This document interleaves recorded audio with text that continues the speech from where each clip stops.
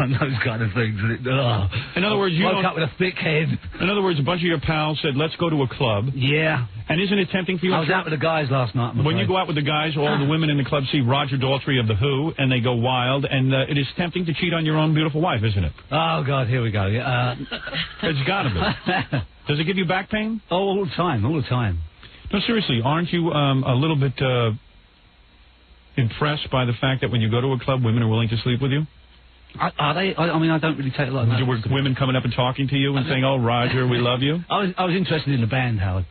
You were there to see... I was there to see the band, yeah. You checking out a band, what, for production purposes? You were going to maybe sign them for something? Well, it's just a band I'm a fan of. What band would that be? It was the Raw Poets. The Raw Poets? Yeah, from the Bronx. Have you heard of them, Robin? No, I haven't. The Raw Poets? Yeah, very good band, very, very... And you went to see them, why? Because you maybe were checking them out for perhaps a record deal? Well, I'm hoping to get them one, but I mean, I'm just a fan. I've got no other interest, and so every time I'm in New York, if they're playing, I'll go and see them. And does the club react wildly when you walk in? I don't know. I'm going to something serious. What does it feel like? What does it feel like when you walk in and all the women go wild?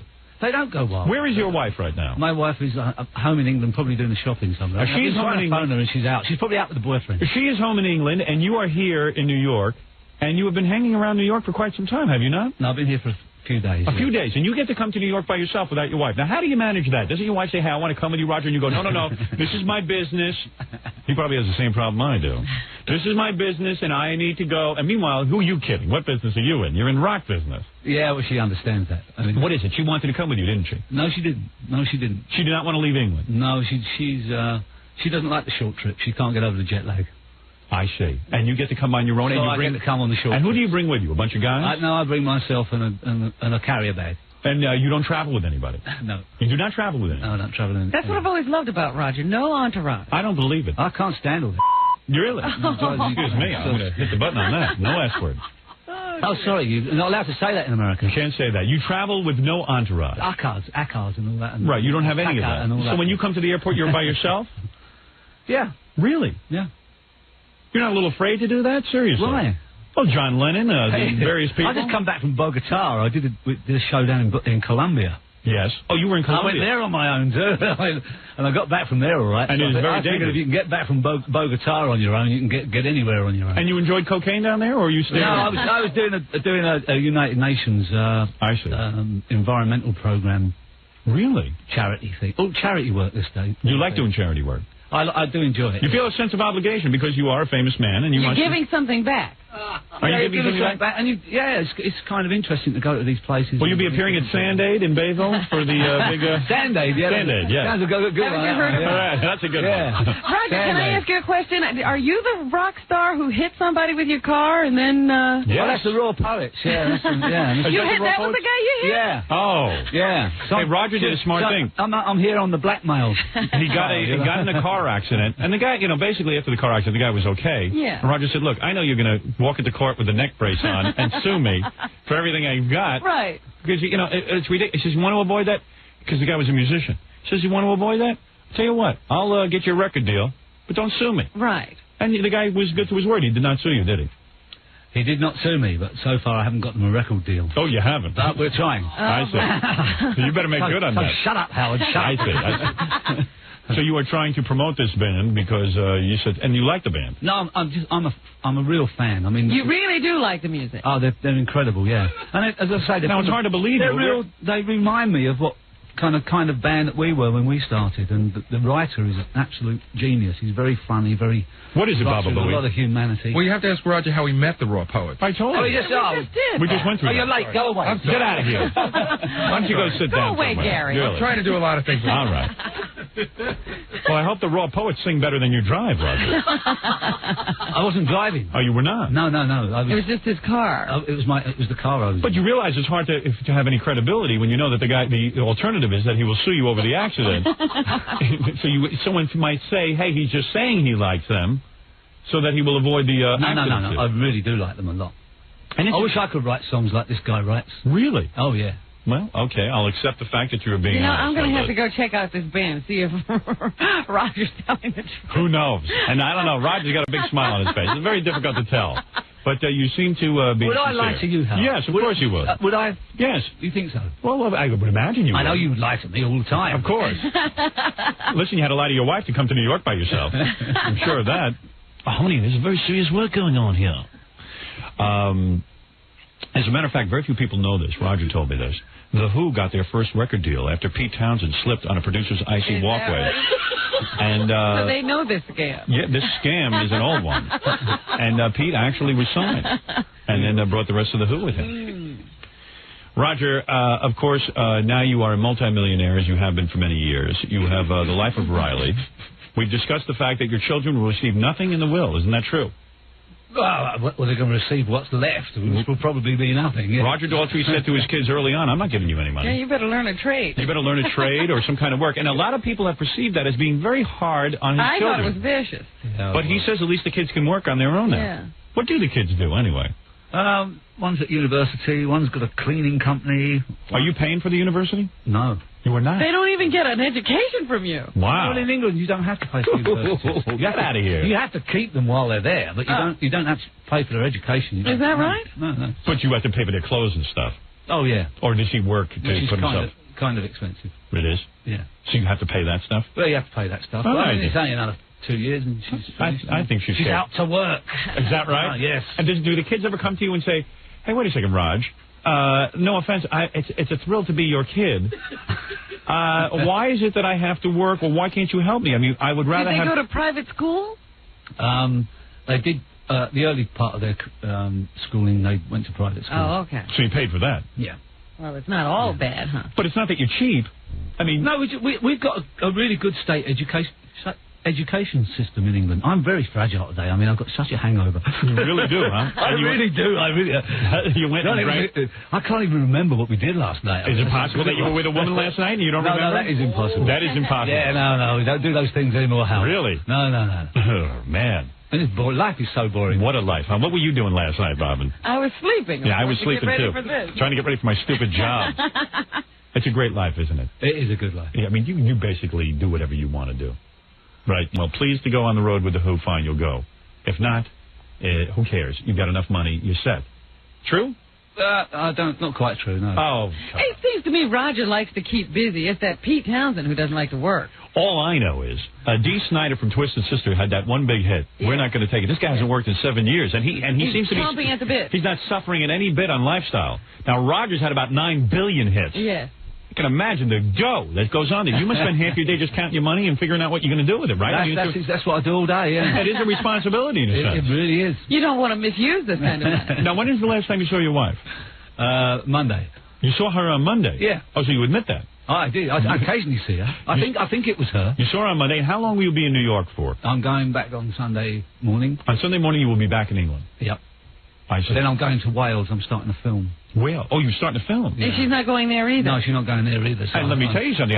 You know what happens in Wales this time of year. But you must get aroused, and you are exposed in the industry that you're in. You get exposed to many beautiful women, young women. You're a handsome man. Are there love scenes in this movie? Will there be? No. No love scene? No, just me and one other actor. A guy? Yeah, a guy. So, but let's face it, there are many beautiful production assistants and things like that. I don't mean to drive away. The makeup girls are always very pretty. Pretty, and you say to yourself, "My God, I could have any one of these girls." And your wife is never around. You're very rarely with your wife. What are you trying to get me to say? I'm trying to get you to say that. I believe. What are you doing? Are you satisfying yourself in these hotels at night? I mean, I just can't get loaded and fall asleep. And fall asleep. Yeah. So you drink to forget the fact that you're not with these women all the time. So I don't know. I would love for one guy. I would love for one guy to come in, one big star to come in. You know, these guys never see their wives. I would like for one guy to come in and tell me what the true story is. Well, Eddie Money did that, and he's never been back. I know. That's true. Eddie Money told us the real story. And then, what did he do? Oh, he had a whole scene going on. Oh, really? A couple of different women at one time. And ever since then, we've never seen Well, we've all had those, but I mean, we just don't do it anymore. Yeah, but your wife's all the way in England. We can talk about this. It'll never get back to her. Oh, it'll be back to her in the papers tomorrow, I'm sure, Howard. How come no one has ever written a tell-all book about Roger Daltrey? Especially about Roger. Like we had Angie Bowie in here the other day. She said David was sleeping with Mick Jagger. You know David Bowie? Did you sleep with Mick Jagger? Did you ever sleep with Mick Jagger? No. Did you ever sleep with David Bowie? No. Did they ever proposition you? No. You have never been propositioned by another man? I'm not interested. But did they ever ask Roger? Were you interested? Not really, no. Did they ever ask you? They're not my style. Bowie ever ask you to sleep with him? No. Are you sure? I'm sure. Were you drunk at the time? Don't you remember? Huh? Did You're a bit quick for me today, Howard. Did Angie Bowie ever sleep with the Who? She slept with everybody, by the sounds of it. Well, really? I don't remember. I see. Well, there it is. Well, there you have the exclusive. We can write a book. Now we'll write a book. No, by the sounds of what you're telling me, it sounds like she slept with everyone. So. Well, no. She didn't sleep with everyone. She just slept with David Bowie. Oh, is that all? Yeah. That's all she admits to. Now, where is Fred with that guitar? I want to do a song. Fred got scared and ran away. I want to sing with you. I want to do a duet. Now, come on. I want to do a duet. Play the guitar. Fred. Oh, did he play? Yeah, but Fred is now nervous to play in front of Roger. He jumped out the window. Here's what happened. Roger was supposed to bring a guitarist with him. Here he comes. Okay, here he comes. So Roger... We've got Fred. I'm just killing time till Fred... Oh, here's Fred. He won't even look at Roger. Why don't you say hello to Roger, Fred? Roger. You're serious about this, aren't you? Hey. So Fred's all embarrassed because he hasn't prepared any Who tunes. Right. And he doesn't know any of the Who songs, by heart. Oh, dear. And now you're all upset, right? I'm kind of bummed, yeah. Why are you bummed? Why, you embarrassed to play in front of Roger? He would like to put his best foot nobody wants forward. to, you got somebody like this sitting across from you. You want him to sing, and you want to hear him sing, the songs the right way. You don't want to play it incorrectly. Right? Yeah, but if we all understand that you had no time for preparation. Fred scares you. I wasn't ready for this. Fred scares you, doesn't he? Nobody's ever ready for Fred. Okay. So Fred's blaming Roger. So you're... All I know is, Fred, you sit in that dopey room of yours day in and day out, practicing and playing. Now you have an opportunity to play with somebody of some real talent. Right. And now you want to play badly. Would you want to play badly? Why would you play badly? Don't you ever practice? Sure, I practice. So then play something. And you love the Who. That's because that's why you're not musical. What do you want to play? Pinball Wizard? Roger, what's your favorite? Pinball Wizard, I Can See for Miles. I've selected some tunes. Who Are You? We could do a medley. Behind Blue Eyes. You're really going to drive Fred crazy. You want to do a medley. Baba O'Reilly. Well, I figured we could do the first line of each song. No. We're going to do... Here's what's going to happen. You will take the first verse. Since I was a young boy, I can see for miles. Hold it. Don't start yet. Who are you? Wait. Behind blue eyes. Here, listen to me. Pinball Wizard, you will start. You will sing the first verse. Then I will take the second verse. And then, Robin, we will all three do the chorus together. All right. Well, in harmony? Yes. Oh, this will be interesting. Are you really going to do the second verse? Yeah. Wait, I need echo. How should do the first? Test. There we go. What are you promoting? You got something? Out of tune. I'm used to that. For God's sake, don't tune it up. Yeah, he doesn't want it in tune. Roger, your buddy Pete Townsend, though, is being a pain in the ass. He would like to go back out on the road. He is not doing it, right? Well, he's doing what he wants to do. He can do what he wants to do? Yeah. Oh. What is this about Tommy, the Broadway show? And you have nothing to do with that? Well, I'm thinking of auditioning for the part, but I think... You know that Tommy's being made into a Broadway show. Pete Townsend's putting it together, and he doesn't even call Roger. Are you upset by that? No, not really. Oh, yes, you are. No, not really. Tell the truth. Not really. Aren't you hurt that Pete does things, and doesn't even call you? When is the last time you heard from Pete? Just before Christmas. Really? Yeah. What did he call to say? That long. Called to say I'm not involving you in the... That's right. in the Broadway play. Keep your nose out of my show. Yeah. He's almost deaf completely, isn't he? Pardon? Is he almost deaf? Is he almost deaf completely, Pete Townsend? Well, so he says. I mean, now he's deaf and he's broken his hand and... Right. Yeah. Yeah, but meanwhile... I had a lava lamp for Christmas that doesn't work, and I've called that Pete. And he got a lot of money because he wrote all the songs, right? Oh, God, we're on that one again now. All right, here we go. All right, Pinball Wizard, I would like to... you start it.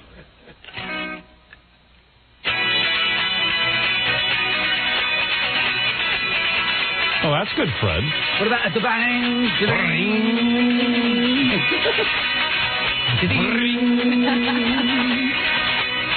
Ever since I was a young boy, I played the silver ball. From Soho down to Brighton, I must have played them all. But I ain't seen nothing like him in any amusement hall. That deaf, dumb, and blind kid sure plays a mean pinball. Uh-oh, here comes my part. All right.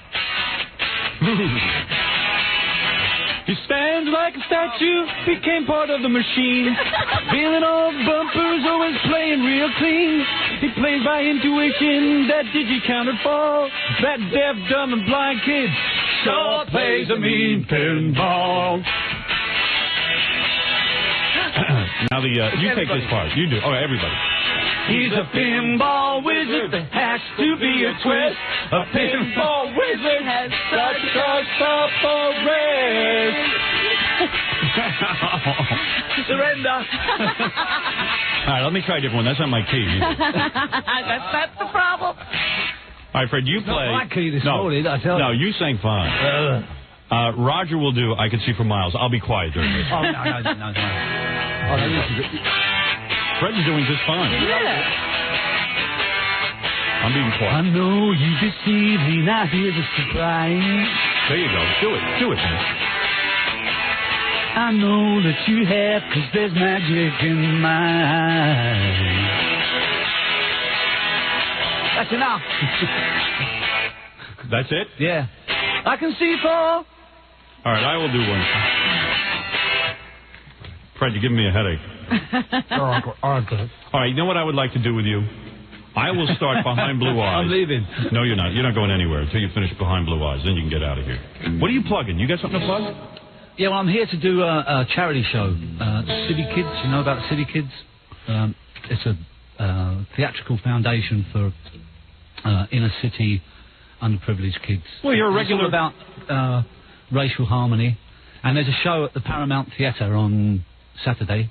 You're a regular Bob Geldof. He's a philanthropist. He really is. Boy, Robin, we should do something good for somebody, but we're much too selfish. We should get a charity, Howard. But no, we shouldn't. So anyway, it's a good show, and the kids work with a lot of different people. Here's a guy. He's doing tons of charity. Michael Bolton's on it. He's doing Herbie Hancock. Roger Snow, Demi Moore. Demi Moore? Robert De Niro. Demi like Moore's her, the huh? chairperson or something. Oh, is that right? Yeah. Her name is Dummy. Oh. Dummy. Dummy. That's how you say it. Yeah, don't call her Demi. Call her Dummy. Her name really is Dummy. You would be insulting her by You're pulling something here. No, I'm not, sir. I'm absolutely not. Here's a guy who does all this charity work, and yet he won't give his kids 2 pence for anything, right? Is that true, Roger? I've met so many people who've inherited it, and they're totally screwed up. Right, so... You were trying not to screw up your kids. Isn't that great? Gee, my luck would be I'd have Roger Daltrey as a father. He doesn't want to screw me up with inheritance. So you're going to be with all these famous people like Demi Moore. You're attracted to her? You find her physically appealing? She's very nice. Yeah, that's very nice. You know what I would do to that, boy? I would chain her up like a dog collar. First of all, I would build a secret compartment underneath my house. I'd put her down in a ditch so the cops couldn't find her, and then I'd chain her up to a bed with a dog collar.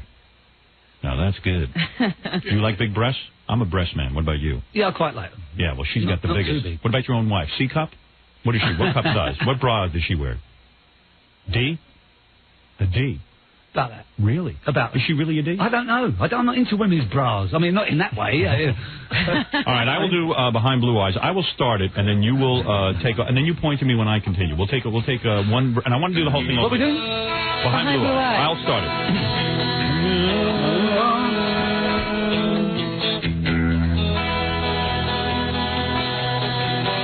Want me to start you off? Yeah, you better start. What is this? That's me. When I smile, tell me some bad news before I laugh and act like a fool. What? If I swallow anything evil, put your fingers down my throat. Oh, boy. And if I shiver, please give me your blanket. Keep me warm, let me wear your coat. Do you hear the music? Hey, give me a break. What do I look like? All right, I'm going to take this. Let me have a verse.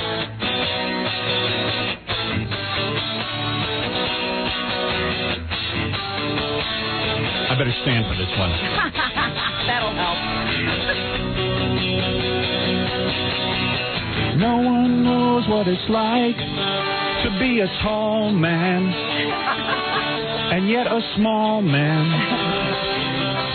behind my zipper. And no one knows what it's like to be a hero and yet a zero behind my zipper. You should see what's doing behind my... Fred Townsend, ladies and gentlemen. And Roger Daltrey. Wow, how was that for you? What did you think of that one, Robin? I was good on that. Well, He had his fingers in his ears for you. No, he didn't. Yes, he did? He leaned against the wall and put his fingers in his ears. No, I didn't. No wonder Pete Townsend can't stand it. Had it with you. So you're going to be auditioning down for the Tommy Show then? As a matter of fact, come on, how was I on that? Come on, everybody. You weren't too bad. Yeah, come on. How I do you think think you'd be very good. I was pretty good. Yeah, at a little that, bit of wasn't I? practice. Good singer, you know that? You sound great. You're blessed. You're blessed. Singing those songs, and look at you. You got $1 million. It's beautiful. Roger reads the paper and goes, oh, look at this. Letterman's getting $14 million for doing a show. Big deal. I get $14 million a day in royalties. Oh, boy. Yeah, stupid. He's not going to show up for work to get his $14 million. But I want to Do you think you'll manage on that? Oh, I think so. I think just fine. What do you? But he's got to live out there, hasn't he? You got a castle, He's right? got to move from New York. Do you realise that? Yeah, big deal. That is a big deal, let me tell you. You got a castle? A castle? No. You got a farm, right? I've got a farm, yeah. You raise salmon? No, that was another guy. No, that's Ian Anderson. Yeah, no. Ian comes in here. He's a salmon man. Ian's got a salmon. Yeah. I remember Ian's got really into this salmon thing, so he has to come on our show and promote the fact that he's going to be at Macy's selling salmon that day. Boy, was that a mistake. Was he miserable, wasn't he?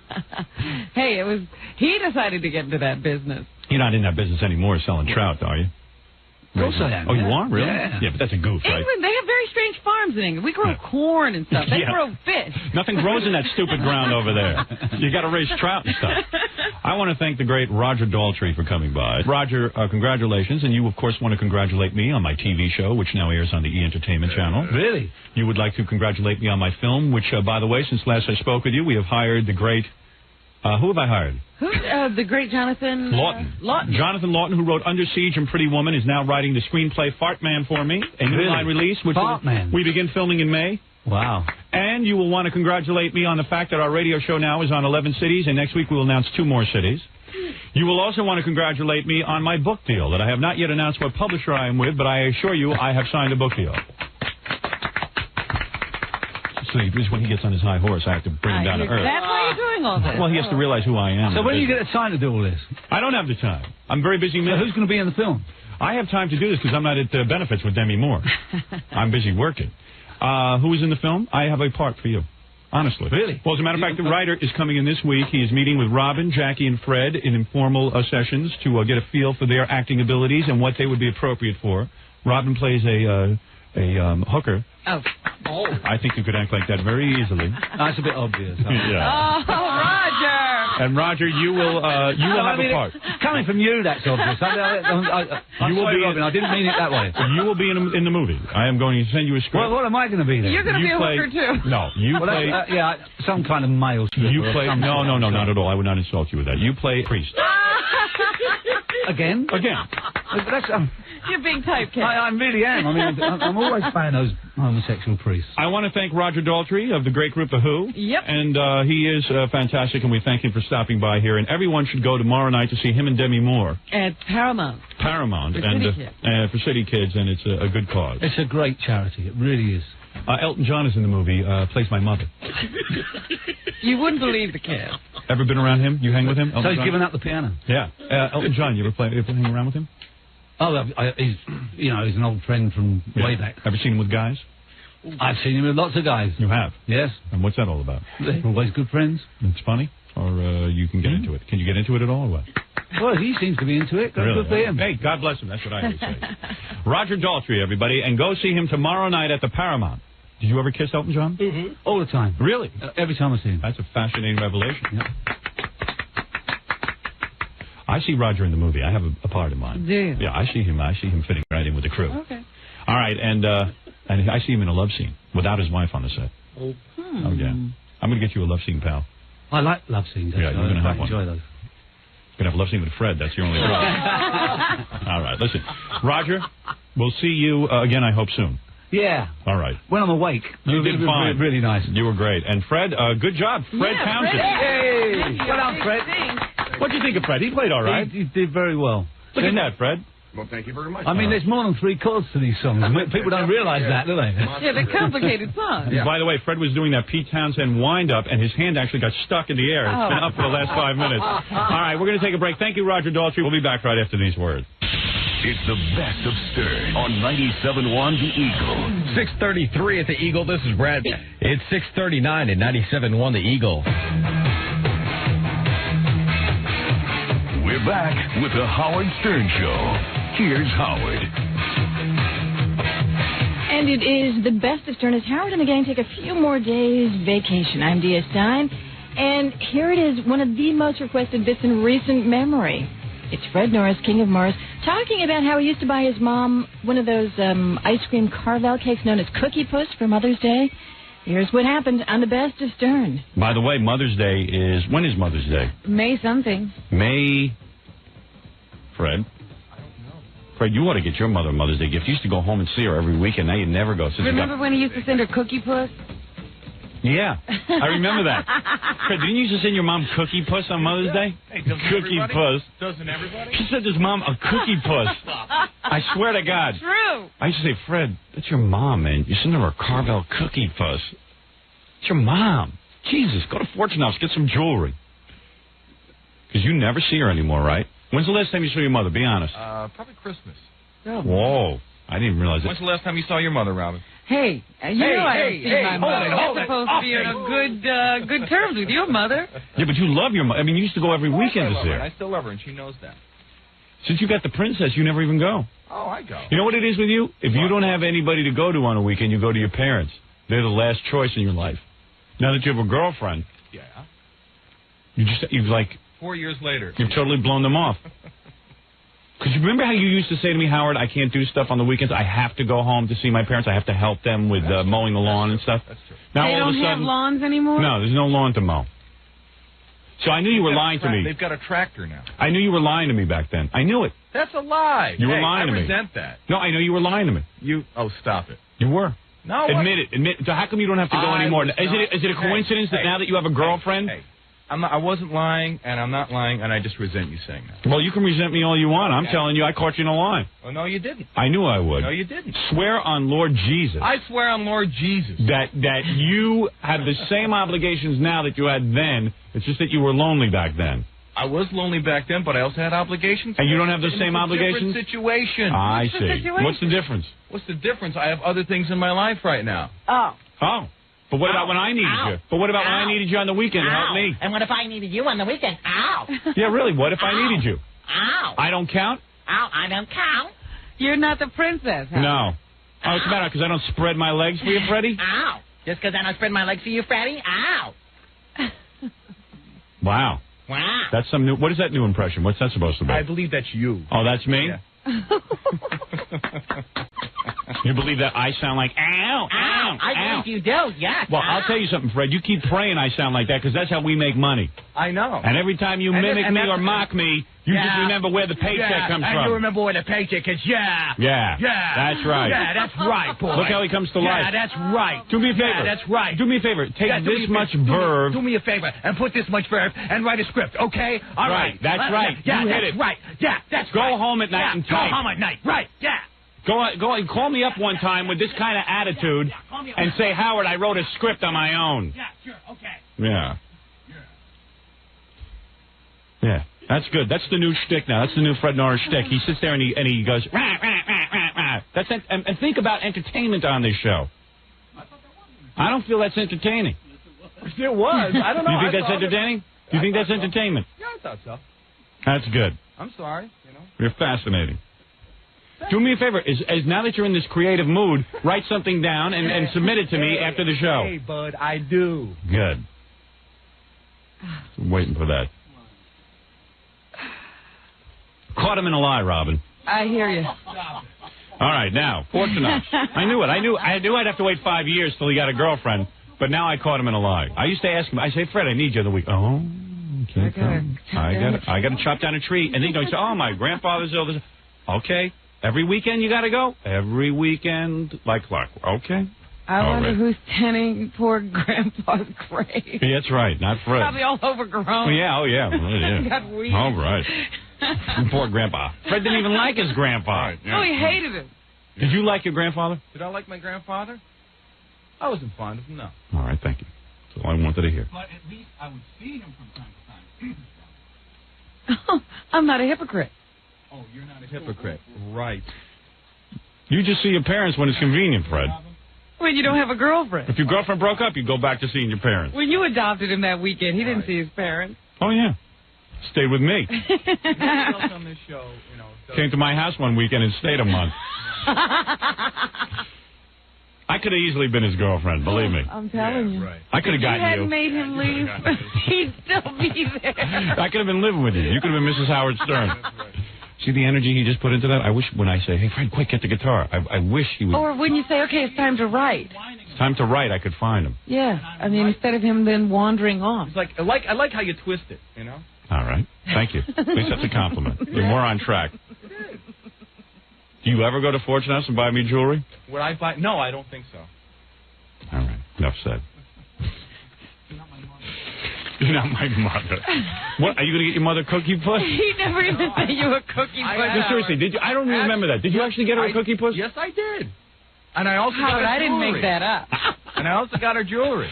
All right. Everyone's just having fun. No one's making fun of Cookie Puss. Oh, come on. Leave it alone. It's a great product. I remember he came back after the Mother's Day weekend. He said, what'd you get your mother, Fred? I've got her Cookie Puss. Hey, Scott, can you give me my Cookie Puss voice? Hey, I thought it was a funny thing at the time. Josh, wait a second. I gotta be Cookie Puss. Oh, there you go. That's Cookie Puss. Wait a second. Well, that's Cookie Puss. Hey, Fred. A second, I gotta take you out of that. This is the ridicule portion of the show. Hey, Fred. Yes. How come you didn't get your mom a Fudgy the Whale? Because I didn't want to get her a Fudgy the Whale. How come? Because I didn't. Because Cookie Puss is number one, right? That's right. Right. Cookie Puss is the best. What did your mom say to you when she got the Cookie Puss? Thank you. Hey! She really was appreciative? Yes, she was. What do? You carve a Carvel in Connecticut, or you did Carvel in New York? Myself. But you picked up a Cookie Puss? I picked it up myself. Let me get this straight. This is really confusing to you, yes. Cookie Puss? Yes, it is. I'm sorry I bought you, then you're stupid. Cookie Puss doesn't have a high IQ, Fred. Could you not insult? Oh, sorry, I'm just an ice cream cake. I'm not as smart as you, Mr. Smarty Pants. See? Mr. Cookie Puss aficionado. That's right. Let me get this straight. Yes. You were looking for a Mother's Day gift. Right. And you were up in Connecticut already. Yes. Your mother wasn't an afterthought. Yeah, you didn't drive the Cookie Puss from New York all the way up to Connecticut. No. And pack it in ice or something. I didn't. But don't you think that's kind of a last-minute, Mother's Day. Right. What can I get her? Cookie Puss. Carvel's right around the corner. I think you really didn't think about your mother. I think that what happened was... Well, thank you for judging me, Cookie Puss. At the last... when did you come up with the idea to get a Cookie Puss? At the last minute. Be honest. Be honest. Be honest? Yeah. I don't have to be honest. I'm a liar. You remember that? No. You can That was Howie. This is Cookie Puss. This is Cookie Puss. Everyone's honest with Cookie Puss. Right. Okay. I hate Fudgy the Whale. Really? Oh, yeah. What kind of whale is he, Fred? You know. Baleen, isn't he? Yes, that is. Baleen whale. He's a baleen whale? Yeah. What's that? He's got a big-ass blowhole right out of his, off the top of his head. And, Cookie Puss, I never heard you talk like this. Oh, yeah. Oh. Now that Tom Carvel is dead, I can show my true colors. I can do penis jokes. Oh, no. Crying out loud. Sure.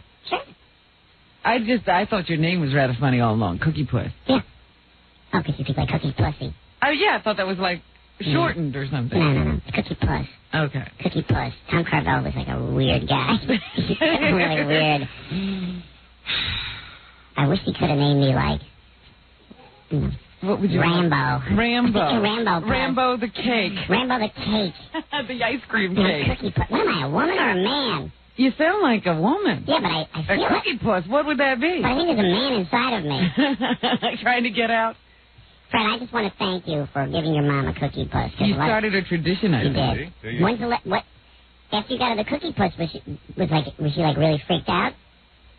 Oh, Fred, you shouldn't have? I don't recall. Oh, Fred, you shouldn't have bought me the Cookie Puss. Great impression. Thank you. I do impressions, too. Yeah. Want to hear my David Brenner? Please. What else do you do? In the village, I once bought Vagina the Cake. Did you ever see that? They have that. What is Cookie Puss supposed to be in here? I don't even know what the cake looks like. What do I look like, Fred? Seriously, I forget, because I don't have a mirror here at Carvel. What do I look like? God, it's been a long time. I know what Fudgy the Whale looks like. I think it looked like a light bulb, and they used to change it like that. It was like dump. No, that was. They usually use the same mold for other cakes. Right. Very nice of you to buy your mom An ice cream cake. Yeah. Why don't you just buy her a newspaper or a quart of milk? That's this year. A Slurpee. Hey, Mom, this year I got the Slurpee. All right, come on, let's cut it out. I love Fred. I'm Cookie Puss and I love Fred. I got to admit, you were a ball of fire in the writing meeting yesterday. He did come up with like 90%. Was he? Yeah. What were you doing in the writing meeting? In fact, I started yelling at Mark Burglas and saying, why can't you be more like Fred? Cookie Puss Yeah. did. Yeah. So look how Fred comes in prepared, and he's got a whole bunch of notes and stuff. So. Wow. Then I got a hold of Jackie and started yelling at Jackie. Fred got everybody into trouble. Oh, yeah, I was very impressed.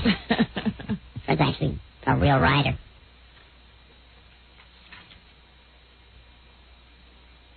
Jackie wrote a lot of stuff, too. Yeah. I yelled at Burglas, why can't you be more like Jackie and Fred? Ah. I play them all off one each other, you know. Trying to get some output. Right. Make them compete. Hey, Fred, you know what you ought to get your mom for Mother's Day? You know what's a nice gift? Seriously. I don't mean this kidding around. Cotton candy. That's not bad. What a generous guy.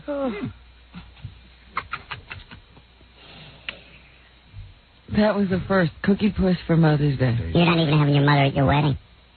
That's wrong. I know. He's sending her a Cookie Puss to make up for it. Yeah. Why don't you send her a Cookie Puss?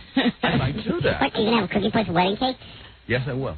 Although they might. You got to admit, that's pretty insulting, though, to get your mom a Cookie Puss. And this isn't insulting. What? Look at what she did for you. She went through hours and hours of labor to have you. You give her a Cookie Puss. This was Fred got me a Cookie Puss. Tell all the other people in Connecticut. That's Cookie not Puss. insulting you. Okay. Do you call her at least? Yes, I do. Okay. When was the last time? When was the last time you called your mother, Robin? Uh-oh. That's not the point. Cookie Puss is asking. Why I do called I my have to mother. answer to you? He's not going to be interviewed by you. Only Cookie Puss. All right, I'm sorry, Cookie I have Puss. no- Could you ask him when was the last time he called his mother? Cookie Puss has got to leave now. Cookie Puss is running out of the room during the commercial. He doesn't have to be in here with Fred. Fred's really upset with I'm that. just contemplating, should Cookie Puss, like, really leave the room? Or... I thought you were being rather bold for an ice cream cake. Yeah. So what's he going to do to me? Eat me? Hey, Fred, eat me. Fred, but you're a big fan of Cookie Puss. What is in Cookie Puss? Is it chocolate or vanilla? Or can you get a choice? I think you have a choice. Do you have to order that in advance, or can you just walk in and No, say... you just walk in and get it. Did you get your mom's... Did you say Happy Birthday, Mom, or something? I mean, Happy Mother's birthday, Day? Happy Mother's Day, whatever. Really? Sure.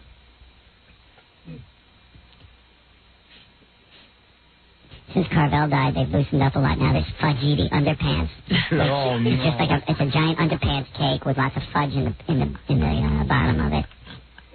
Fascinating. Carvel was like really ran that thing like an Irish. Yeah, I cat. wondered if there was going to be anything new after he died. Oh yeah, we're gonna have like gay cakes. All kind of neat stuff. Body parts. Oh yeah. Dumpy the Shrinker. Maybe Freddie's mom will get a vagina cake. And vagina cake. Hey, that's my mom, all right? Cheesy, see this new one? Cheesy the foot. And it's just like a big foot with cheese in it. Big smelly foot. Mm. With a gay toenail. And there's Booger the nose. Oh, gee. What kind of neat things? Andy the anus. You don't want to get your mom that. That's not a Mother's Day kind of cake. Yeah. All right, let me get out of this voice. I'm annoying Fred. I don't need to annoy Fred. I gotta get through enough.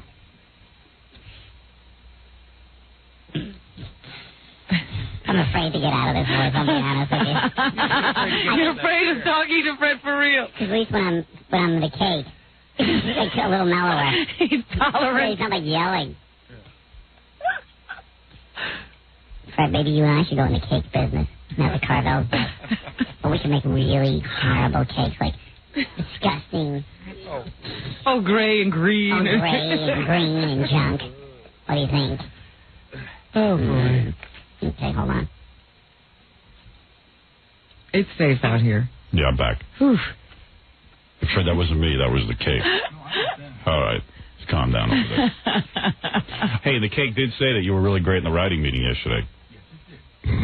Okay? And I'm sure it appreciated being given to your mother. Right. Actually, the Carvel products are pretty good. I loved Cookie Puss. We just had Carvel cake at my daughter's birthday party. Yeah. I remember Cookie Puss being really good. It is good. So, Fred, I understand. It is a good cake. Why would I give that to my mother if it was terrible? Fine. Did she eat it all by herself? No, she shared it. Even I know his mother. She wouldn't just sit there and hoard the Cookie Puss. I called Fred's mother the other night, told me she still has half of it in the freezer. She didn't want to let it go. That was from Fred. It's the only thing she has of Fred. Hasn't seen him since Christmas. Every once in a while she takes it out and looks at it, remembers her son. Yeah. When you went to see her on Christmas, did Princess Norris go with you? Yes, absolutely. Oh, good. That's good. All right. So she understands. She had to sit in the car? Yeah. Why, because she's Jewish? Okay. I don't know what my family situation has to do with Fred, though. If I ask him a question, I just want to know about his family. He was feeling attacked, and he had to go on the offensive. Okay. He was feeling attacked. No, I just feel that, that Robin has no right to comment. Because why? Because she has a bad family situation? Basically, yeah. Well, I find that a bit hypocritical. What? What? What? No, I don't get that, seriously. You don't get that? I don't feel she's qualified to comment on any situation of mine. Well, all right. There you go. Fair enough. Oh, fair enough is right. That's right. I happen to agree with him on that. I am qualified. Especially after the David Brenner. All right, we'll be back right after these words. You're listening to the best of the Howard Stern Show on 97.1 The Eagle. 6:56 at the Eagle. This is Brad Bax. It's 7:03 at 97.1 The Eagle. Howard Stern all morning, pure rock all day. Yeah. 97.1 The Eagle.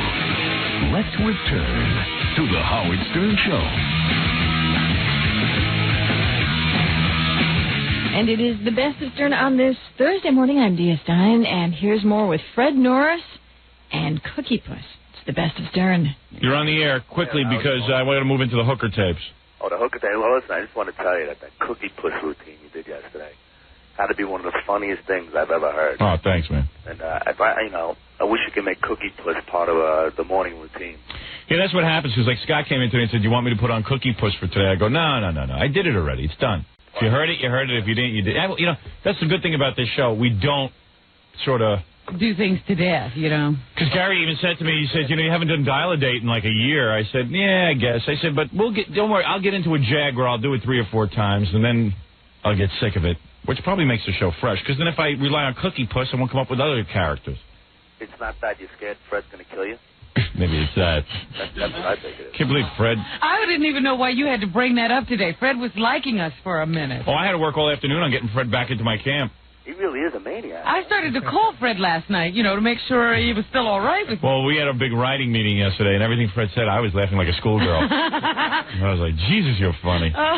Jackie sucks. You're funny, Fred. Applauding him.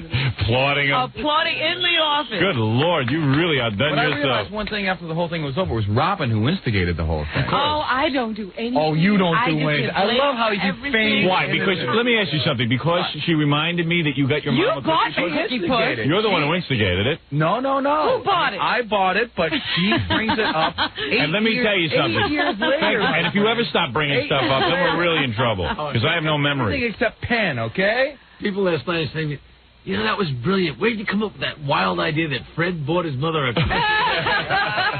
Yeah, that's reality. Because, Fred, that really does show that you were something of a bumpkin. Let's be honest. Your girlfriend really has changed you around. I've also had to take credit for myself as well. Yeah. I mean, you had the ability. Let her. You let her change you. Okay. But you are a bit of a chameleon in the sense, and I've always said this about you. When Fred likes to latch on to one person. And then he becomes them. He does whatever they do, which is fun for the person. Thank you. Because Fred will have any. No, I'm about to compliment you. I'm about to compliment you. Well, that didn't sound like we were leading. Get the Cookie Puss sound effects ready. Scott, get the Cookie Puss in. Test 1, 1. Test 1. Test 1. Test 1. Here, Cookie Puss. Cookie Puss, I think it's coming out of me. 1 second. Test 1. That's my test 1. Making a cake after Fred is called Maniac Puss. Test. Keep going. Yeah, okay. Now, a little more. Test. Come on, you can do it. Test. Come on, Cookie Puss. Come on, Cookie Puss. There you it is. go. Okay. Anyway, what I was saying is, just in case I need it. Yeah. Fred is sort of like a chameleon in the sense that... Do I have any say in this? Yeah, sure. Okay. Just go ahead. I want to hear your theory.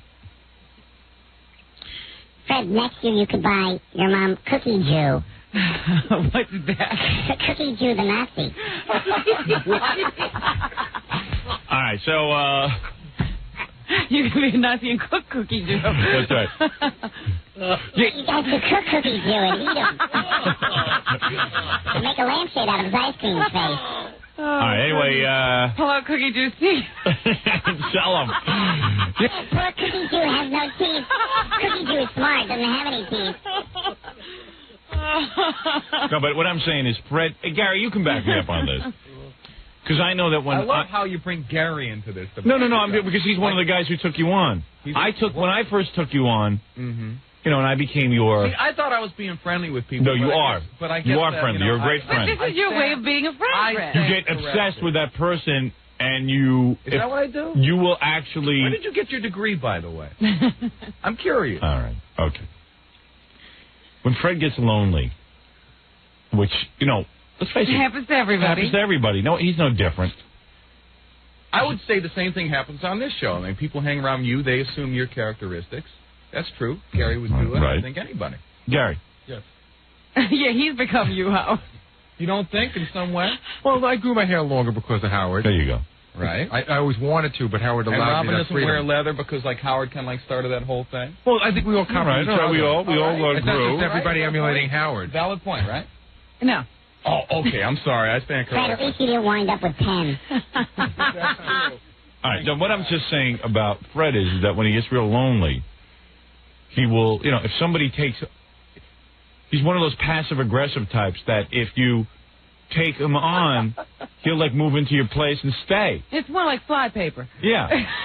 So what happened was, when I started having kids, I couldn't take that role on anymore, because Fred and I used to hang around all the time. You kicked and I Fred miss it. out. I didn't mean to kick him out. You kicked him out. It's just that my life became more complicated. You Fred, I abandoned apologize. him. I know you've always secretly resented me, but what happened was Fred didn't, like, latch on to different people. You know, I really hate this because it sounds true, and I don't like this. And then, Gary, remember when Fred was, like, Gary's friend for a while? And, like, he was over your apartment all the time? It was unenjoyable. Well, no, actually, it was the other way around. I used to go to his place all the time. Right, and then didn't you guys... Well, you used to take him home, and your family used to cook for Fred. They like take Fred. care of Fred. They like Fred. And then, I thought that was being friendly. No, it is. You know? It is. But after a while, it was like even Fred started to even go over by himself sometimes. Well, no, he was over by himself one time. Yeah. Right? But that was because... I stayed a long time. Stayed a long time with your dad and your mom and... they were... They seemed to be enjoying it. No, and then for a while, and now that he's got the girlfriend... We don't see him. Fred is very pliable that way. He's the perfect boyfriend in the sense that... He'll just meld into your You know how life. women always want to change a guy? Fred is accepting of that. Well, you change, too. You latch on to certain things. There you go. You're right. You're right. Don't patronize me here. Oh, boy. Okay. So the girlfriend has, like, you know, now Fred is like world traveler, but if the girlfriend went away tomorrow, if something happened to her, who would he turn into? I would miss. He would go Who back is he by himself? He'd be back up into Connecticut with his parents. No, that's not true. I say it is. I say it's wrong. Why, you want me to dump her? No. Just You would never dump her. That's not necessary. She's the best thing that ever happened to you. Yeah. I would now you travel, now you wear special clothes. Sure. Your hair is Hey, groomed. you never used to be a you world beater in the fashion department either. All right. Fair enough. Well, what girlfriend took you out, Howard? Yeah. Dee Snyder. My girlfriend Dee Snyder. Okay. She goes shopping with me every weekend. I mean, come on. Other than the black hair and the blonde hair, there's not much difference. Oh, Fred. Oh, Fred. So, anyway, he kind of has the perfect relationships. He can like sort of zero in on one person and devote himself. And devote himself to that one person. And allows himself to be changed, which is good. I admire that, Fred. It's very open. You're like a chameleon. Yeah. There's no He sarcasm doesn't. He'll never believe me. Hey, on your own, you were buying Cookie Puss. You would never buy your mama Cookie Puss now, would you? If you said to your girlfriend, I'm going to go buy my mama Cookie Puss. Yeah. Wait a second. If you said to your mom you were going to go buy a cookie puss, I mean, if you said to your girlfriend... we all do things like from years ago, Cookie Puss. Yeah, that's true. But You sort of right, Cookie Puss, when you said mom instead of girlfriend. It's sort of like that, don't you think? What? I don't think so, Robin. Okay. I think your mom still has some of that cookie puss. I don't think so. You know how destroyed she must have been when she got cookie puss. We'll open up that box. Mom, it's cookie puss. Happy Mother's Day. Hey, she was touched. I love you. She was touched. How can I say I love you more than with a cookie puss? All right. I'm not going to redo that. I don't want to get into that. Because you're forcing me into a situation here. Fred and I have had a good day yesterday, and we don't need you ruining that. That's right. People like to stir us up. Right, exactly. They like to come between us. All right, I'm sorry. All right, dude. All right, take it easy, huh? All right, bye-bye. Thanks a lot. See, Gary's not being open and honest. He won't tell us. No, he just ruined that whole bit. Yeah. What do you mean I ruined it? You're not being honest about Fred. You used to call me all the time about Fred. The only thing about Fred that I can say... Suddenly you have no memory. ...is that I wish that Fred would hang out with us more often. Because, whenever you invite Fred out... No, I'm serious. I invite Fred out a lot, but he doesn't like to come out that much anymore. Right. He used to come out all the time. Right. With his girlfriend. Without his girlfriend. Now he has a girlfriend. Because then I'm evaluated every Not by time. me. I don't go out. Are you saying with him he would like to Yeah, where was I? I wasn't there. Usually things Who come up evaluated where I'm you? feeling I'm evaluated, Oh. I wasn't there, Fred. No, but the times that you are, you always seem to have that little element. We evaluate everyone, Fred. It's part of the show. It's part of your charm. Right. It's part of my magic. Would you like me to be quiet for 4 hours? No, not at all. I guess we should never talk about you. You want to not be mentioned on the show. I think there's like certain dissections. Have you ever seen anybody on the show not be dissected? You've got to catch on. Dissection of Fred is that I am. Oh, wait a second, Fred. I'm going to take umbrage with that. Okay. I definitely get it worse than you. You do. Howard goes to you like once a week. And he comes here like twice a day. And Jackie goes to twice a day. Oh, yeah. And even Robin. No, he comes to you not that often. Okay. Then I'm grateful, guys. I'm sorry. And then he gets upset when I don't make reference to him on the air because, why is Jackie well known and why am I not well known? Oh, really? Oh, yeah. You have I said that? Yeah, I don't appreciate him. I don't think of him. I start talking about you, and then right away you get all defensive. Then it's a terrible dissection. Yeah. Terrible dissection. All right. Fred doesn't exist anymore. Okay. Stand over there in the corner and don't say anything and no one will acknowledge you.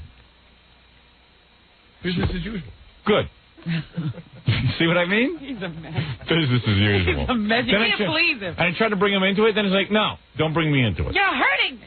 Leave me alone. And he starts yelling like a maniac. It's just like, it's just uncomfortable. And everybody around Hey, here what is about like, you? so calm. What about you? What about what? That's what he screams. What about you? What about you? Robin, what about you? He goes on the attack. When did I start sounding like Jackie, Robin? Well, your voice was cracking this morning. It was? You think you'd learn from Cookie Puss? Okay, we'll be back right after these words. It's the best of Stern on 97.1 The Eagle. 7:14 at the Eagle. This is Brad Bax. It's 7:21 at 97.1 The Eagle. It's the Howard Stern Show. Here's Howard. And on this Thursday morning, it is the best of Stern, and let's get back to that bit with Fred Norris and Cookie Puss on the best of Stern. A lot of people have said to me we were very rough this week on Fred with our Cookie Puss. No, people haven't said that, have they? 7 friends of mine called and asked for Cookie Puss on the answering machine. They loved it. Oh, okay. Everyone loves it when Fred is tortured. Enjoy when Fred gets it. Well, I'm glad. Aw, you're sensitive. No, I'm just glad. What are you talking about? You're very sensitive. What are you talking about? Attack. Okay. All right. We turned off your microphone a long time ago. Talk to yourself. Yeah. You're on the air. Fred's really into this TV thing. He went home. Me and Jackie were discussing it this morning. We couldn't believe it. Fred went home and typed 19 pages, single space. Looked like a book. For like a book. And Fred goes, you better read it before. And I go, I'm not reading this. But you know the best part of this story? Yeah. Is that remember you had to rearrange some things in that 19 pages? And Fred said, I am really pissed. They just took out 6 pages. Let me tell you something. Fred is slowly losing his mind. Okay. That's just 6 pages of my hard work. 6 pages of my work. Thing runs 37 minutes. The whole TV show's only 40 minutes. No, it was just like a lot of direction and stuff, actually. It was very useful. Well, there was that one section because you eliminated a couple of questions. Yeah, right. Well, that's what took the time. That's TV. What can you do, Fred? I would love to do the whole thing. Well, the truth of it is, he said he was going to do that, and it was a real involved thing. And I said, listen, don't do that because you're going to do the whole thing, and either they're not going to read it or they're just going to start chopping at the bits anyway. And he said, no, that's what they want. And I said, I don't think so. But he called back, and sure enough, that's exactly what they asked. I said, that's what they want. But did you read it, Robin? I didn't get to read it. Wow. I just got to hear Freddie over in the corner while, you guys were moving on. You were on another project already. Oh, yeah. Fred was like Lurch over there. 6 pages. He got very... What can I say? I was pissed. When Fred writes out those scripts, they really are valuable, but I just hate seeing him do all this work that gets chopped. No. What's worse is you go through all that, then those guys do that, and you're really upset, and then you guys laugh about it. All right. 6:20. That's the worst part, because that's when you really feel like a total jerk. Don't you just love him?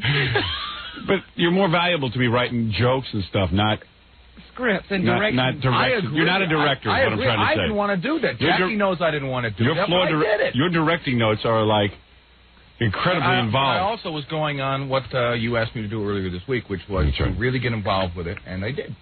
And that was my first mistake. I told him to contact them and say, watch Family Feud and pull out the essential points of... I could just see that not happening. Right. All right, okay, very good. Well, Listen, that was good, Fred. That was good. Hands-on. All right, no one's laughing. If you had seen his face, because you guys were working. You were working, and Freddie was over in the corner moaning. He gets sidetracked. But you know that's going to... Like, I wrote a script yesterday. I finished up the Kennedy stuff. Faxed it over, and a page was cut out of it. Was it 19 pages of like... Well, Fred, you're wrong. I mean, you get carried away. I mean, you can sort of paraphrase. That wasn't carried away. It was like, it was exact. All you have to do is say, hey, Howard's going to go for the list of prizes. No, because they asked me specifically to write in sound effects cues, blocking cues, all that stuff. How do you know how to do that? I didn't. I know you did it. I did it. It's ridiculous. But I did it. They don't know how to do it either. They wanted to see if it could be done. Yeah. There it is. Hey, get that out of here. I don't want to see it. Don't cut out those 6 pages. 19 pages, Fred wrote. Because I'm sure Freddie now thinks it's violated. Yeah.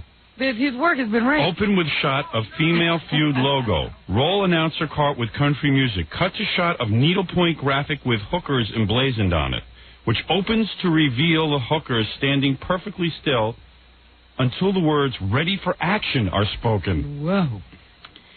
Cut to second needlepoint graphic with blank emblazoned on it, which opens to reveal blank, who are also standing perfectly still.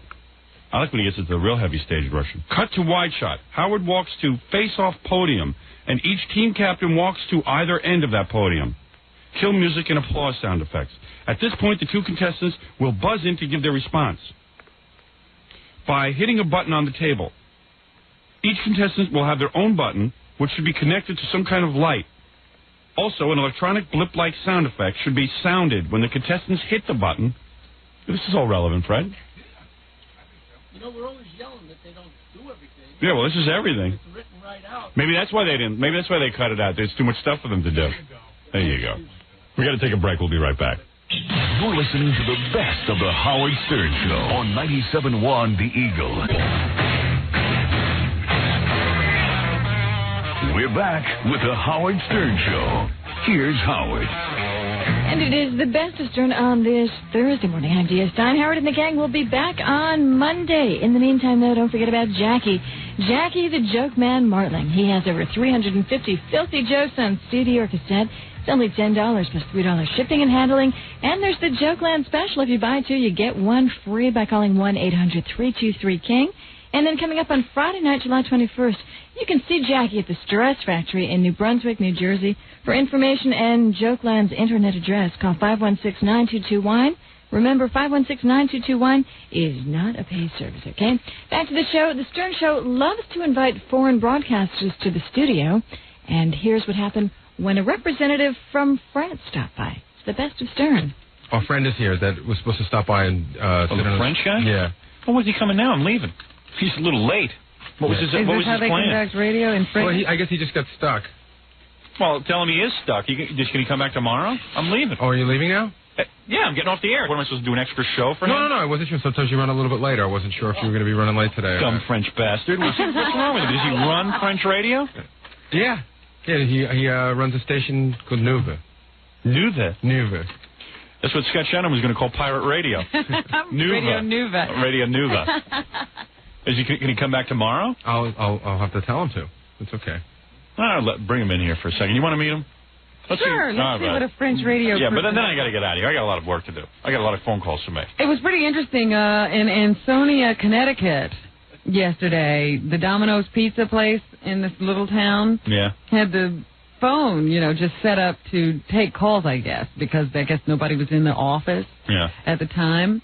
And instead, the phone callers were switched to another number in which they got a racist message. Oh, look at you. Louis. Yeah. Alphonse E. Newman.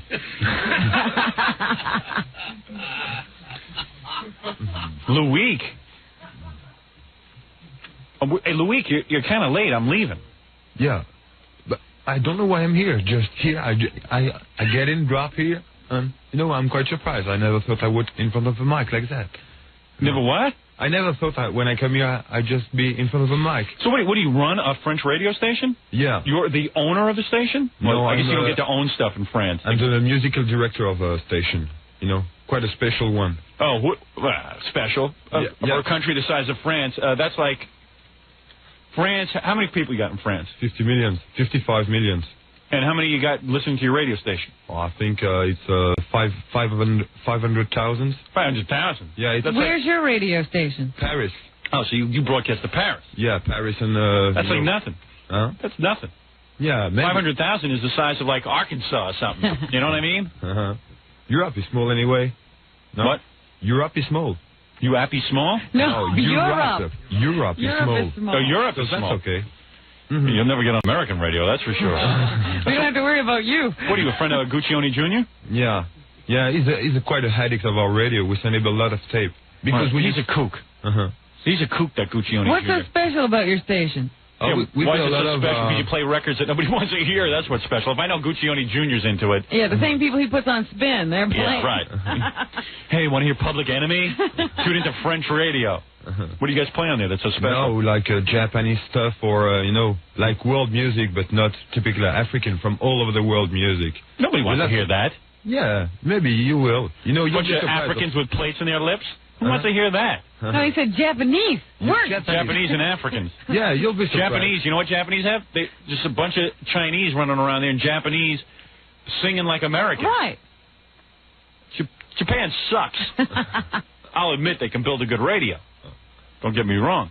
But they shouldn't sing on them. No. Leave that to us, entertaining Americans. French radio must be a disaster. You know why? Because over there, you can have a station that nobody listens to, and the government still supports it. No. Is it private? We are private radio. You have no competition. We are private radio. There is competition. In Paris, you have something like 45 radio.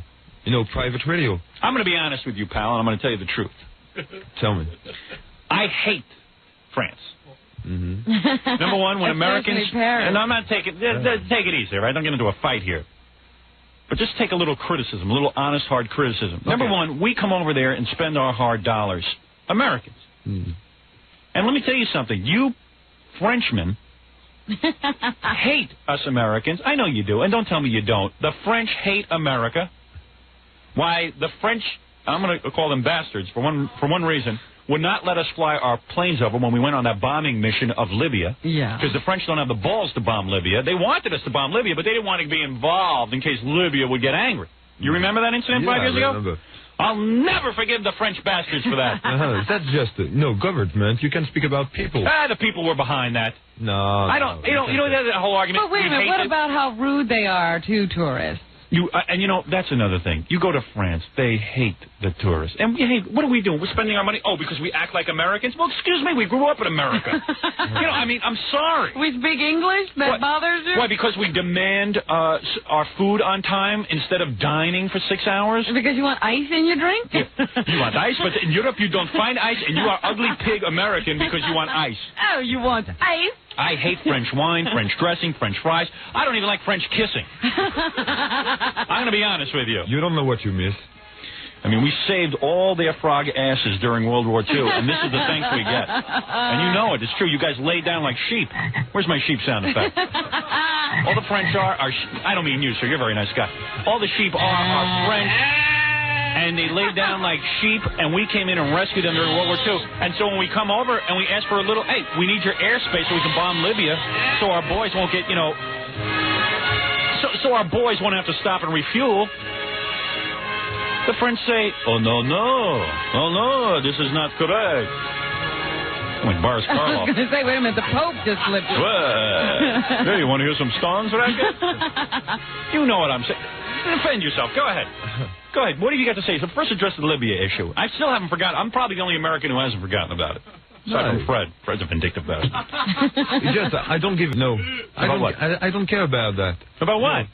About what the government says at this time. You don't care? Yeah, we don't care. You don't about care? That. Oh, everyone doesn't care. Is that it? No, why have a government if you don't care what they say? You sound like Bob Guccione Jr. I don't care what people like to listen to. I'm going to write about Public Enemy Limited. And Charles de Gaulle was a pussy, and I'm going to say it right here. Whoa. That's right. Marie Chevalier sucks. You must have liked Charles Boyer, though. Laurence Olivier sucks, and Charo sucks. Lawrence Olivier? He's English. He's English. Oh, big deal. It's all Europe. Charo is Spanish. It's all Europe. Oh, Charles de Gaulle was a pussy. And that's all there is to it. But anyway, where was I? You don't care, but you should care about your government. I mean, we care. We speak out. You guys are afraid to speak out. No, we're not afraid to speak out, but don't want to be, involved. Anyway, you have international politics, the way you rule it, it's the way you rule it. Just some people, doesn't rule this. Well, that's easy for you to say. That's all. That's all. All right. Take it easy. Calm down over there. No, I'm you're getting all worked up. I'm cool. You're not so cool. I see you sweating all over. Is that what are you putting in your hair? Grease? No, it's rain. Oh, you're wet. It's raining outside. Very sorry about that. It's okay. Well, that whole country's full of a bunch of snail eaters. And I'm going to tell you something. All the French, except for you, my friend, can go sit on the Eiffel Tower. Just squat. And I hate the Eiffel Tower. I think it's ugly. They should straighten it. It's not leaning. No, that's the Leaning Tower of Pizza. What's wrong with you? And it's pizza, not pizza. By the way, a black guy won the K-Rock Peugeot. I thought I'd slip that in. Anyway, where was I? About Eiffel Tower. No. What's the odds of a black guy winning the K-Rock Peugeot? I was shocked. You're shocked. Look at the face Tom's making back there. Tom's with no publicity photos. Mama Lucian. Everyone just quiet down, and when you run the promo, don't put the guy's voice on it. A black man won. This is the worst thing since we hired Pac over those panty parties. I got to tell you something. I'll never forgive the French over the Libya thing. It would be a hard thing for me to forgive. And like you say, maybe it's the government, but the tourism thing is something I can't understand at all. If you could explain that to me, my friend. Why do the French hate the Americans so much? I'm talking about the American tourists. Why? Because we act like Americans? Vive la différence. No. Vive la différence. Yeah, true. Yeah, I agree with that. With la différence. Vive la différence, like you said. Don't you know French? Vive la différence. Viva. No. But whatever. When you came, they tried to speak English with you. Yes. No, a lot more than, American people try to speak French. When that's always there we go. We don't try to speak French. Listen, let's face it. When you travel, we're a huge country. You think we're going to, just for one vacation, we're going to learn how to speak French? No. For a 2-week lousy vacation? No. Because I know what you're saying. Well, we tried to learn English because English is the most spoken language in the world. Of course you would learn English. You have a little country over there that speaks a language different from the whole world. It would make sense for you to learn English. Even we learn German or Spanish. I don't know. No, you don't have to. It's a Tower of Babylon over there. No, we just. But you know what? Babble, whatever. Yes. No, in Europe, you travel what would be the distance from state to state. Here is the different language. Yeah. We can go the whole continent of Europe and still speak the same language. We're not used to having to interpret ourselves where we go. I know you guys resent us for not learning English. But no, French. I mean, learning French. They resent me for not learning English. Just a curious to get involved in other cultures. Language may be a way to... So then we should stop visiting your country because we can't speak French. No, let's start, but don't think, people are hungry after you. I don't think, I don't think French, really hate Americans or something like that. No. Yeah, you do. You guys act real smug when we go over there. I don't like it. Tell them to change. You get on the radio and tell them to change their attitude. Let me get on that radio station. Those tourist dollars mean a lot to Paris. Because let me tell you something. When Mexico saw our tourist dollars dry up, boy, let me tell you something. When there was no money for piñatas over there, all of a sudden, they changed their tune. And you would, too. Why? How dare you? Your only hero was that little bastard Napoleon, and you kicked him out of the country. Oh, stop it. But I got a beef with the French. The French used to be good to us. Oh, yes. Oh, yes. They used to. They financed our revolution. But after that... Yeah, because they're a bunch of rabble-rousers. Well, I'll tell you something. Listen, I know the French are very romantic. You're a very good-looking man. You're probably a romantic guy. Guccione ever take you up to his father's place? I don't know. Ever rub some oils on some of those naked girls? Yeah, I'll tell you next time. Really? No. What's Guccione Jr.? He's got a girlfriend? What's his deal? I don't know. He's not homo, is he? Yeah, I don't know. Oh, he is? No, he's not. No, he's not. No. I know. In Paris, he used to come a lot of time to Paris. And you get a lot of girls? Yeah, I'd like to bring... Would you go, hey, my dad owns Penthouse? Because he's not a real good-looking guy, let's face it. You're a good-looking guy. He's not. I don't know. Maybe he got secret charms. I think the secret charm is his dad's name. Let's face it. He's got a lot of money, that guy. From his dad, I mean. Hey, his dad's got a lot of money. Doles it out to him. Son, I want to give you some money. But anyway, so what do? He comes to France and you guys hang out and play records on the radio. And Guccione Jr. goes, oh, wow, look at this. We can play anything we want. No, we're just curious, Just curious. Just to want to... Let me tell you something about radio. If you want to learn something about American radio, I take it you're here to learn. Yeah. Let me tell you something. You play the same 10 records over and over and over again. You play the hit. That's what people want to hear. Yeah, I really... They don't want to hear some Africans with plates in their lips banging on some bongos. But the French always like that. The French do. Yeah, just understand. They don't know what to like. They always, jazz is very big over there. They can actually support jazz stations. Yeah. And hey, what's with Jerry Lewis being a genius in your country? What's that all about? Yeah, that's another thing. Jerry Lewis is a third-rate comic. Yeah, it was. We don't even think he's a genius. No, in the whole time, yeah, it can be, When? In the whole time, I don't know, but maybe 10 years ago, those movies are really cult movie in France. Really? That's true all over Europe. Well, Jerry Lewis. You I people don't get are it. starved for entertainment. Yeah, you people are lonely. I'm telling you right now. That's nonsense, Joe. It's just a question of sensibility, Hey, that radio station you work for, you need a program director? Pat Evans is available. Oh, no, she's not. Well, Cope is not. He's not doing anything all week. Oh, he goes to acting school, excuse me. So you think Jerry Lewis is a genius, then? No. Admit it. Personally, I don't think. You don't think so? I'm not mad about it. Well, you I like. The rest of your people I hate. Jerry Lewis is genius. That's good. Encourage Jerry Lewis. That's what we need. He's walking around with that Medal of Honor. What is that medal you gave? Légion d'honneur. Yeah. You call that. You want to give that to someone? Give it to me. You know what else I don't like about your country? There's a million things I could name. You want me to go into them, Robin? Go ahead. Yeah. You're hiding that child rapist, Roman Polanski. What's that all about? Send him the hell back to this country. Let us take care of them. What? Is there no age limit to when you should start with minors in France? There is. That's the same over. What, do you like with children? No, I never tried. I mean, that's where Bill Wyman went, isn't it? In England, Bill Wyman. You guys give Jerry Lewis a Medal of Honor. He takes it home and beats his kids with it. Dean. Codeine. Where's my codeine? Dean. So, hey, that was right on the Jerry Lewis. Yeah, that was good. I knew you had one. Dean. And that own force. Dean. Yeah. And you're losing. Don't push my luck. Do you do any impressions? Excuse me? Do you do any impressions? Impressions? Yeah. Don't understand. Jerry Lewis? You imitate anybody? No. You're doing a good Charles Boyer. Lucy? Can you do Marcel Marceau? That's another thing you don't like. Yeah, there's a lot I don't like about your country. In fact, I can't think of one redeeming quality.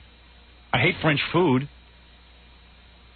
You know, when I went on vacation, at night they'd serve, like, French food. That was the one dinner I hated because it was, like, small portions. Oh, that sauce. A lot of sauce, a lot of heavy sauce. But you're in good shape. You probably don't eat a lot of that sauce. No, it's just different. If you got, old way, like, You don't take this personally. Food. Don't take this personally. I don't care, but I don't take it. I think you're getting a little irritated on me. No, that's okay. It's just I really have some strong feelings about this. And then you come over, and then you're friends with Guccione Jr. A lot of Americans would like to be friends with the Guccione Jr.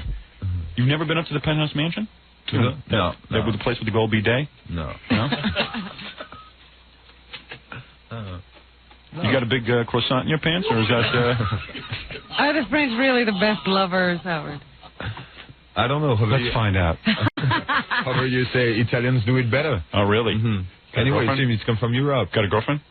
Yeah. This is a good-looking guy right here, Robin. Yes, he is. What a handsome man. Don't worry, I'm not homo or anything. I'm just saying you're a nice-looking guy. Okay. All right.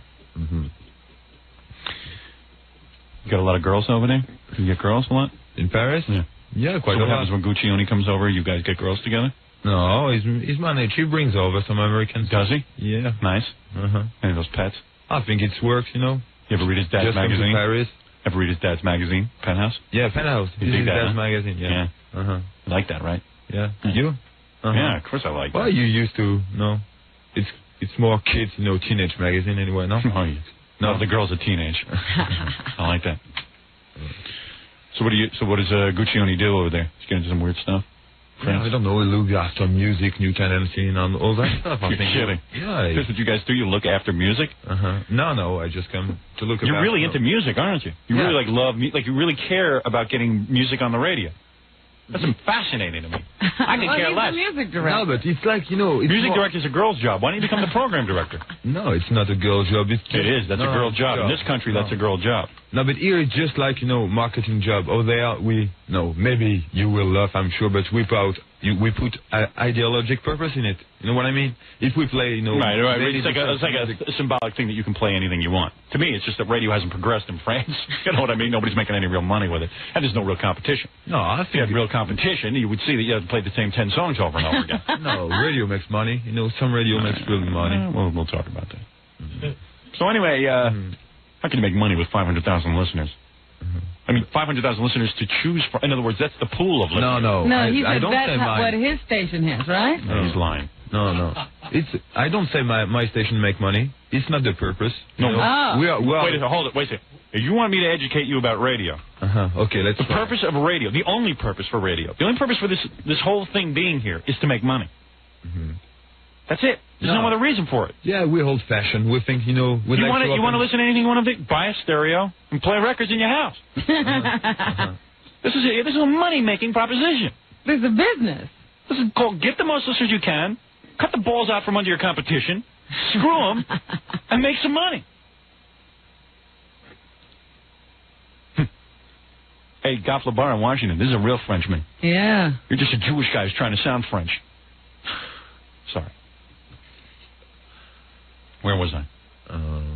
About money. You guys don't like the Jews either, do you?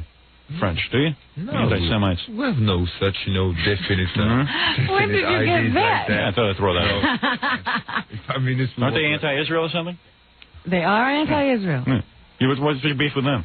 Excuse me? What's your beef with them? Bunch of Jews just trying to live in the desert. Hey, I say let them all live in the desert. Maybe is that why all those terrorists live over in France? Yeah. Oh, yeah, how come you guys let terrorists live in your country? What is that all about? That's like a haven for terrorism. Where'd you heard about that? If your government had any balls, they would wipe out all those terrorists. Those Arabs who live there and cause trouble. Yeah, and what are you doing with all your, satanic involved people and stuff like that? We're going to get rid of them. Who? I think he said Saturday Night Live people. No, we're going to get them out of the country. You wait and see. Who are you talking about? Oh, like I just read something about, satanic people around Mexican border. Satanic. They were Mexican. Satanic. Yeah. Oh, we'll get rid of them. They were Mexican. They're on Geraldo. Anyway, those are Mexicans anyway. Those aren't Americans. Those are Mexicans. Filthy Mexicans. Oh, stop, Howard. You're so bad. What's a dreidel? Do you know? A dreidel? Well, let's give him a quiz. A dreidel? Yeah. No, I don't know. What's a yarmulke? I don't know. My English is not so What's good. a Hanukkah? Hanukkah? Yeah. I don't know. See? I wrote my case. Doesn't know anything. Exactly. Totally ignorant. Yves Montand sucks. Louis Maillet is a creep. Louis who? Louis Mallier. Louis Malle. Mallier. And Bridget Bardot is nothing compared to Marilyn Monroe. Like, well, that's all I got to say. Now, what do you want to know about radio? Let's review. Radio is for money and only money. That's number one. Number two. There is no number two. That's it. Radio number two. Money. Let's go over to Bob Guccione's later and see if we can get into the into his dad's place. And number three. No, seriously, radio is for money. Look at Fred Norris over there. He's no artist. He's a money-hungry yuppie. We all are. We're filthy, rotten, money-hungry yuppies.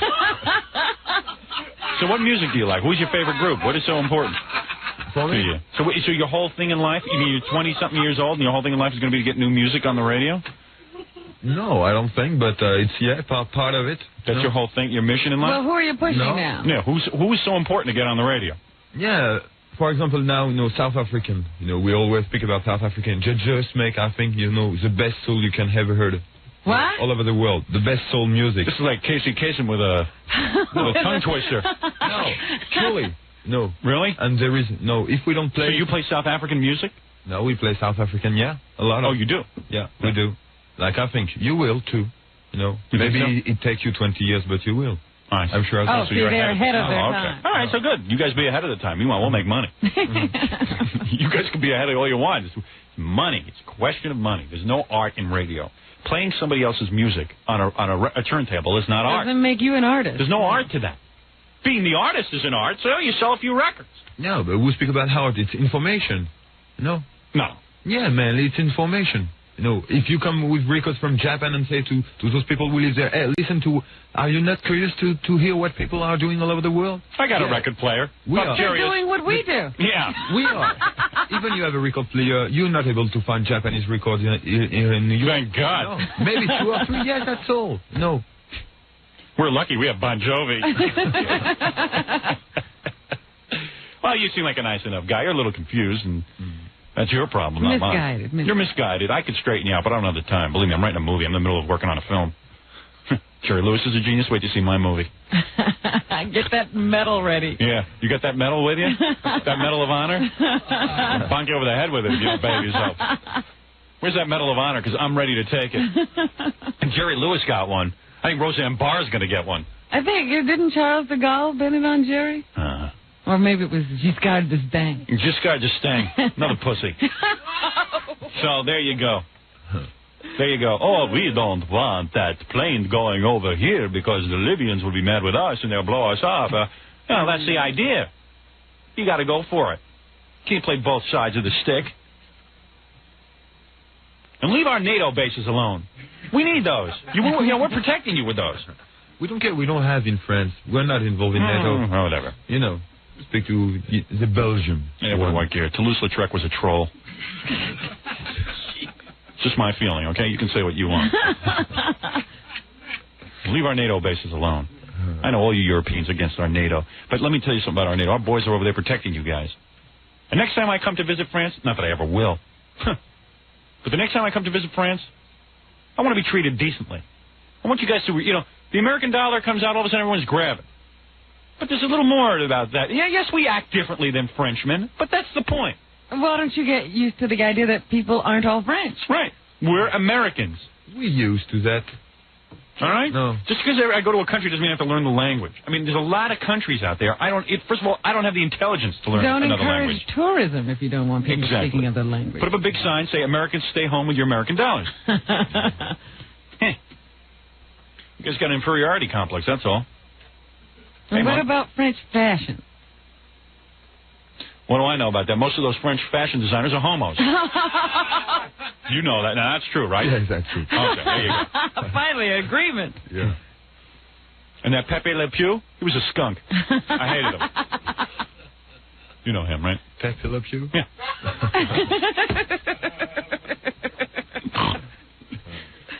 Stop snorting like a pig. All those French designers. I hate them.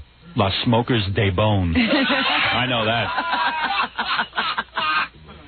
You know what I'm saying. Well, your English is very good, actually. I mean, for a guy who grew up in France, you're doing a lot better with English than I would do with French.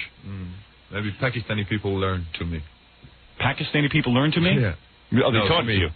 To me. Isn't that English. Want to take a break here? Okay. Oh, okay.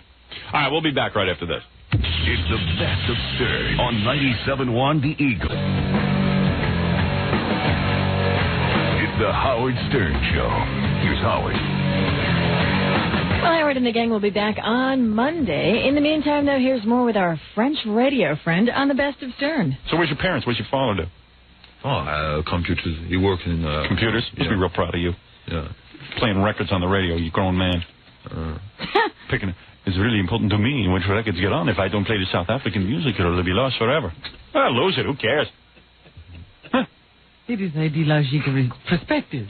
I'll tell you, if the French didn't hate us before, they're going to hate us after this guy's next broadcast. When he gets back to tell them what it's like in America. Yes, what it is, the Howard Stern, a big skunk. Be lousy. Ooh la la lousy. Ooh la la. Ooh la la. Ooh la la lousy. Why, he... I know. I'll just be gentle. You're not a half-bad guy, I guess. But, listen, we have our differences, and I don't know that they'll ever be resolved. Not since the Libya thing. Oh, dear. You ever wear one of those humpy berets? Humpy berets? Yeah, you know, the beret. Oh, yeah. You wear that? No, that's like cliche, you know. Right. You walk around with the loaf of bread under your arm? Yeah. Sourdough. No, cheese and wine and stuff like that. Like a lot of cheese and wine and Forget stuff? Forget it, you know. See, a lot of our listeners want to yell at you, but we're running out of time. After all, it's important to get Megan here because she feels strongly about the music. You usually talk to her. Oh, you'd get along with her. She'd hop into your sack with you in 10 seconds.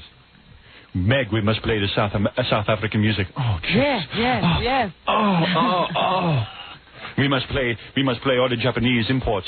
Oh, yes, my Frenchman. And what's your name, anyway? Louis, right. Yeah. And yours?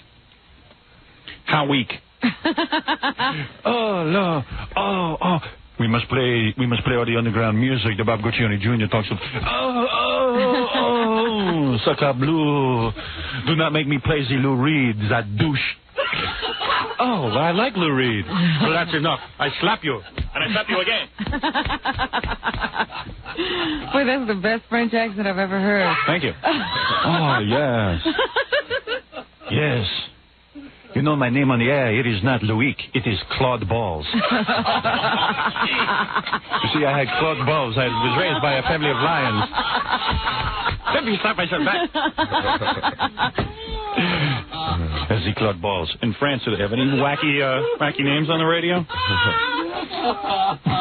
Yeah. They do? Yeah, they use a lot. Like what? Like La Fesse. You know? Like Grease Man. La Feste? Yeah, La Fesse. Which What's means? That? Last man is yes, La Fesse, and he's a famous, funny guy on the radio. Funny in the demonstrate this oral technique because she keeps talking all about it, and I wanted to see it. You wanted me to get a banana. You were very specific. I wanted someone to get something in there. But I mean, Howard tries to gauge. That's on display. I mean, she could be very sexual talking about what she's doing, but Howard tries to gauge that, and it could be insulting to her. Even though she was talking about what she was talking about, it might be insulting to get her on the Sybian. And she's got more appearances coming up, and she was alluding to it. Well, at the beginning. You're right. Yeah, she did mention it. And then I thought to myself, "Oh, that'll be really funny. Maybe she'll get on the Sybian because she's wearing underwear. It's not that big a deal." And she said she wasn't wearing underwear, and then she even said something that her private parts would engulf it or something like that. I thought she had ridden the Sybian. Who was the big one that Carmen Electra? She wore it with. She did it with underwear on. Did we? Was there something with her peeing in her pants afterwards? Tickle chair. Was that Jenny? Yeah. No. Yeah. Okay. Jenny peed in the tickle chair? She sure did. I don't remember that. When it comes to piss, I don't forget. I get all my water. I'm getting my water in the tickle chair confused because I think So Maria Menounos was the one who spilled all the water on her, right? Yes. It was a creepy grin again. No, because I was the one doing it. That's the creepy Matt in grin. California, you're on the wrap-up show. We all have it, Care. Hey, Matt. Hey, how's it going? Good. Hey, listen, I just want to talk a little bit about Jen McCarthy. Yeah, she was a great guest today, and I got to agree with the last guy about the city and would have been awesome. But she's just very open and very candid. It was a great interview again by Howard. You know, he's just one of the best interviewers probably ever, and it's just pretty awesome. You know, it was really good show today. And Joe Walsh was good too. Yeah, I mean, the sex stuff with Jenny was amazing. I've never heard anybody come on the show who has any celebrity at all and be that open. But even the stuff she talked about afterwards, I still thought was great as well. Although JD wanted to go back to her blowjob techniques. Oh, yeah. Yeah, I thought she was a really good interview. Thanks for calling. Sal, I see you in here. You went in towards the end of the show to defend your new teeth. Congratulations on that. And congrats on your new show. Thank you, my friend. But it seemed that this is one of those situations where Howard had to tell you, don't cover your teeth when you're laughing. I don't want Gary to see them and make fun of them. That's where I'm going with this. First of all, you look like Ross when Ross on Friends got his teeth whitened. And as long as my teeth don't smell like Ross's teeth, I'll be fine. Sorry, Ross. But Gary started Ross. All right, look like Ross how? Ross from Friends. Oh, shit. Oh, my God. I can't believe But good work. Oh, my God. I was talking about. I said Sorry, Ross from Friends. Oh, fuck, did I put my foot in my mouth? You sure did. You are one of a kind. I just kicked out my new teeth. But this was one of those situations where it seemed like Howard told you were inappropriate, therefore you're like, you know what, I guess I see that, when you were getting them and the jokes you made and things like that. But do you really feel like you did anything wrong when you were in there? I think I'm a normal guy. I think I'm getting my teeth done. I have a little gas going. I have a beautiful assistant to the left of me. If you're so normal, how come you're the only one that seems to get this kind of trouble? I don't know. You guys bring it to light. But it should be like everybody should be. You should hear every day, oh, my God, some guy went to the dentist office, used the N-word. You don't only hear about you. Yeah. Well, I didn't use the N-word N-word, not N-word in a derogatory sense, like when that black guy stole your chocolate, Gary. I used it singing along to a song. It's going back to the hits. But I thought, I tried to make the best of it. It was very painful. You know, Gary, how it is. It's, you're under a lot of pressure. It hurts. There was pain involved. Not much pain, but at first he missed a spot or two with the Novocaine, and God, my balls went right up my ass. He went, whoa, because you clench up. And I kind of wanted to break the ice a little bit. Can we clarify something? I've heard you paid $12,000, $6,000, $18,000, paid nothing. What's the truth? I paid $6,000 for around $5,800 for the lab work, for the teeth itself and the lab work. The dentist did the work, put on the teeth, and they did the gum shaving for free. Why? Well, he offered it to me for free. But who is he to you? Nobody. Well, I met him through somebody, and he says, look, if you want nice teeth, I can help you out. And he says, I could give you a deal. I'm a fan of the Howard Stern Show. He's a big fan of the show. Because here's the allegation that's going around the back office. Yeah. There was a Page 6 item about it last week. So that basically you got on the air. The rap is you got on the air, gave out the guy's name, got the Page 6 thing, and in exchange you did it for free. I swear on my children, never called Page 6, never did anything like that. There was no barter there. I'm assuming, which makes logical sense to me, that somebody, either the dentist or the dentist's office, leaked that out. That occurrence did happen. They did put me in a separate room, and they waited for her to leave and then for me to go in because they were afraid she was going to be offended by seeing me. I never besmirched her like they said, so when the news came out, I don't even know what besmirch means. It's all right, keep going. So when the news came, Scott the engineer comes into my office that morning, and he goes, well, you made the papers. And he hands me the newspaper, and I read it. I'm like, wow, that's really odd. So no, there was no tie-in with that. The dentist did give me a break. They are big fans of the show. Well, it's not a break. A break is a break in price. He gave it to you for free. Yeah, that's not really a break. He gave it to you completely for free, except for what it cost him. Right, pretty much. So that was very nice of him. But why would he do that just for you? Like, do you ever feel weird about taking it? No, I mean, no. He made it perfectly clear that look, this is what I could do for you, can help you, and he had no problem with it. So I thank him. No, I'm saying, do you have a problem with it? No, I'm $6,000 in the hole in some capacity. And sure, let's not lie and let's not kid each other. The dentist knows. Look, I'm on the air. I have nice teeth, and it'll certainly help him. There is a bartering deal there. That's obvious. But he seems to be pleased. He presented it to me.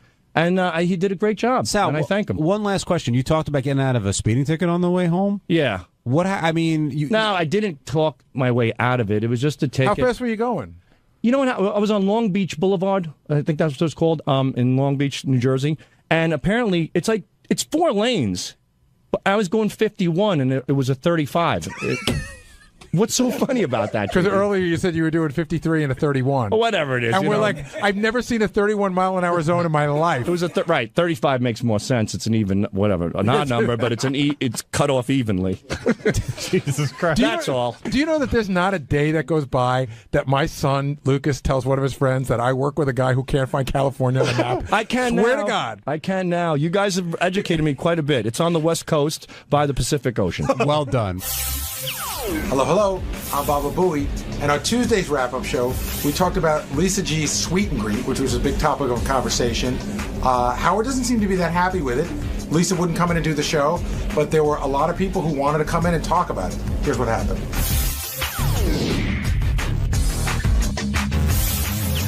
A lot of people, not just Ronnie, but he was in there pretty vocal about it, but a lot of people are upset about this Lisa G meet and greet issue. And the first thing I want to tackle, Gary, we kind of talked about this off the air, is Lisa treated differently because she wasn't sort of raised by the show? She came in from the outside.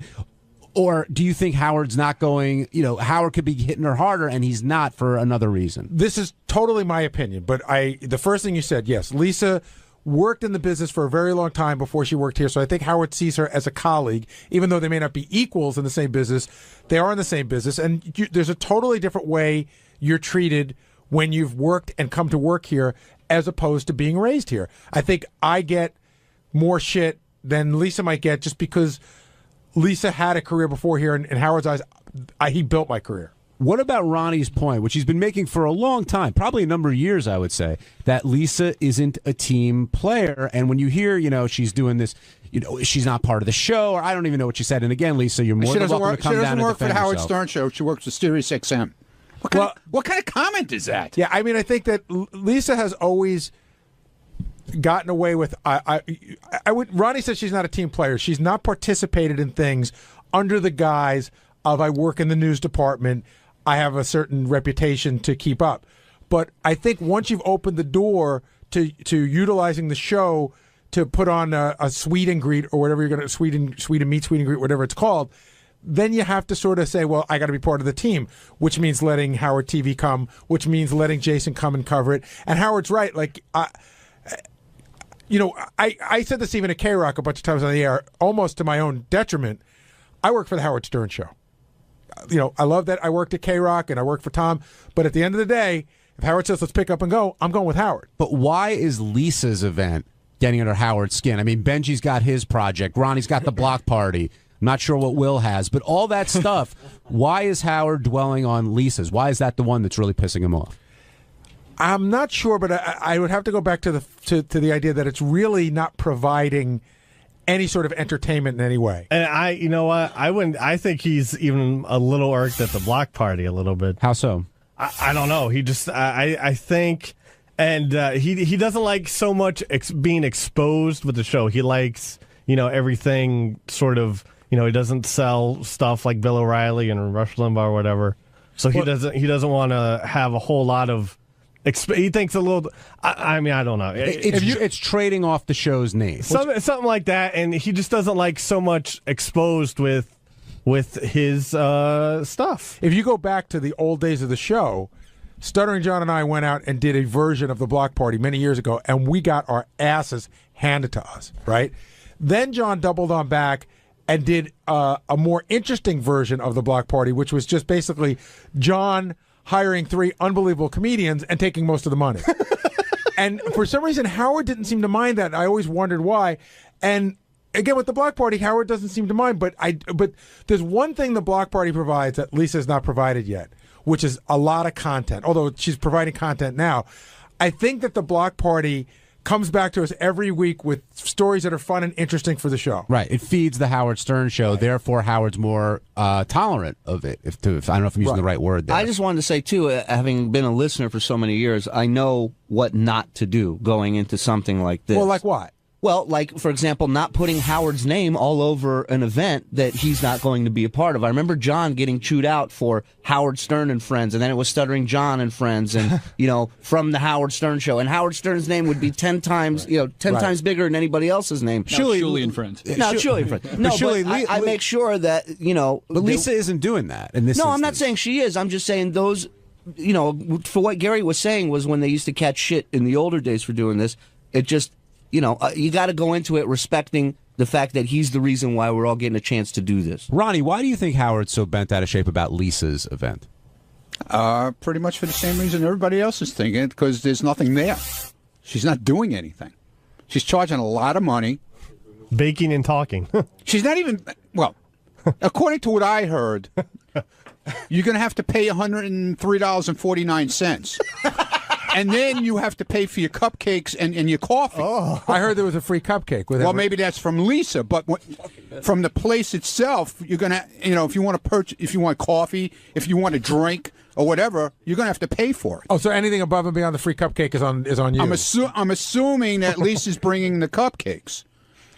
She's not making anything very clear what she's actually doing. Are you insinuating that while Lisa's meeting and greeting, she may be running a cash bar?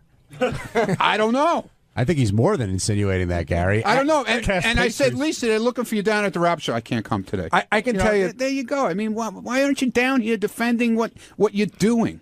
I will just say this, and I'm not going to give Lisa too hard a time. She should be here to defend herself. She doesn't want to be. I'm not going to hammer her too hard. But today, I was very much like a traffic cop. There were a lot of people coming to me during the show when Lisa was in there telling me this, telling me that, telling me this. And all roads seem to lead, at least people's belief that works here, is that this is all based out of some sort of jealousy that Lisa has towards almost everybody on the show, in the sense like, why does the Block Party get to go out? Why does Benji get to go out? Why does John Hein have a TV show? Why does Lieberman get to go on CNN?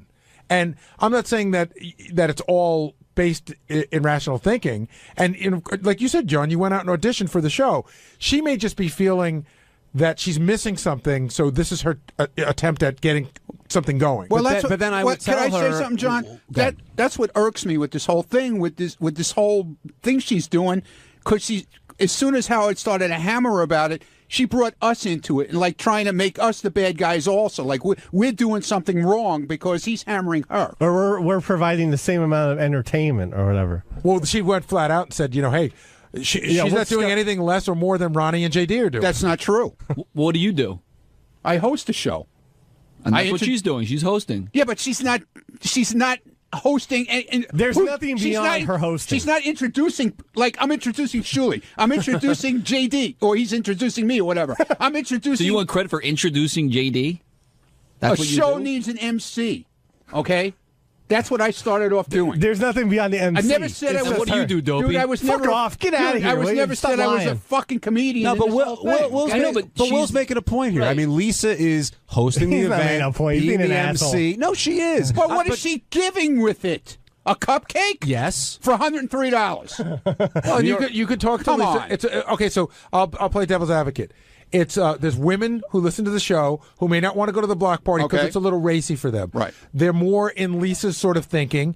They'd like to hang out with Lisa, talk about what it's like to be a woman on the Howard Stern show, and they'd like to. It's a small gathering, like a cocktail party, not a drunken party like the Block Party is. Well, it's a symposium. Fine. If but you don't knock. Why knock us though? Because he's hammering her. Why bring us into it? What do we have to do with it? This is my theory. You guys tell me if I'm off here. I think she brings it in because she feels like you and Scott and JD and other people are kind of on the same level as she is, and if you guys can do it, why can't I do it? Because she brought me into it too for the same reason, I think. But the difference is, John, we are doing a show. What she is doing is not a show. It's showing up at a bakery and hanging out with fans. That's not a show.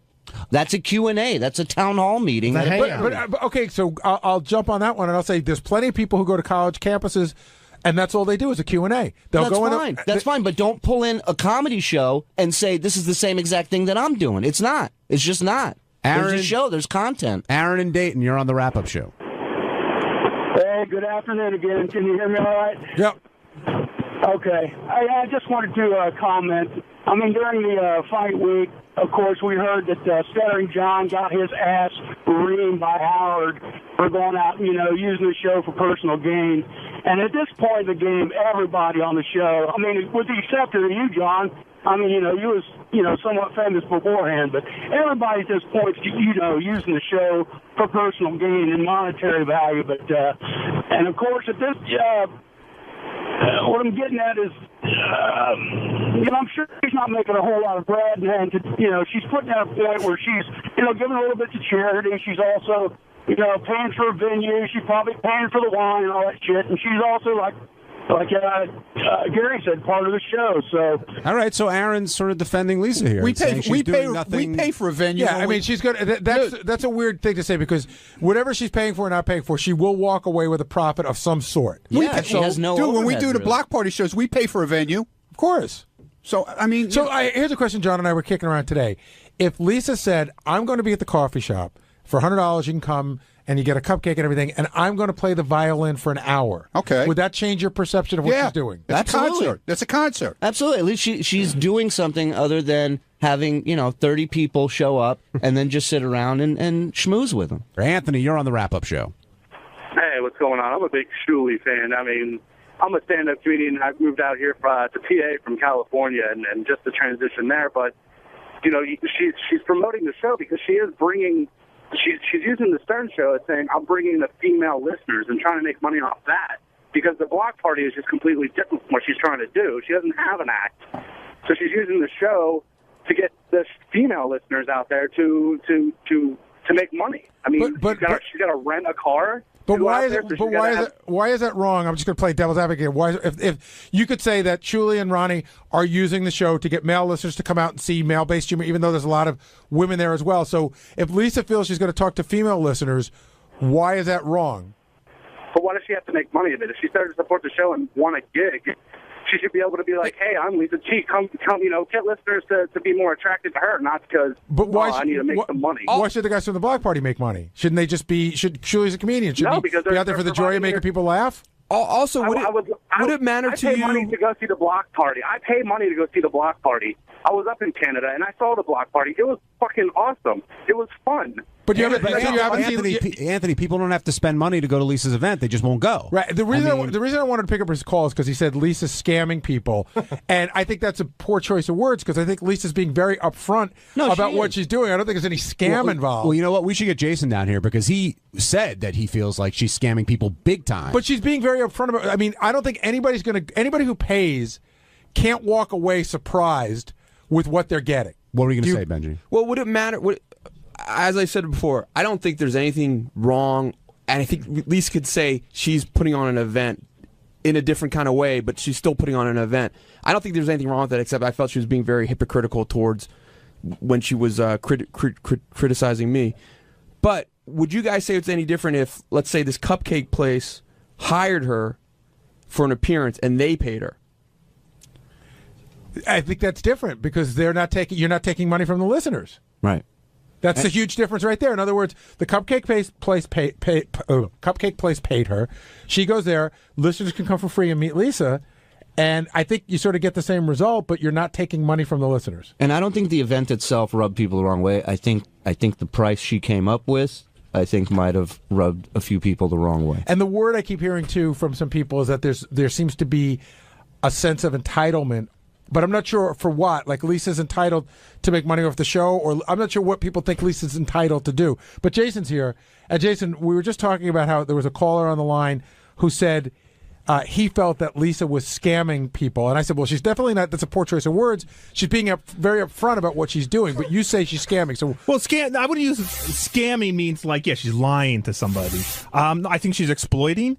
I think she's ripping off. I think that we have a fan base that will pay money to be part of the show, like going to see Shuli and Ronnie's thing. Now you can say, first of all, I don't even like the fact that their show has been lumped in with this Lisa G thing. They are so two totally separate things. I think it's unfair to them to even lump it in. Lisa made a name for herself from this show in the last 10 years, 5 years on this show. 7 years. 7 years. But Lisa will tell you that she was been in New York radio for 23 years before this. Yes, but she is not going on other radio shows to promote this. She's promoting Lisa G, as far as I know, from the Howard Stern Show, to go and sit and pay money and see her. To me, that is using the goodwill that Howard has built up with the fan base and is exploiting that. And Howard, who is our boss, can put his name on anything and sell it and make money on it. Stephen King could put his name on any piece of crap book and sell it and make money off it. But they have integrity, and they care more about their fans than Lisa does.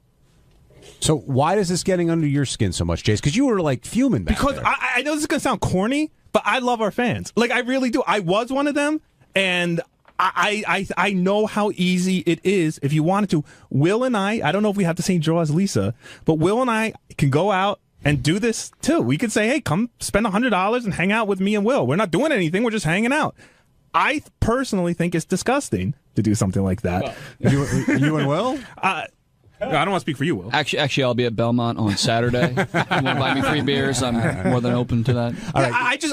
I think she hasn't earned the right to do what she's doing. I think that she's doing something that, despite people comparing it to the block party and other events, that isn't even in the same league as those things. And quite frankly, I'm surprised by a lot of what Howard's let go over the years compared to where he was 10, 15 years ago. Chuck, you're on the wrap-up show.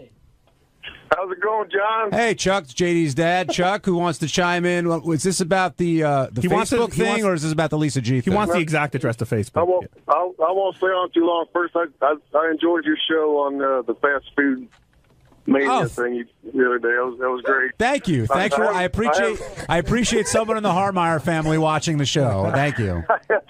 I haven't been able to listen too much of the show, but I wanted to let everybody know that this Friday night I'm going to be at the Fridays in Westchester, and for $50 you can get whatever appetizer you want, and we'll tweet.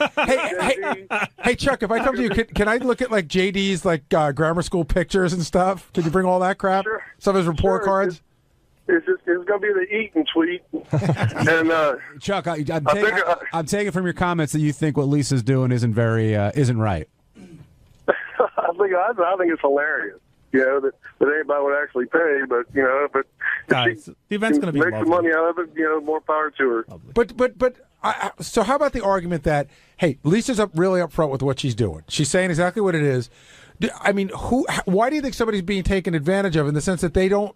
Somebody says, hey, I want to meet Lisa G. I'm willing to pay that kind of money. You're taking advantages of people's passion to this show that she had, of course, a part of in it because she works here and contributes to the show. But this isn't this is. But you're not going to meet. You're not going to meet Howard. That's a given. But someone could think that there's a one person closer to Howard, and it doesn't somehow matter. They'll work themselves in. You've been with the show since the very beginning. Again, I just remember, and I'm a crazy fan. I admit it. I was a crazy fan, just like half the people who have been hired here. And I would have paid untold amount of money to meet you. Or to meet, or I would have waited in line, or got excited to meet High Pitch Eric. And yes, at the end of the day, there's really no one to blame but the person partying with their money who chooses to go to this thing. But she is putting the minimal amount of effort into it. Like even what you were describing, the Chuck stat, if he brought pictures of JD, that's already providing more content than Lisa G is providing. And the report card's an extra. Steve and I were joking the other day, maybe we should sell tickets to us arguing about TV shows. We argue about TV shows all the time. Again, that's still providing more content than what Lisa G appears to be providing at this stupid thing where she is telling our fans, asking our fans to pay money to meet me. She's being very upfront. 10% of the net is going to charity, and that's very generous of her. But I just think it's exploitative. I think it's as exploitative as if Howard started putting out junk with his name on it. Chuck, I gotta let you go because a bunch of people on the the Anything else you want to say? Give me the horn. Give me the horn. I enjoy the show. Have a good day. Thanks, Chuck. Go check out the Pirates take on the Reds. Ralph Sorella, you're on the wrap-up show. Hey, now. Hi, Ralphie. This is all very muddy. I mean, if you allow for one, you have to allow for all. I mean, whether it's money for a cupcake or money to see a train wreck, it's what people want to pay. And I don't see why Lisa is being, who's Jason to decide what her appearing somewhere is worth to somebody. Well Ralph, the reason why this whole thing started is because Howard says it bothers him and he doesn't know why. So you're pretty close to Howard. Why do you think it bothers him? Well, listen, I know what Jason's saying in the sense of like, hey, she's not doing much. She's just coming there and showing up. But you know what? That's what an evening with Bill Cosby. Bill Cosby just shows up. Maybe people want to go there for Lisa's personality. Maybe she's going to give recipes. I don't know what the fuck she's going to do there, but I don't know how that's any different than the block party. But you don't know how that's different than the block party. Hold on. No, I don't. We'll explain that in a second. But all that being said, Ralph, Gary's question is a good one. Like, why does this get under Howard's skin versus the block party, versus the TV shows, versus Benji's song, Bill versus Cosby, all the other stuff? Why do you think this is irking Howard? Because this isn't, but maybe because the block party is such a train wreck that it provides content on the show. Ronnie goes out there and acts like an idiot, and then you've got tape of it, and Howard TV is filming it, and it provides content for the Howard Stern show. But I think it just sends signals to you can't allow one and not allow the other. Like, who are you guys to sit there and decide? Like, okay, well, first of all, we don't. Howard does. Yeah, but Ralph, wouldn't you agree that? And I was going to get into this a little bit, but you brought it up. Wouldn't you say on this show there's different rules for different people? Absolutely, yeah. So then when you say you have to allow for one, you have to allow for another, really, Howard's running a monarchy. He has to allow for whatever he wants. Yeah, I mean, Artie used to get away with crap that none of us could get away with. That's right. And because he was Artie. Yeah, and that worked out really well. Well, I'm just saying that's what happens under that. Anybody could do whatever anybody wants rules. What Artie was allowed to get away with business-wise had nothing to do with what happened here. No, he got away with a ton of stuff here that we got. If I slept in the office as much as he slept on the air, I don't think I would have been treated with the same kid gloves. Absolutely, because you're not as funny as Artie. No, I'm not. Right. The people are treated differently here. Yeah. And that just doesn't work well. It just sends out a bad message to everybody. But again, I fundamentally disagree with you. I think Ronnie's block party does skirt the line of what Howard used to be angry about in the day when John and Gary tried to go out to do stuff and Howard didn't want it to become the traveling Howard Stern show. And I do think it comes up against that line. But at the end of the day, they're promoting their comedy show. People are buying tickets to their comedy show. I don't know. To me, it's completely different than having a lovely chat with coffee. I will agree that it's different. I don't know if it's completely different. I mean, I think what bothers you is Lisa's looking for a way to make money. Ralph, would you buy a ticket to just see JD and Ronnie, but no comedy? I wouldn't even do that. Me, Gary. Last question: is Howard going to put an end to all this stuff? It's getting to be rubbing up against that area. Hard to say.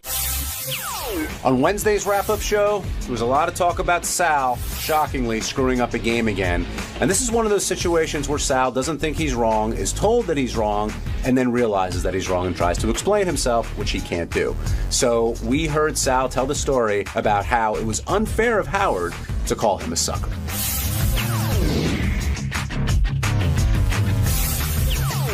Now joining us on the wrap-up show, the great Sal Governale, who said, Howard, you're a sucker at least 20 times today. Actually, Sal, you refused to say it. That's right. Those were the drops being played, but... Why won't you repeat? Why wouldn't I say it? Yeah, repeat after Howard. Because I wouldn't. It wasn't true.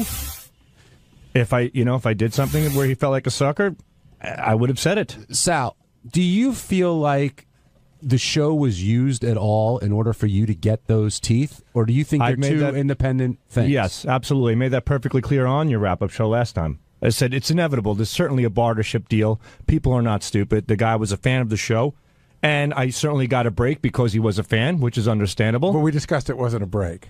Right. Then the break comes back and bites you on the ass. Nothing is ever really a break. There's a price to be paid, whether it's monetarily or getting the shit kicked out of you by Howard Stern. There's a price to pay, and I've learned it the hard way. Sal and I talked a little bit today. I was explaining that some of the money was for the actual physical things needed to do this, and the rest of the money was free. Yeah. So Sal didn't really get a break. He really got the dental work for free. Right. And I explained to him that, as Sal said, nobody gives you something for free for nothing. They're always looking for something. Let me take a step back on this. Sal, do you feel you were unfairly blamed for the problems with the Bigfoot game? Because that's how this all started. At first, I thought I was. But listen, I'm the one who created the game. The glitch was there. Guilty as charged. But you said you double-checked it. What did you mean by that? I double-check all my work. In this particular case, and I don't know why. I don't know why I do these things, but I always give my... That seems to be the mantra this week. I heard Tim saying that earlier in the week.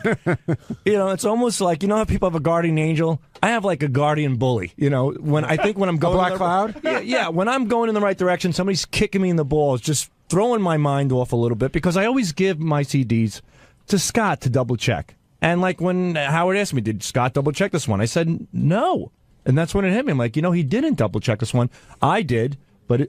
inevitably, it was a screw-up on my part. It's always better to give your stuff to Scott, because then when it screws up, you could blame Scott. Right. What happened was there was a glitch. You saw it. Then you went back and saw that there was a track there. But what we figured out is that Bigfoot's answer was so short right? Oh, it didn't register as a track. It was a track, but it just goes from one track to the next so quickly, which Richard knew, and he said, Sal just sort of forgot you got to add a little time. And by the way, yes, to say something nice about Scott Salem, that's the kind of crap he really catches. Right. Like I gave him all the impression stuff, and he called me in. He's like, "Wow, the levels on this are really off on one of them," and we listened to it. And I'm like, "Good call," and he fixed it, and that's his job. that was my mistake. So I took back that game and double checked that one.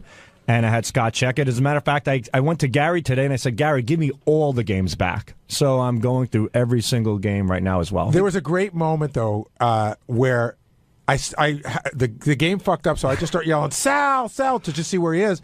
Sal was on his way in, but Howard did play the answer, but Sal didn't realize there was a fuck-up. So Sal starts yelling at me, you owe me a fucking apology, asshole. Fuck you. Wait, can I just say, because I have my headphones on, you guys went from 0 to 1,000 the second Howard said that this isn't working. There's a reason why. Before, you guys were yelling so loud at each other that you couldn't hear Howard screaming about who do I have to blame, and I didn't know what was going. You came out with it was definitely like a sibling moment. What happened was I just yelled Sal as loud as I could to see where he was. I was coming around the bend. I was by the Howard TV room. I saw what happened. I'm like, whoa! Came around the bend, and Gary goes, Sal, where the fuck are you? What's going on? I go, Gary, and then I heard, as I was coming, I heard Howard fix, and I heard the track come through. I'm like, all right, it was a Howard issue, with the CD player. I go, Howard just fixed it, Gary. How about an apology? So Gary looks at me and goes, fuck you. Yeah, that's what I started hearing everything. So then Gary sits in his office. I go, how about an apology for that? And Gary goes, go fix your teeth, asshole. I go fix your fucking teeth. And all of a sudden, wait Sal, Howard wants you. It is fucked up. I'm like, oh, God, no. All I hear over my head. So this whole argument was going on over attitudes, and in the end, I was called into the studio thinking I was victorious, and boom. But what you didn't realize when you were in the studio, you still didn't realize you were wrong. You didn't realize you were wrong, and Gary is screaming. Yeah. He's deflecting. He's deflecting. And I mean, you were charged up, Gary. Oh, yeah. Well, yeah, he was trying to make it go somewhere else, but you didn't realize you were wrong. So you were, no, Howard, I don't know what you're wrong. Yeah. And then I was sitting there going, oh, my God, Sal's really digging the hole deeper because he doesn't know he's wrong yet. Yeah. How did you not know you were wrong, though? Like in what? Well, I was arguing with Gary. I got called in, and I thought Howard called. I thought somebody sent up a note that Gary and Sal are fighting over the track. So in my mind, I'm thinking, all right, I'm going to go in, and then Gary's going to get called in, and Gary apologized to Sal. Here I am thinking it's going to be that way. And by the way, I just want to say, the desperation move if I'm beating you is you bring up the sleeping.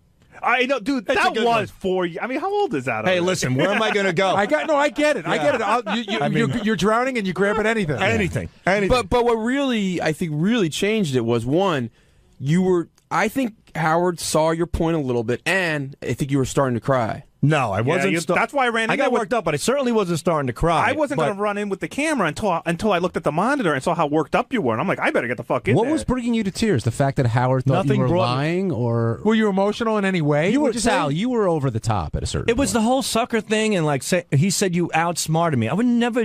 That's just impossible. Well, no, it's not. It's impossible to outsmart Howard Stern, in my opinion. Yes, in any capacity. Yes, that's what I'm saying. So.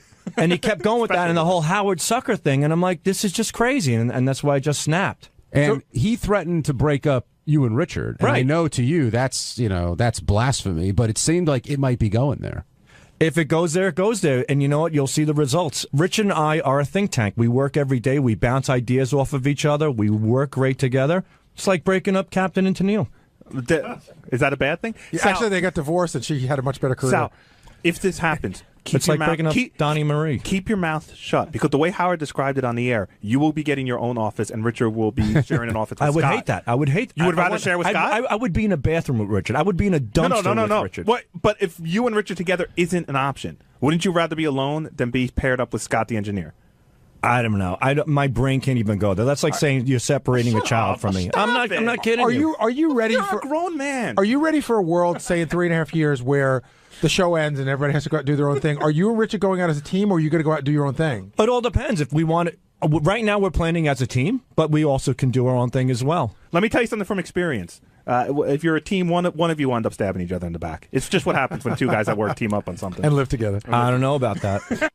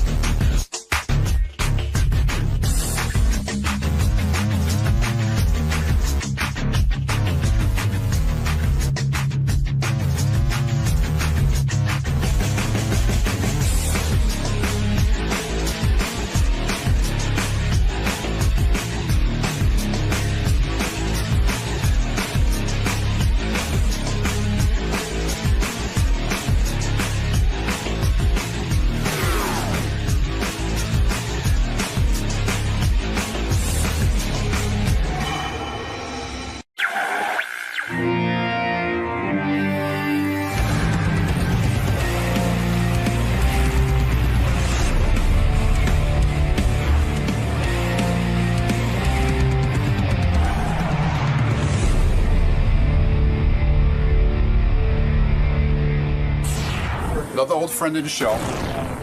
You going to have a stupid comment about that? No, I have no stupid comment. All right, just asking. Only intelligent ones. Oh, okay. You have an intelligent comment about that? A rock and roll legend. Okay. And an old friend of the show. Okay. All right. And we're going to bring him in. Well, what's his name? Joe Walsh. You're rusty, man. You're old. I'm old. Says the guy in the tinted glasses. Mr. Joe Walsh, welcome back, sir. Thank you. How you doing? Good. How about yourself? Pretty good. Got a new album out? Got a new album out. Analog Man. One of the rare times I didn't stay up all night to come into the show. So you're feeling actually fresh. Slept. That should impress Howard. Right here, sir. Okay. There we go. So you're feeling fresh. You're raring to go. Today. I'm fresh and I'm ready to go. I hope he is. Oh, absolutely. Because I bet he's really nervous right now. You guys are old friends. You guys have been... We're old friends from golly. I don't want to figure out how old. But the new album's called Analog Man? Analog Man. First album in 20 years. All right. We'll see you in the studio. Okay. Good to be here. He looks good. Like his skin is good. But I'm saying for a guy who's been through what he's been through. Right. It's pretty amazing. He looks great. It's almost unfair. Because, He looks like, really... I would have done all that, too. That's right. He looks really healthy. Yeah, like he works out, I think. But I mean, he had a long time of, fucking up his body. Analog Man is for his first solo album in 20 years. He says his wife is the one that got him back in the studio. It's Ringo Starr's sister-in-law, by the way, his wife of 3 years. Yeah, isn't that weird? Yeah. He sounds very happy. He's healthy. He's sober. He loves his new wife. Everything's great. Do you almost think musically, like Joe's in his own sort of genre? Like, I was thinking about this, that just to discuss a little bit. Like, he's not like a Led Zeppelin guy. He's not like He's not huge. He's not like a super, but he's been in a super group. But he's been big on his own. But he's overlooked, kind of. Oh yeah, like when you talk about the top 10 greatest guitarists of all times, why Joe's name is, it's always like Buddy Guy. Yeah. It's a lot of old black guys. I think a lot of people took him out of the running because he was such a goof. That's right. Right. No, he did act goofy for a long time. Sorry, go ahead. He talks about how he talks to Ringo Starr for advice. He's very unaffected by his fame. Stevie Nicks, clearly sounds like she's still in love with him. She says that they broke up because they both had heavy cocaine addictions. But basically says he was the love of her life, and he's the only man she'll ever really love. Something like that. It was pretty quiet. I mean, I heard it. But I knew about the Don Henley thing, but I never knew about her and Joe. Joe, come on in. Joe Walsh from the legendary Eagles, of course. Look at you. Gary's salivating over here. You look good, my man. Take a seat. Hi, how are you? He looks real good. Good to see you. Yeah, he does look good. You look good. Are you amazed? Like, you're so healthy now. You look terrific. You look like a different man from the guy I knew back when. I am. You are a completely different man. Yeah. Yeah, and it's strange even being in the room with you now because it's a whole different energy. I never That's because I didn't stay up all night. Well, I never knew the Joe I was going to get. Yeah. Do you ever go back and look at your old appearances, whether it's on this show or wherever you were, where you were really completely fucked up and on, you were drinking? I don't even know back then. Were you just drinking or were you coking and heroing and whatever you had? Really? It was what I did. Right. Till you were out, and then I left. Did you ever figure out, to be serious, did you ever figure out what it was that kind of made you crazy enough to want to destroy your body and destroy your mind? There had to be something really behind that, right? Well, being an alcoholic. No, but I'm saying there's a reason one becomes an alcoholic, don't you think? Or do you think it's just a disease that randomly hits somebody? I always think there's some psychological basis that your father was either, maybe it goes back to your parents. It is probably hereditary, yeah. But I tell you what happened for me. Right. I wrote some songs that were pretty good. Right. When I was high. James Gang Rides Again came out, did really good. Right. Made that when I was high. So I made a mistake of thinking it was a winning formula. Right. I played some concerts in front of people when I was high, and they loved you. Well, they were high too. But, Right. You know, yeah. But then later, you know, when I didn't do an album, when I did an album that didn't do so good, I thought, well, I'm not nearly high enough. Right. Oh. And I chased it. Robin. Hey. Hey. Hi. But was it the kind of thing where you see, you strike me as a happy-go-lucky kind of guy, but the truth is you're not, because all of that stuff what you're describing is a guy who really wants to be successful. That success was so important to you that you said, oh, I know the winning formula. I'll drink, I'll get high, and then I'll write great music. So it really did matter to you whether you were successful or not. You weren't sort of a happy-go-lucky guy. Maybe it was a reaction to, oh, my God, maybe this will be the secret to my success. You were really hungry for success. Very subtly. Yeah. All of that stuff convinces you that you can't do anything without it. Right. And it's got you. You think that's it? Yeah. It's that simple? Yeah. You don't think it was your relationship with your parents? I mean, I don't know what it was like for you living at home.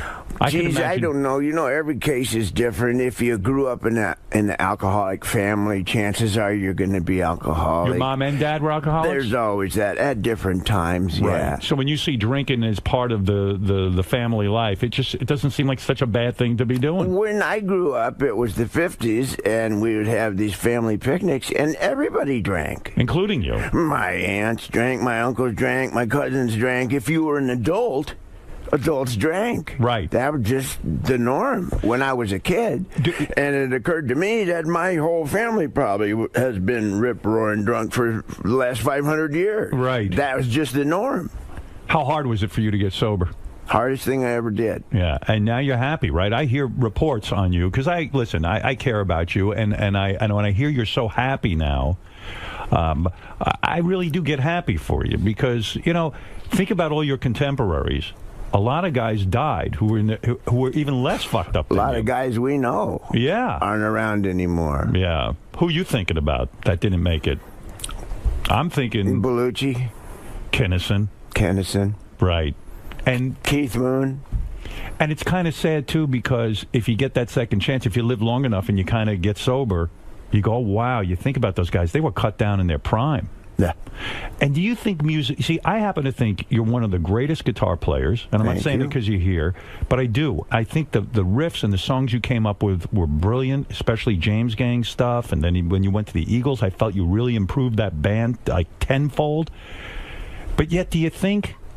when it comes to, I don't know, the rock and roll intelligentsia, or whoever they are, but do you think, well, critics, do you think, such a thing? Yeah, do you think you get criticized, or you're not thought of right up there in the upper echelon because your past behavior, because you were so drunk and so outrageous? Do you think that your legend got kind of knocked down to a degree? Were you taken less seriously? I'm not really concerned with that. But you are. Because you're the guy who sat there and drank because you destroyed your own body because you thought that was the formula for success. So you do care about your place in history, right? Musically. Yeah, but I'm not done yet. No, I know you're not. But I'm saying, I don't, when I see the list in Rolling Stone of the top 10 guitarists in the world. Joe's not on it? Yeah, and I don't quite know why. You really are. Do you still practice your guitar every day? Yeah. It's that important to you? I try and play every day, yeah. Is it true you take guitar lessons to this day? That you still take guitar lessons?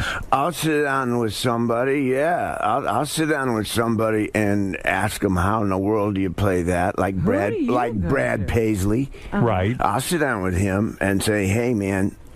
Why is that? Because you can't figure out how he did that?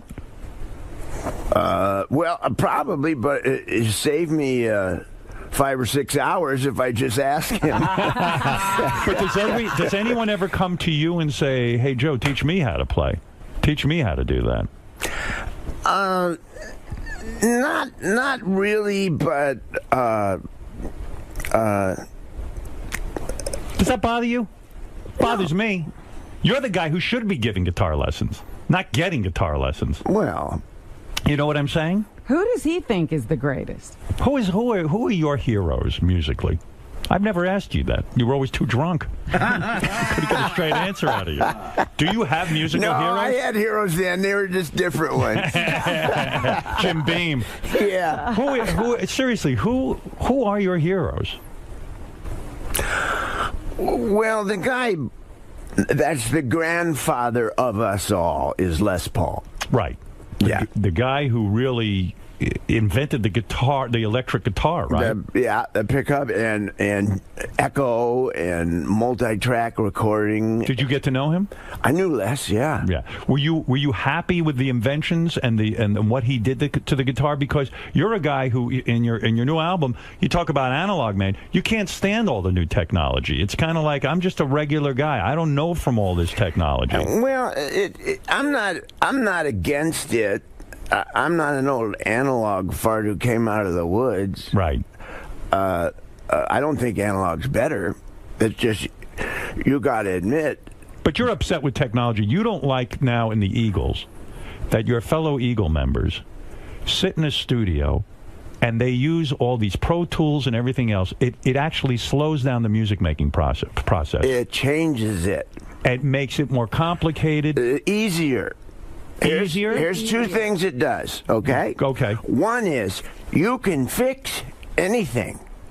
Which is bad. Bad, I think. Temptation to fix everything. You lose the soul of the music, don't you? If we'd had Pro Tools when we were doing Hotel California, we'd still be working on Hotel California. Because what you're saying is Hotel California has imperfections, so to speak. And those imperfections are kind of the cool things about it. Human. And so when you get in the studio now with the Eagles, they sit and go, wait a second, that note's just a little bit out of tune or it's a little bit off. Let's fix it.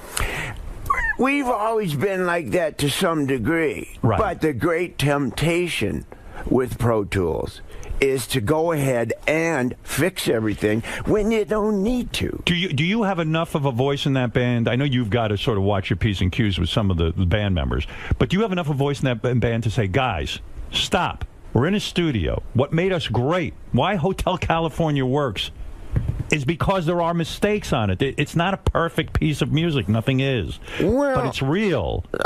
I wouldn't single out the Eagles. You say they all do it. Everybody does it. But you are in the Eagles. It's a hazard of Pro Tools. It's a hazard of digital technology. There's one other thing I want to say. Yeah. The temptation with digital technology is to start with a drum machine. Right. That's virtual. Yes. And put that down. And then build up the track with virtual instruments, which are all in the computer, and build up the thing like a kit. And it never sounds quite as good. No. In the old days, you got some guys in a room, you mic'd them, and you pushed record, and you got the performance. Right, and isn't there something that comes out of that performance when a guy's sitting there, a drummer live, and all of a sudden he goes, wait a second, I have an idea. What if I hit it this way? Or you go, wait, I got a better riff. Or that's the magic of being in a studio with a bunch of guys. That's rock and roll from 1954 to 1962. But when you recorded the last Eagles album, and by the way, the album did well. I mean, there was an experiment, too. You sold it through Walmart, and it sold really, really well. And this is a tough day and age to sell music. Yeah. So the experience for you was not the same. Were you all in the studio at the same time, or was it all done with building it up one at a time? There's a temptation. Right. To do it that way. Do you put up a protest in the band, or you just go along with the flow? I go along with the flow. We do it various ways depending on what we're trying to accomplish. Is it liberating now that you have a solo record out because you don't have to deal with the, I'm not going to call it nonsense, but the politics of the Eagles? Is it a liberating experience for you to go in and do it your way? It's, what do I say? Yeah, but I mean, for all of us, I mean, Don's down in Nashville, doing his own thing, recording. Glenn made an album, but for you, you get to do it your way now. I get to do it my way. Yeah. Is there a part of you that goes, "I'll show these fucking guys how an album should be made"? Nah, never. Nah. There's no anger there, no bitterness. Nah. Have you given up all your friends from the old days? In other words, you used to come in with a boatload of characters that were hanging around. I'm talking about the days when you got my entourage. You had an entourage of guys who could drink you under the table. You know, there was the bass player, Rick the bass player. Are you done with those guys? Are they bad influences, so to speak, on you or triggers for you? Well, Rick's exempt. Right. He plays with Neil Young now. Yes. He's cleaned up. He's doing great. That's good. for him. Yeah. Yeah. You have to change all your friends. I know. You have to. Yeah, or else you get sucked into the vortex. Yeah. Yeah. Well, you were another one. We felt like we were the friends that got, and we never did all that stuff with you. Yeah, But we were good for a influence. while, you didn't come see us. Yeah, were we part of the problem? Someone stole my identity, Robbie. Yeah. You know, when I was thinking about you, there was a great... I know you're happily married now. You've been married, what, 3 years? 3 years. Oddly enough, to Ringo Starr's sister-in-law? No. Wait, Yeah, your wife, your wife is... Are you sure? Do you know who you're married to? What is he, Ringo? Yes, I do. Yeah, who are you married to? My wife is the little sister of Ringo's wife. Barbara Ringo, Bach? right. Yes. And you are now happily married. It's the part of me that was missing. Because I remember you in the old days. You know, listen, you were high, and women were commodities. You used a lot of women, and they used you. I mean, it was a mutual use. They used you for your fame and your money and your power. Well, sometimes I think Joe forgot when he was on the road that he had another woman somewhere. Right. But did you have a whole epiphany about women? Like that changed your attitude toward women too?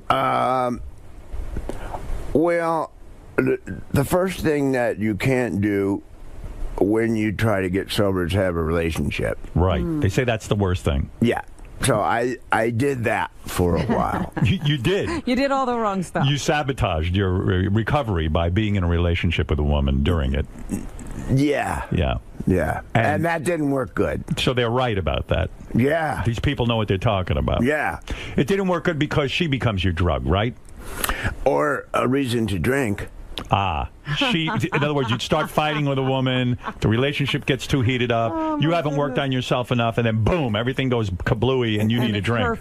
Women are a great reason to drink. Wouldn't you agree? Yeah. Probably just any relationship with anybody is a reason to drink. Like Joe's so charming, nothing could be a problem about Well, you know what? I think like Joe, I have problems with everybody, so I think anyone would make me drink. There you go. Man or woman. There you go. So, congratulations on your marriage, by the way. Oh, thanks. Yeah. I'm glad we're both happy. Yeah, no, very, very happy. Yeah. I really am. I Yeah. mean, I understand what you say. To get a real partner. Yes. You know? And to feel good about that situation is remarkable. And it's the part of me that was missing. But don't you think it's the change in you that allows you to have that with a woman? Yeah. That's what it is. Yeah. Yeah. You had to grow up. I couldn't have had any relationship like I was. Did you go back and say to any of the women you were with, and I'm sure you hurt some women and some women hurt you, but did you go back? Even remember, you used to have the great joke, my ex-wife plaintiff. Yeah, did you call plaintiff? Did you ever call plaintiff and say, which one? Any of them. I made amends to a lot of people. You did? Yeah. Was that hard? No. Once you do it, does it unlock something in you? Like, does it open up your heart? Yeah. It does? Yeah. And so you would call, did you call your ex-wives? Mm-hmm. And you said to them, look, I'm sorry I put you through hell. I'm sorry I did I put you through hell. Were they all receptive to that, or did some of them say, you know what, Joe, fuck yourself? There was both. Both of those. Some people say, I understand. I'm glad you're sober. Some people say, up yours. And some people say, I don't believe you. In other words, the important thing is me. You said it. I'm better for it. Right. And what is it? If it's a phone call or a meeting, and you go there and you confess to them that you were shit or whatever, you were confused. Yeah, you look them in the eye and you tell them, hey, I was really a bad person to you, and I regret it, and I'm sorry. Wow. Boy, that's heavy. That's hard. It's heavy, but I mean, that's part of recovery. Because you live in all that garbage. You constantly, even now, everybody, goes into the past and digs around in a pile of stuff. Right. And you look for something to be mad about. Right. You look for something to get in a bad mood about. And you attach an emotion to it. And then you're in a bad mood. And none of that exists. All that anger is in you. Yeah. If you clear that out by making amends, you stand a chance. Right. Well, it's a tough... I tell you what, that is not an easy assignment. Has he decided to have more children? No, you're not having more kids, are you? No, I have lots. Yeah. How many kids? I saw one of your daughters on a TV show. Lucy. She's a very talented girl. Yeah. Yeah. She wants to make it in the music business. She's also acting. She's pretty serious about acting. Good-looking girl, too. Yeah, she's nice. Yeah. And then I saw they got you on the show, too. They schlepped you out. I was like, oh, poor Joe. Well, I showed up for her. Yeah, right, I know. I knew you didn't want to be there, man. I was just watching it. I go, oh, my God. Me and Dee Snider. Yeah, you guys are all on there. We showed up for our kids. But I know what that show was. Yeah. I enjoyed the show. Yeah. But it was the kids of rock stars who show up, and they had a competition. Yeah. So, but you see these competition shows. That's not the way to really make it. I'm a judge on one of these shows. I know you. How's that going? I love it. But I tell everyone. In fact, I don't know. You are. Well, you don't want to know something? In Vegas, I tell these guys. I don't know if they're going to show it. They don't show everything I say. But I said to them, you got to remember, a lot of hard work goes into it. When I saw them fucking off or doing something weird, I'd say, I know musicians. And these guys work their ass off. They might look happy-go-lucky, but how many hours did you spend in your life not only sitting alone in a room with the guitar, but also going out on the road and playing in front of people and learning that, even if you're playing in front of two people, life can really suck and it's not that easy. I mean, there's a lot of hard years. There's no quick fix, right? It's your 10,000 hours. Your 10,000 hours. And you put them in. Yeah. Yeah. And you have too. Yeah, I mean, we all do. You used to sell mattresses. I did. I still do. I was shocked to learn, though, in your life, one of the great romances was Stevie Nicks of Fleetwood Mac, and this was kept on the down low even during your whacked out years. Yeah. How'd you do that? But she says you were the love of her life and probably still are. What, is she one of those people you had to call and make amends to? Mm-hmm. Wow. She's special. She was in love. One of the greatest songwriters ever, right? Stevie Nicks. Yeah. No? Well, am I wrong? I mean, songwriters, in the big picture, all of us from the 70s are memorable and notable, but I mean the greatest songwriters are like guys from the 30s and 40s. And do you really believe that? You don't believe Jimi Hendrix was a great songwriter? Paul Simon? Yeah. Okay. You don't consider yourself a great songwriter? Well, I don't think it's fair to say one of the best ever to anybody. But what a powerful couple, Stevie Nicks and Joe Walsh. Stevie's very high on the list. Were you in love with her? Did they write together? I don't know. Did you guys ever write together? She helped me do the Confessor album. No kidding. She rode shotgun with me on that one and gave me some direction. And she's really good at the craft of songwriting. Which means what? Sitting down and really putting a pen to paper and actually trying to figure out the lick and all that? Left to my own devices, I will have 85 pieces of paper with a couple words on each. Right. And people like her and my wife Marjorie now help me get 85 words on one piece of paper. How do they help you do that? I mean, you're a songwriter. It's a creative process for you. How do they focus you to take all those 85 slips of paper and combine them into a song? Well, my wife is a closer. That's what she does. When I say it's the part of me that was missing, I got a little attention deficit. Right. But in the 50s, that wasn't diagnosed. You were just difficult. Right. But I got it. Yeah. You know, Yeah. I see that in one of my sons. I learned about it, and I had it screaming in the 50s. It's one of those things that affects you where you can't keep your mind on one thing. You can't complete tasks. I have a great idea, fantastic idea, and I get it started, and wait a minute, I have another idea. So there it sits. You know, I'm reading a book about this. It's called Get Things Done. Yeah. Do you ever read this book? No. I've just started reading it. I just learned about it. Yeah, so I have great ideas lying all over the place. And what do you do? Do you speak into a little tape recorder? And how does the songwriting process go for Joe Walsh personally? Would you be fucking around with your guitar? You start to, pick at a few notes and go, that's cool? Or do you hear the song in your head first? You once told me years ago, you always have a song in your head. Yeah. Yeah. But how do you get it out physically? Because don't you go, oh, my God, this is good. I don't want to lose this. What do you do? What's the first thing you do?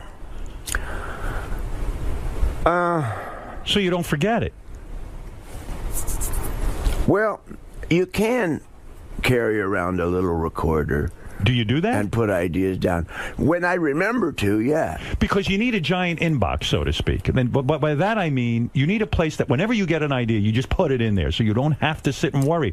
Didn't that worry you when you had a great hook or something and you'd say, oh, shit, I can't forget it, I can't, or you didn't care? It depends. When I was wasted, I would write it down, except in the morning, it didn't make any sense. Okay, a song like Life's Been Good So Far. Life's Been Good So Far. You're standing around one day. Do you hear the words first or the music? Usually the music. The music? Yeah. You heard... It's real abstract, and I think it's the same for all of us. You hear an idea, and it's kind of a symmetry. So did you hear? So when you say you heard an idea, symmetry, was it like? Yeah, as a matter of fact, yeah. That's what you heard. Yeah. And then you go, I don't know what the fuck to do with that. Well, you go, okay, there's something. Right. Now, what do you do with that? You go over to a tape recorder and you go. I kind of have a place in my head that it goes with different drawers. Really? And you retain this? Yeah. I wonder I'm wondering, why don't you think this is something you've heard before? Like you're humming somebody else's tune. I'm amazed that I would sit there and think how many songs he forgot that are in that drawer. Well, think of how many songs never got written that people had. Yeah, Robin, you're right. Whatever you just said, I forgot. Sometimes you think it's something you heard. Yeah, right. Well, that's where you go, aha. Right. You mess around with old blues licks, and you mess around, and you realize, boy, this is fantastic. Oops. Except it's a Hendrix lick. And you think, oh, well, start again. But once in a while, you get a nibble. Did you ever meet Hendrix? Yeah. Oh, you did? Yeah. Did you ever get to play with him? Not live. Not live. Backstage. You went backstage. Where was this? Youngstown, Ohio. Back in the early 70s? Yeah. Okay. And you're, what, doing a concert? Yeah. James Gang concert at that point? James Gang, Hendrix, and Sly and the Family Stone. All on the same bill. Wow. Well, remember in those days? Wow, yeah. You had 3 headliners on a show. And who opened that show? We did. The James Gang. Yeah. Unbelievable. What a show. Yeah. And then Sly and the Family Stone, and then I guess Hendrix. Well, Sly never came out of his dressing room. Yeah, right. But there's another guy. I mean, he's a difficult guy, right? He's had his problems. Yeah. And I don't think he ever came out of them like you Still did. going through it, yeah. I don't think he made it. No. Do you ever see him around? No. No. He's like a recluse. There's been Sly sightings, but... Right. Yeah. Yeah, I saw him on some award show or something. Yeah, but a few months ago, we were reading that he was in a trailer parked outside somebody's house. Right. Yeah. Yeah. Thank God you didn't go that route. Yeah. Well, yeah. Yeah. And does that give you the shakes at night sometimes? You go, shit, I could have really, really fucked up. Oh, yeah. Yeah. I am so grateful to be alive and sober. So Hendrix is backstage. And what happened? He's backstage. We're in a, like, dressing room. Oh. which is like where a hockey team changes or something, you know. Not glamorous. That, so yeah, right. and he's there, and I finished, and we finished, and we're in the same dressing room. So he's sitting playing his guitar, and I come in with mine. Right. And you have a jam session, so to speak. A little bit, yeah. I showed him my guitar, and he showed me his. Do you get intimidated by a guy like that? Nah, he was a wonderful guy. Of course, I'm intimidated. By his talent, I mean.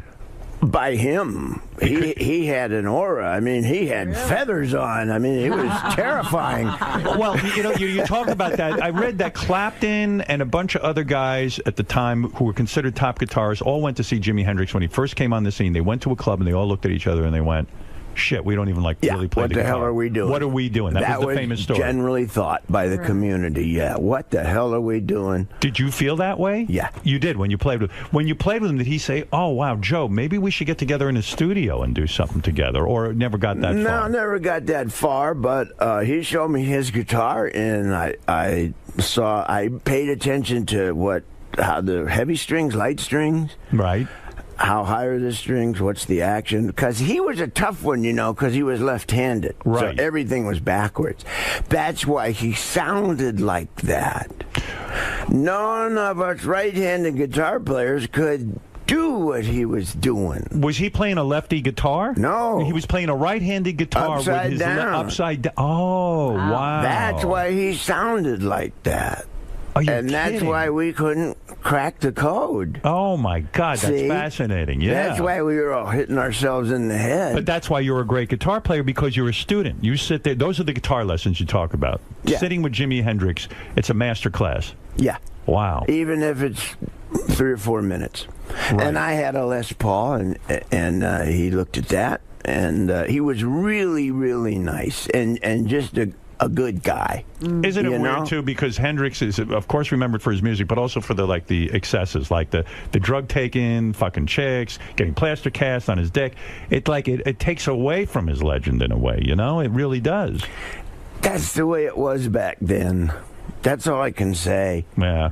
You could get away with a lot of stuff back then that you can't now. Right. You probably noticed. Yeah, oh yeah. It's a whole different universe, isn't it? Yeah. And Joe, where do you think rock and roll is going? Speaking of back then and today, like there's not rock radio stations. Boy, Robin, that's a good one, Is rock dead? Yeah, I think so, pretty much. It's pretty dead because there's not a lot of rock and roll radio stations. And we were talking about this on the show the other day. We were talking about that it's almost like, I think Robin said it, that rock and roll is going to be like jazz in a way. It's going to be just this art form that existed and was big, and then some guys will still play it, but it's not going to have. It's dead, but it's not dead, but it's not number one. Country's number one. But I never thought I'd see the day that, rock and roll was such a part of my life. Howard, think of it. That's what Analog Man is all about. Right. The new album. The digital technology is nice, but along with it is this virtual world that we all go in more and more. Yeah. And it doesn't exist. It's in a computer. It's an illusion. And we sit in chairs. Our bodies sit in chairs for hours waiting for our minds to come back. Yeah. I like side B. Right. I like cart machines. It's different, man. It's different for us. Yeah. And the problem with the with the digital technology, right? It ate the record business. It did, yeah. It ate radio. So you're not on Twitter, are you? It ate intellectual property. Mm-hmm. Doesn't that drive you crazy as an artist that, a guy who's like you, like a musician who comes up now, they can't even sell a record because everything's out there for free. People don't go and buy DVDs and CDs. I know. They rip them off and that. It does seem unfair, right? People ask me, what advice do you have for the upcoming musician? I don't have any. I'm trying to figure it out, too. What is your game plan with the new CD? In other words, it's hitting the stores, I think, today, right? Tomorrow, all right? And you have a new single out. But what's the game plan? Can you really... Well, I guess you could go around the country and play these songs. It's almost like starting over. Joe Walsh is one of the biggest names in rock, and yet it's almost like you're starting over again. You got to go out, play for audiences, and introduce them to this music. It's a fresh start for me. So what are you going to do? What's the game plan? Well, the deal with everything is, in lieu of record companies, the way to do it now is the social network. You have to get visible. Yes.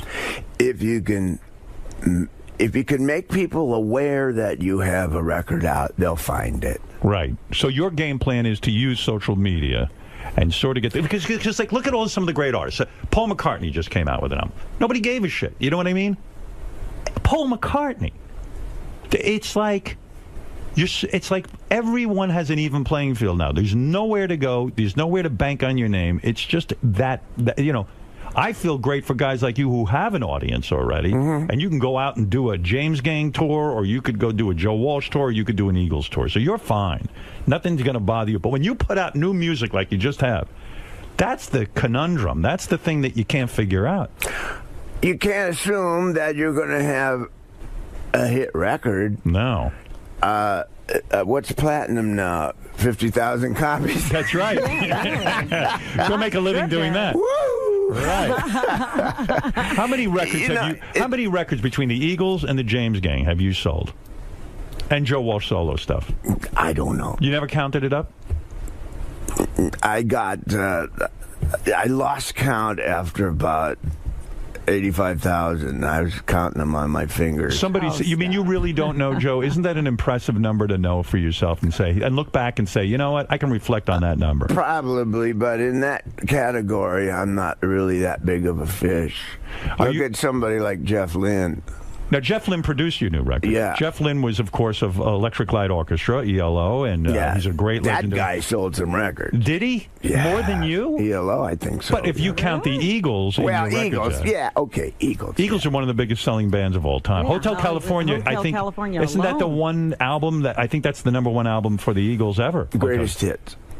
Greatest The hits. greatest hits. Yeah, Oh, we wow. go back and forth with Michael Jackson. What's the best song you ever wrote?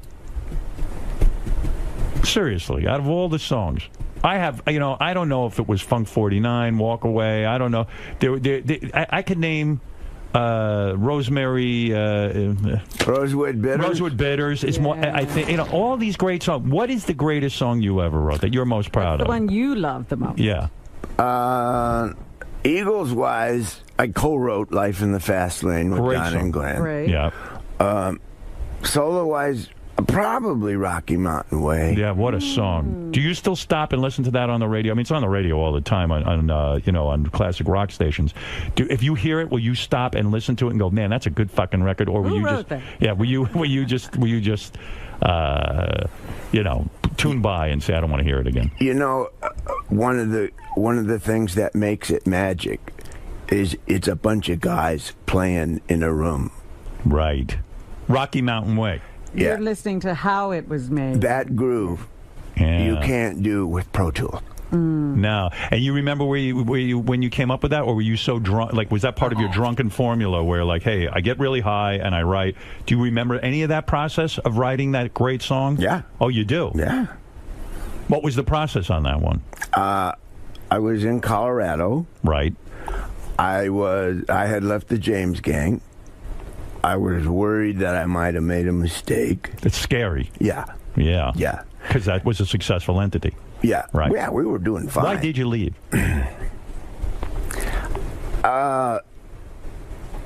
3-piece band. I just got saturated with playing really loud and being like a kick-ass guitar guy. Right. Playing through Marshalls and stuff. Why, you thought on your own you could, tone it down? I was hearing all these songs like with a piano. And they didn't want that. The other two guys were against it. Kinda. And also your audience demanded you be a certain sound. So Yeah. if you went to a piano, you were afraid the audience would reject. So you just said, fuck it, I'll leave the whole thing. Yeah. Did those guys want to kill you for breaking up something successful? No. Did you call to apologize to them when you got sober? I didn't have to really apologize. I apologized when I quit. I just said, guys, I can't do this. I'm a musician too. Yeah. And I gotta go have a look at that. And so you were scared, you were in Colorado. I'm in Colorado, okay. and I have an album done, which was the Barnstorm album, the first solo album I did. And I'm mowing the lawn. And you were mowing the lawn. I was mowing the lawn. Yeah. Rock stars mow lawns? I didn't have any words for Rocky Mountain Way, but we had the track done. Right. And I'm just dead in the water about this song. What is it about? You mean you just hear music? There's no vocal. There's no tune, really, except that.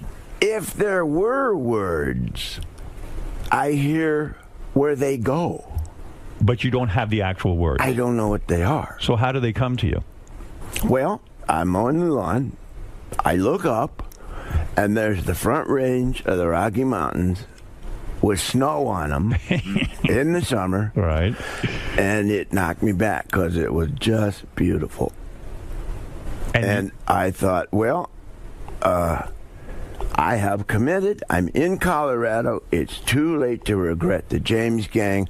The Rocky Mountain Way is better than the way I had because the music was better. And I got the word bam. And he's telling us this, tells us that, changes it every day. That's about the James Gang's manager. Right. We don't need the ladies crying because the story's sad. That's giving up the regret of leaving the James Gang. And I got all those words all at once, and I ran into the house to write the words down.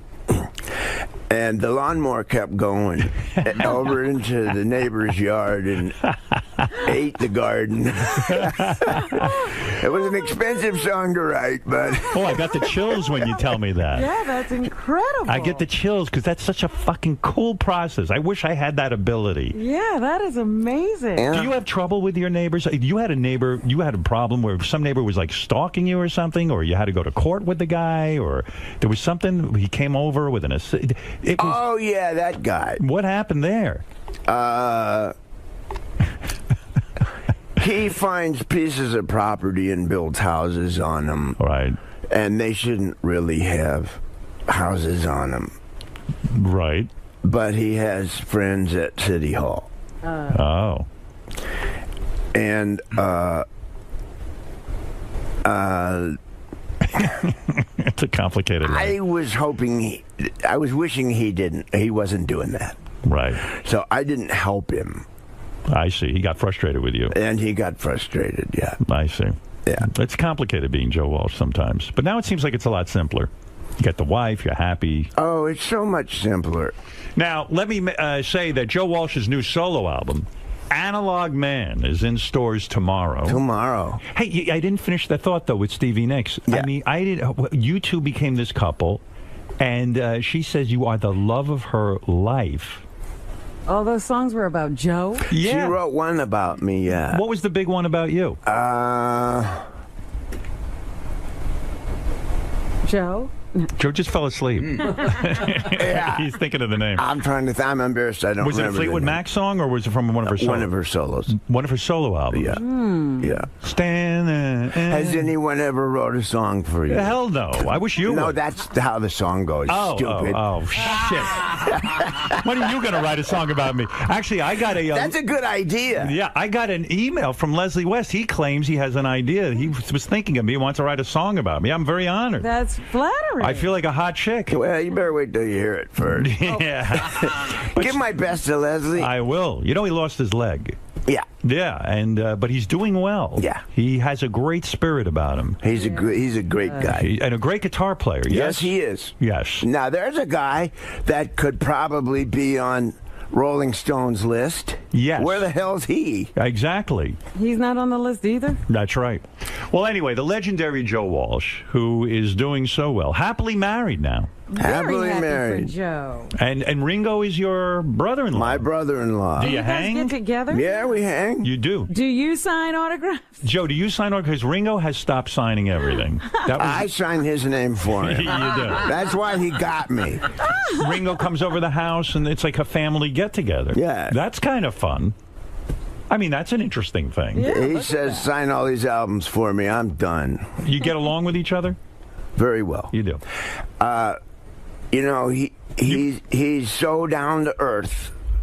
Paul too, for what those guys have been through. Right. And the really good positive energy. And in terms of a family, I got this huge family that came along with my wife, and it's a dynamic I'd never been around because they're really close. And learning to be part of is one of the things that has opened me up. Right. And made me feel, given me confidence, which is something I never had. That's why I drank. Yeah. Well, I'm glad you're not drinking. I'm glad you're healthy. So having Ringo, his insight and his wisdom has helped me with my life and as a human being, besides the music part of it. Yeah, he seems like a real good. I mean, I got to know Paul McCartney a little bit. What a amazing guy. Yeah. I mean, something else. Yeah. I always say, you talk about guys who strip it down, so to speak, who are analog men. I was talking the other day, I heard a song of his that I hadn't heard in years. It was from his first solo album after he left the Beatles. It was Turn It Up. What's the name of that song? Ooh You. Ooh You. And I love this song, Ooh You, but it's so fucking stripped down. And in fact, he's in a studio doing it, and he says, "Turn it up." He's talking to the engineer. It became part of the song. Yeah, that's the shit I like. That's analog. That's analog. That's what we're talking about. Yeah. You and Ringo, you and Ringo ever swap sisters? Would that ever happen? Like you do him? Howard, I'm not going to stoop to that mentality. Let's go get our asses waxed. Right. Listen, this. Oh, and by the way, the single is "Lucky That Way." I'll play a little. Is that right? I want to hear. Yeah. Let me see. "Lucky That Way" sounds like your life now. Joe Walsh, the new solo album, Analog Men. And that's in stores tomorrow.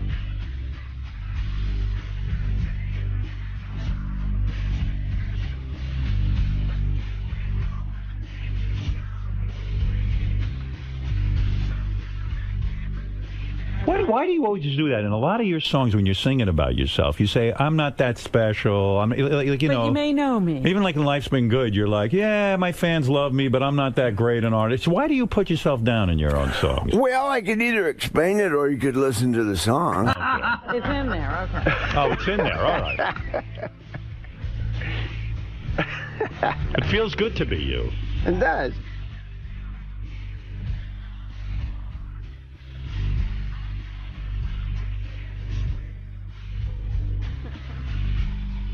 Listen to the chorus. I am. Oh, yeah. Here comes the chorus. When you wrote you had a Maserati, did you really have the Maserati?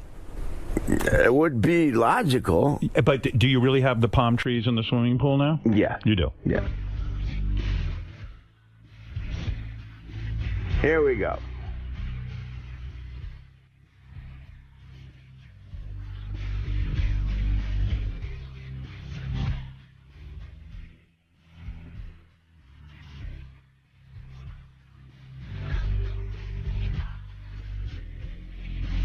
Here we come. This is it. There you go. I'm just lucky that way. Yeah. What is it, Gary? How dare you interrupt my... What? He's handing me a piece of paper. Let me tell you what it is. Oh, here. Oh. That's a song that Stevie wrote for Joe. God, she must have loved you. What was the song? The song is called "Has Anyone Ever Written Anything for You?" as Joe said. And I thought he was talking to me. Listen to this lyric. "You know I'd rather be alone than be without you, don't you know? She'd rather be alone than be without you." What the fuck did you do to this girl? You must He's just lucky that way. You must have banged her silly. Were you in love with her? As a sister. Really? God, she was. I mean, I imagine this was the 70s, right? I mean, she's like a soulmate, you know? You still talk to her? Once in a while. This was like in the 70s, right? I mean, was there a more beautiful, physically beautiful woman than Stevie Nicks and all that talent? I mean, you would think that's the whole package. I mean, that would be my fantasy. Were you not into her? No, I was, Robin. That didn't come out right. All I'm saying is that we were seeking refuge, kind of, in each other's presence. Because you both were into drugs at that point? Kind of, yeah, there was that part of it, but we were on the road, we had careers, we were both lonely. Why did you never marry her? Did the thought cross your mind at one point? No. And you never thought that way even in terms of like a powerful couple? Like, oh my God, there's two incredibly powerful people in rock Or and roll. maybe that would have been too much. Well, the relationship came and ran its course, as rock and roll relationships do. Does it get competitive? Like, do you sit there and she was in Fleetwood Mac at that point, I guess? No, she wasn't. She wasn't. No. She was a solo, or she was in Buckingham next. Yeah. And does it get competitive? Is that the problem? Like, you could never really marry another singer-songwriter because the two of you sit there and drive each other nuts with that stuff, career? What made it possible was that we toured together. Right. So when you tour together, it's and we spent all that time together. But you were not monogamous with her, so she probably got jealous too. Because knowing you back in those days, you were not going to be limited to one woman. True? You weren't going to be limited to one drink and not one woman. You were an addict. We were both monogamous for that summer. That's a pretty long time. Yeah. So you A felt whole something for season. her. Well, yeah, in rock and roll, that's 10 years. That's a long time. That's a long time. When we stopped touring, we drifted apart. I had to. Yeah. Yeah. I had to. Look at you. What a life. But do you think you could have been with somebody as powerful and talented as Stevie? No, I don't think either of us could have committed to a lasting relationship in the state that we were in. You surprised Steven Tyler's a judge on American Idol? Seriously. I mean, Steven Tyler's one of the great songwriter, great rock and roll stars. I don't exactly know why he's doing that. I had heard that it was for the money. That literally he had gone through so much money that it was like a $10 million payday. That makes sense. Yeah. You held on to a lot of your money, even though all the marriages and getting high and everything. How did you manage to hold on to your money? I know you're worth $164 million. You know that? I do. Who'd you hear that from? Your accountant told me. He's still got $164 million on Yes. his own. No one told me, but I read it on the internet that you were worth around $164 million. And that makes sense to me. Between the Eagles And all the music. and royalties and touring. But you could have lost it all, right? I did. You lost every dime you had? Pretty much. When was that? When I went into recovery. No kidding. And then, in 1994, the Eagles decided to go back to work. Mm-hmm. And so I had a clean start. And they came to you and said, Joe, we're putting you in the band, but you got to get clean, right? We can't do it without you. And we can't do it unless you're sober. Don and Glenn said that to me. They saved your life. It was an intervention. And they were real brothers when they did that. That's right. Because that's what I needed. It motivated you. You were broke? So you are not worth $164 million. No, I'm not. Right. Because you got to get back, that's a lot of money. Does that bother you? Does that bother you at all that you pissed away a lot of money? Not the money, the time. You lost a lot of time in your life. Yeah. There's like 12 years in there. I wish I had back. Right. Right. You know? Yeah. But, I'm alive. I'm here. It's true, because when you go through life that way, that high, it's like, wow, I don't even know what the fuck I did. There's so many things I could have learned. Based on all accounts, I had a great time. But you don't remember. Huh? I probably remember more. Yeah, you know more than I do. I remember doing a TV show, and I wanted you to be a guest, Howard, and you what slept through it. When I'm me all these questions, you know more than me. I know, that's so true. All right, listen, Joe Walsh, it's exciting. New music from Joe. Analog Man is in stores tomorrow. Hi, Marjorie, I love you. Marjorie, I love you too, baby. I'm And not Robin, kidding. I love you too. I love you, Joe. Hope you're feeling better. JoeWalsh.com is where you can go to get all your Joe information. And Joe, anytime you come and see us, you know I like it. Next time, come back with a full album only about me. America's Sweetheart. I'm going to call Leslie. Call Leslie. I think we could write a good song about you. I think it's time you two teamed up and wrote a song about That me. would be good. I don't need you to make amends or anything like that with me. I'm fine with you. Well, after we write the song, we may need to. Yeah. The great and legendary Joe Walsh. Thanks, Joe. Joe, that was so cool. Yeah. what elements would a song about Howard Stern have to contain? If you were gonna get together with Leslie and write a song, what does a Howard Stern themed song sound like? Funky. Yeah.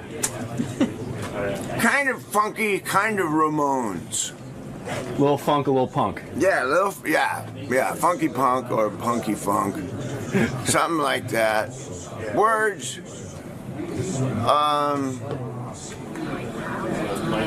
Parts of it really nice and friendly, and parts of it awful. You know, like Howard. Reflects his personality. Yeah. Yeah. I'm going to talk to Leslie West, and I'll get back to you with more of it. Cool. I think that would be a great song to hear. Now, we got to think of stuff that rhymes with Stern. Burn. That's your homework assignment. Burn is my first word. He's got a fire inside him. Yeah. What rhymes with Stern? Well, no, I'm not going to go there. Great to be back. Joe, it's great seeing you. One quick thing I was going to ask you. You guys seem very like-minded when you talk about, digital technology and the virtual world and its influence on music. Do you think Howard's an analog man in spirit? The way he approaches his show and the love of the performance and some of the errors that come along with it? Howard wouldn't be Howard without all those analog years of being on the radio and, like I say, cart machines and stuff. Howard very good and belongs in the digital age. I know about it too, but Howard wouldn't be Howard without all those years of knowledge and insight of the analog days. That's all I'll say. All right, Joe. Best of luck with the new album. Yeah. See you soon.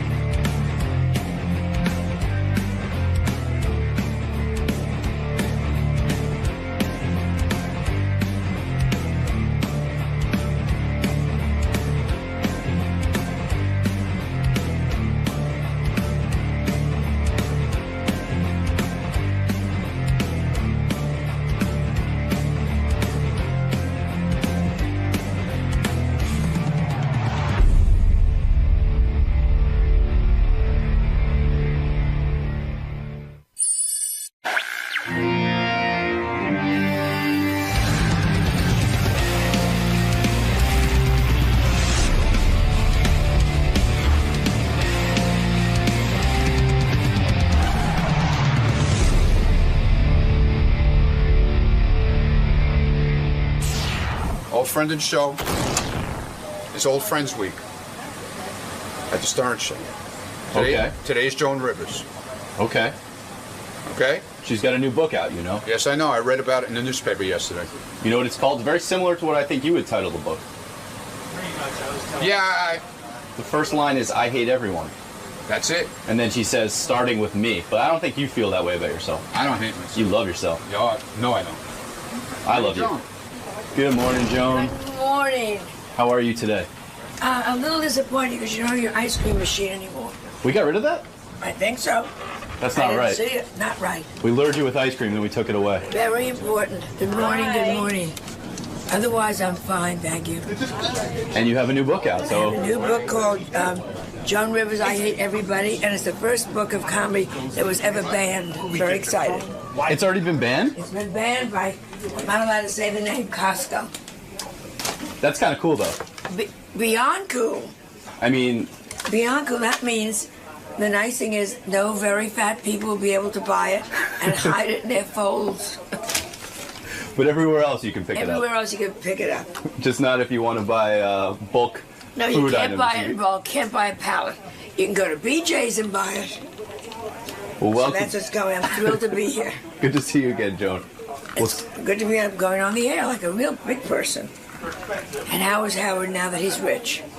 I think he's doing well. I think he's enjoying this Who run is he on AGT. with? He's on with it's Howie Mandel and Sharon. Yes. Okay, good. I think he's enjoying this run, though. He should. He should have done this a long time ago.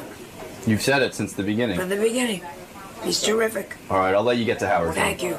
There's one other interesting thing, Howard. It's funny. Tim had dinner with David Brenner last night. Yeah. And David Brenner's like trying to figure out how to reinvent himself and everything. But the question is like, Joan has sort of managed to remain iconic, and I know it's because she's funny. But there's a lot. Maybe it's because Joan just never stops. Maybe that's why. But she's certainly put herself in a place. Well, she's also like, she's willing to say shit that like David Brenner won't. I guess that's what it is. She's outrageous. I got to tell you, I just filled her in on Robin in very broad strokes because she didn't know anything, and she's already got. She cracked like 3 jokes in there that made me laugh my ass off. Oh no! No, they're not bad. They're not. They're just stupid. But they're nothing that will insult. Robin will laugh at them. And I would tell them to you, but I want you to laugh at them. Okay. Hey, Joan Rivers is here. Joan Rivers just came out with yet another new book, I Hate Everyone, Starting With Me. It's in stores today. A living legend. Now, is she calling herself a living legend now?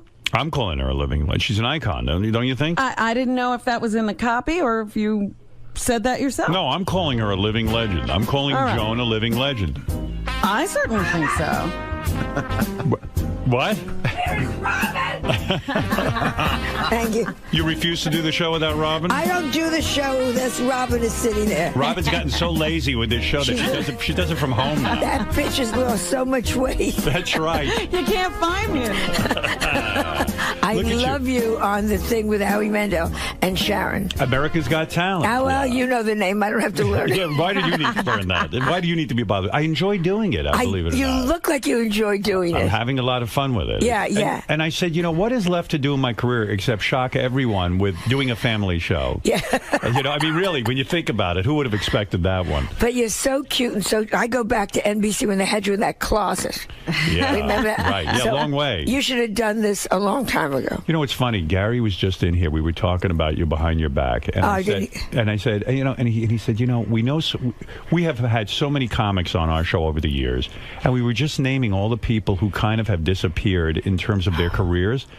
And Gary goes, don't you think it's amazing that Joan Rivers, really think about it, like she's still relevant and funny and like really has a real career as opposed to like a Mercy booking somewhere. Yeah, thank God. Yeah, and it is amazing. So he said, what do you think the secret is? And I said, I think the secret is she's funny. She's she's actually talented. I keep looking over.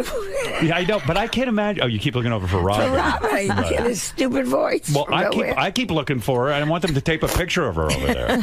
What are you people talking about? What are you talking about? But no, it's hard work.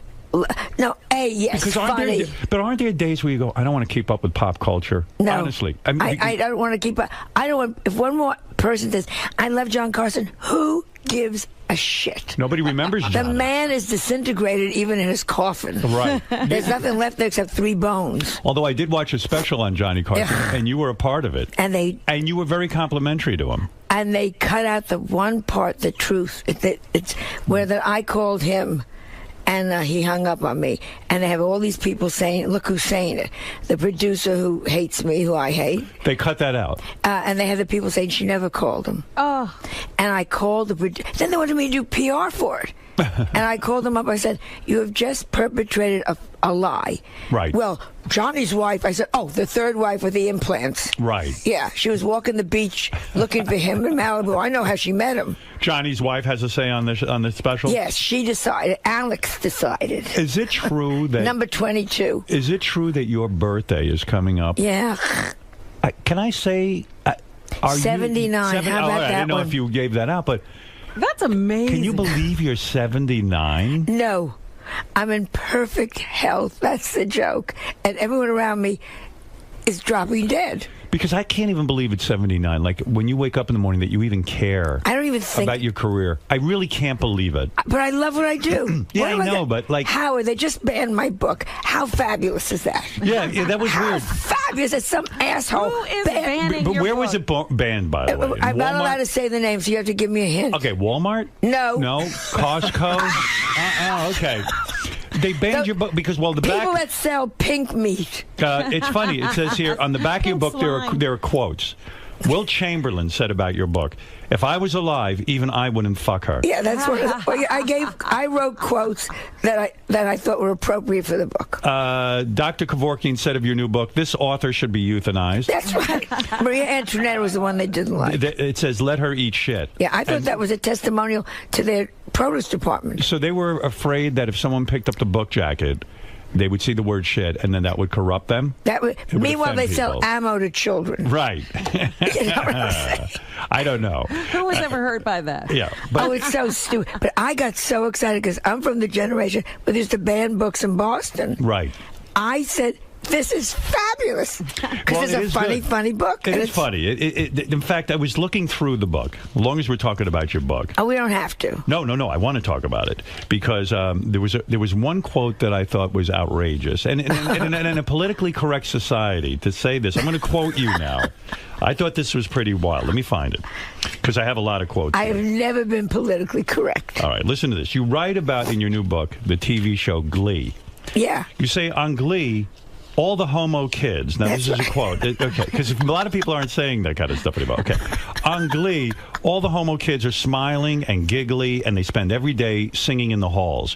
When I went to high school, the homos spent most of their days hiding in their lockers crying. That's right. You feel a show like Glee should be about kids hiding in their lockers, right? Everybody's happy. The fat girl is singing. Yeah, right. It's true. In high school, who like where is the reality in that? The There's fat girl had to none. hide.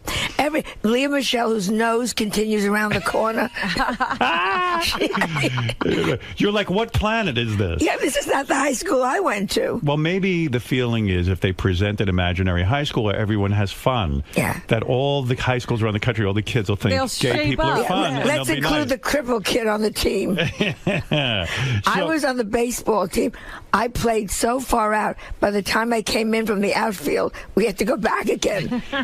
Do you think it built your character, Joan, that you were ostracized as a teenager and that you were locked in your locker many times and things like that? Like, in other words, it built character. It can't all be good. I think it's great sometimes. And I'm being serious now. Go ahead. That you get a couple of knocks. I think the stupidest thing is all these little crappy kids who can't play. They all get like a certificate. A trophy. You were good. You get a trophy. No. You were bad. Oh, you know what I hate the most? What? When people say to the child, the divorce had nothing to do with you. Meanwhile, your big head stretched your mother's vagina. And She's flapping in the wind. It's so big that the husband didn't want to bang her That's anymore. it. The husband and 4 people were in there. You make a good point. Now, on Octomom, you wrote that her uterus is like a sausage maker. Yes. You're right. It's I'm true. right. I spoke to her the other day. Wait, I'm going to give Did you a you couple of talk quotes. to her? I You did. can't talk to her. We did speak to her. Totally crazy. You can't. Yeah, say. she's totally wild. She just doesn't shut up. And why won't, nobody's addressing that these children are trapped in a house with her. I know. Well, thank God she's not Kate Gosselin. Now, what about this? Can you be sued in your book for writing about Oprah in this manner? Do you know? Did you check this with lawyers? I checked this with lawyers, and it's a humor book. I see. Because it says here. That's how you get away with It's a humor book. You say Oprah is Stedman's beard. That's what I think. Yeah, you say, yeah, sure, Oprah denies it, but even Abraham Lincoln didn't have this big a beard. I know Oprah's opened schools and raised money and given away big, Buicks and things like that, but so what? She can't keep her weight at a reasonable level because that's important to you, right? I mean, someone has to keep their weight at a reasonable level. One day she weighs 140. 2 days later, she's being fitted for a boat cover. How long did it take you to write this vicious book? Yes, I mean, did this Honestly. just pour out of you, or did you have to labor over it? You're such an angry woman. I did. It's funny. Are you angry? Are you an angry woman? Oh, I think I'm furious. Yeah, you are. What do you think you're furious about, honestly? About the stupidity of everything. Do you think that's sort of Seriously, go I'm deeper? Does not it go making back to your mother and father? No, I'm being serious for a second. Yeah. Do you think Like your personal anger. Do you think you're so angry that it goes back to like your mom and dad not treating you properly? They were very good parents. Were they? Yeah, and I had what they call a very good childhood. They understood you? To a Then point. what happened? I get a feeling they didn't. I had my father was a doctor. He worked hard. My mother was a housewife. She did her best. Right. They cared about the girls, my sister and I.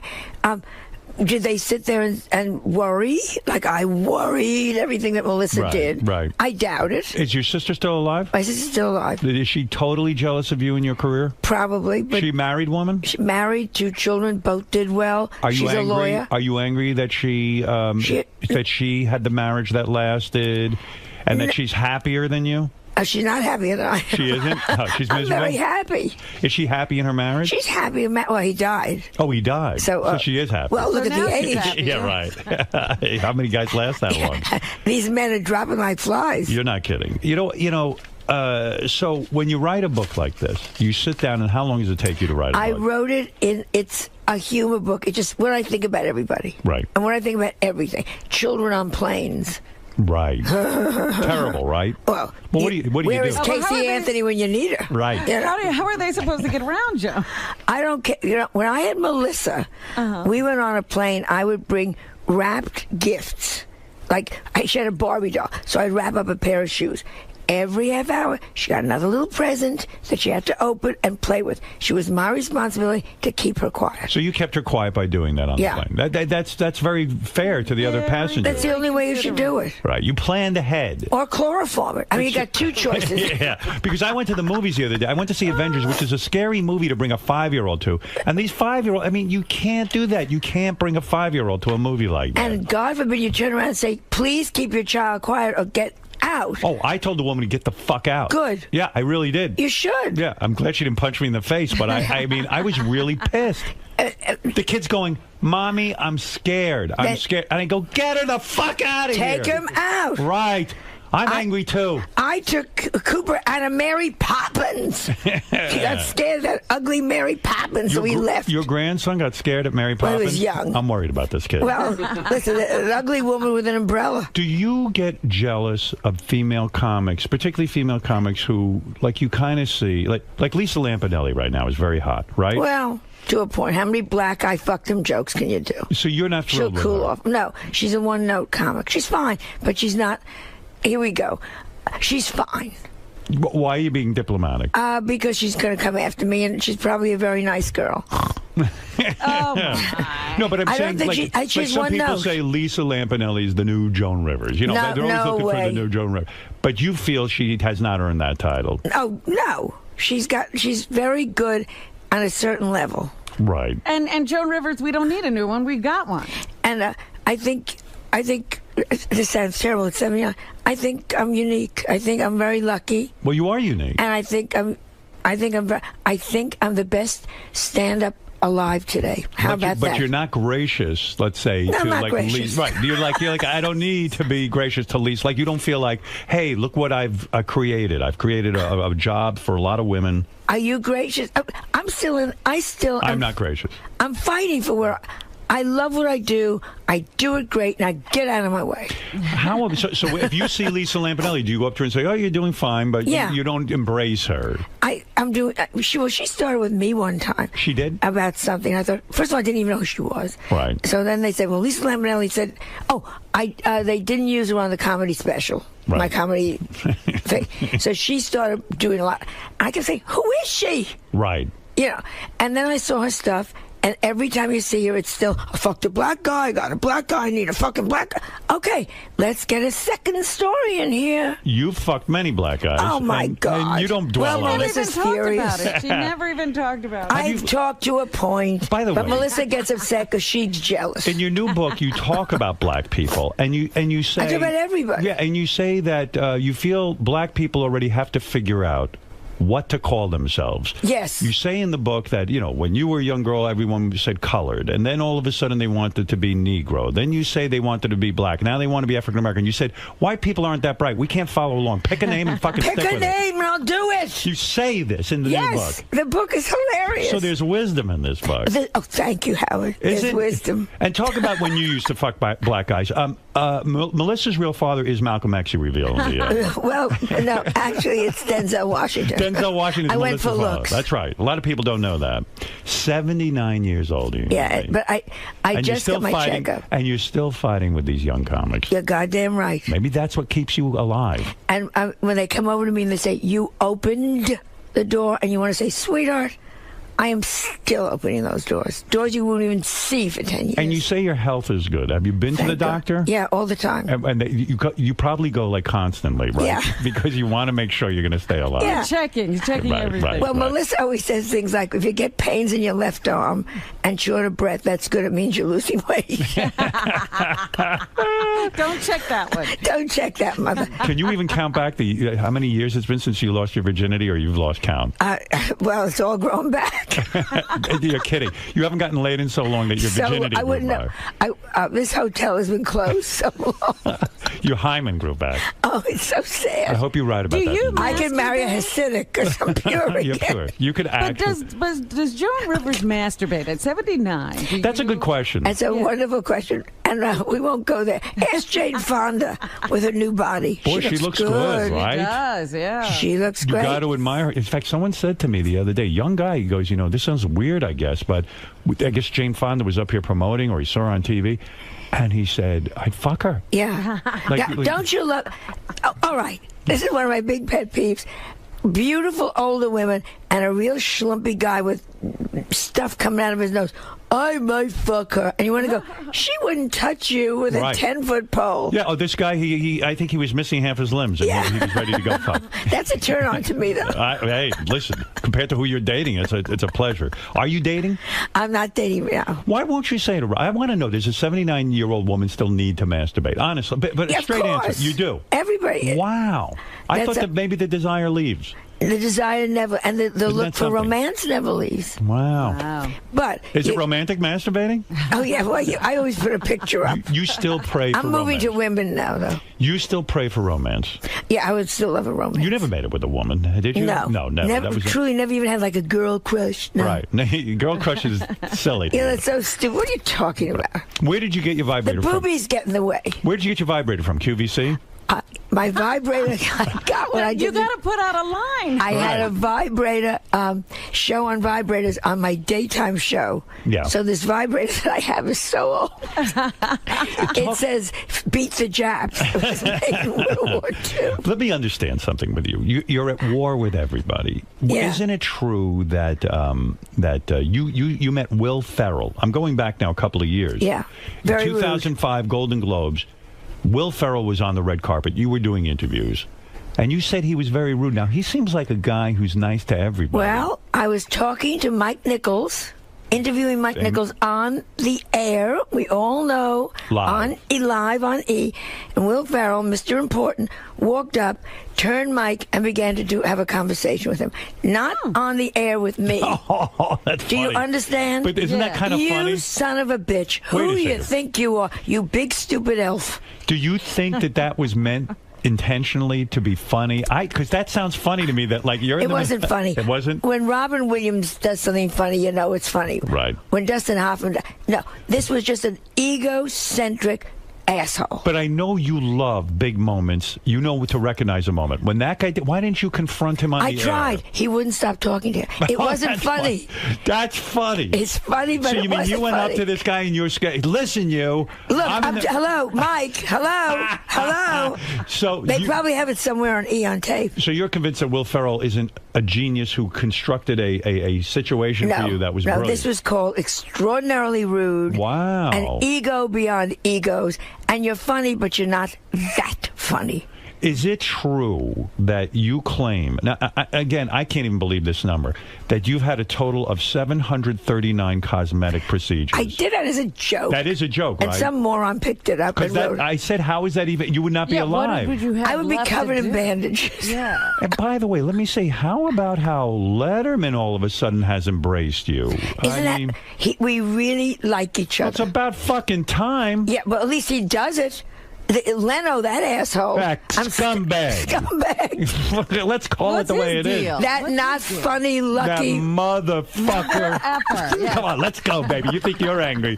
Come on right now. What is Leno doing? He doesn't acknowledge. Never acknowledged, never asked on the show. I can't acknowledge Joan Rivers. She hasn't done anything. Yeah, a moron.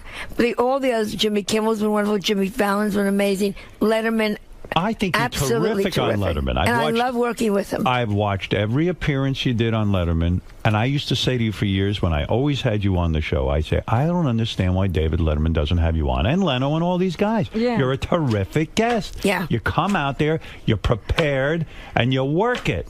Like a woman who wants to succeed. Yeah, I still do it like it's my first shot. That's it.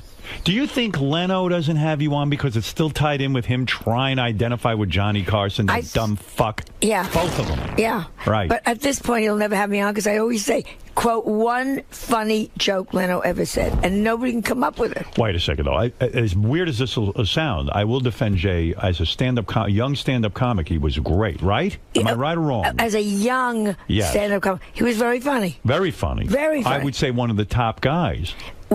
Well, let's not push that either. Really? But he was good. He was very good. He was very good. Gary Shanley. There was a whole group that was coming up at the same time. Does Gary Shanley still? How does he live? I mean, I love Gary. He must have made a pile of money. But on what? I asked him. I was at a party with him. I go, "How are you alive?" I go, "How do you eat?" I mean, what? You were on HBO. They're infamously cheap. And he was on the. So ask me how Bill Maher can buy a $20 million. Where did Bill Maher? I began to throw up my breakfast yesterday.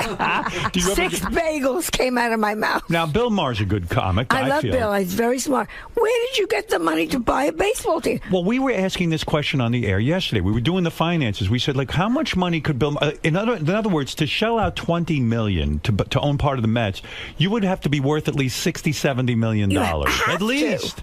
Because you can't give up every $20 million you got. And maybe he's getting kickbacks from Huffington Post. we had a theory that he didn't put up $20 million, that maybe he put up $1 million, and that other people are involved in his $20 million. Right. Do you think that's the case? Yeah, then why don't they ever come to me with that? You know what I'm saying? I don't know. But my fashion how are police. you not, what are you worth? Seriously. Nothing. I'm not making that is such horseshit. I swear to you, on my grandson. How are you worth on my nothing? Because I was always salaried.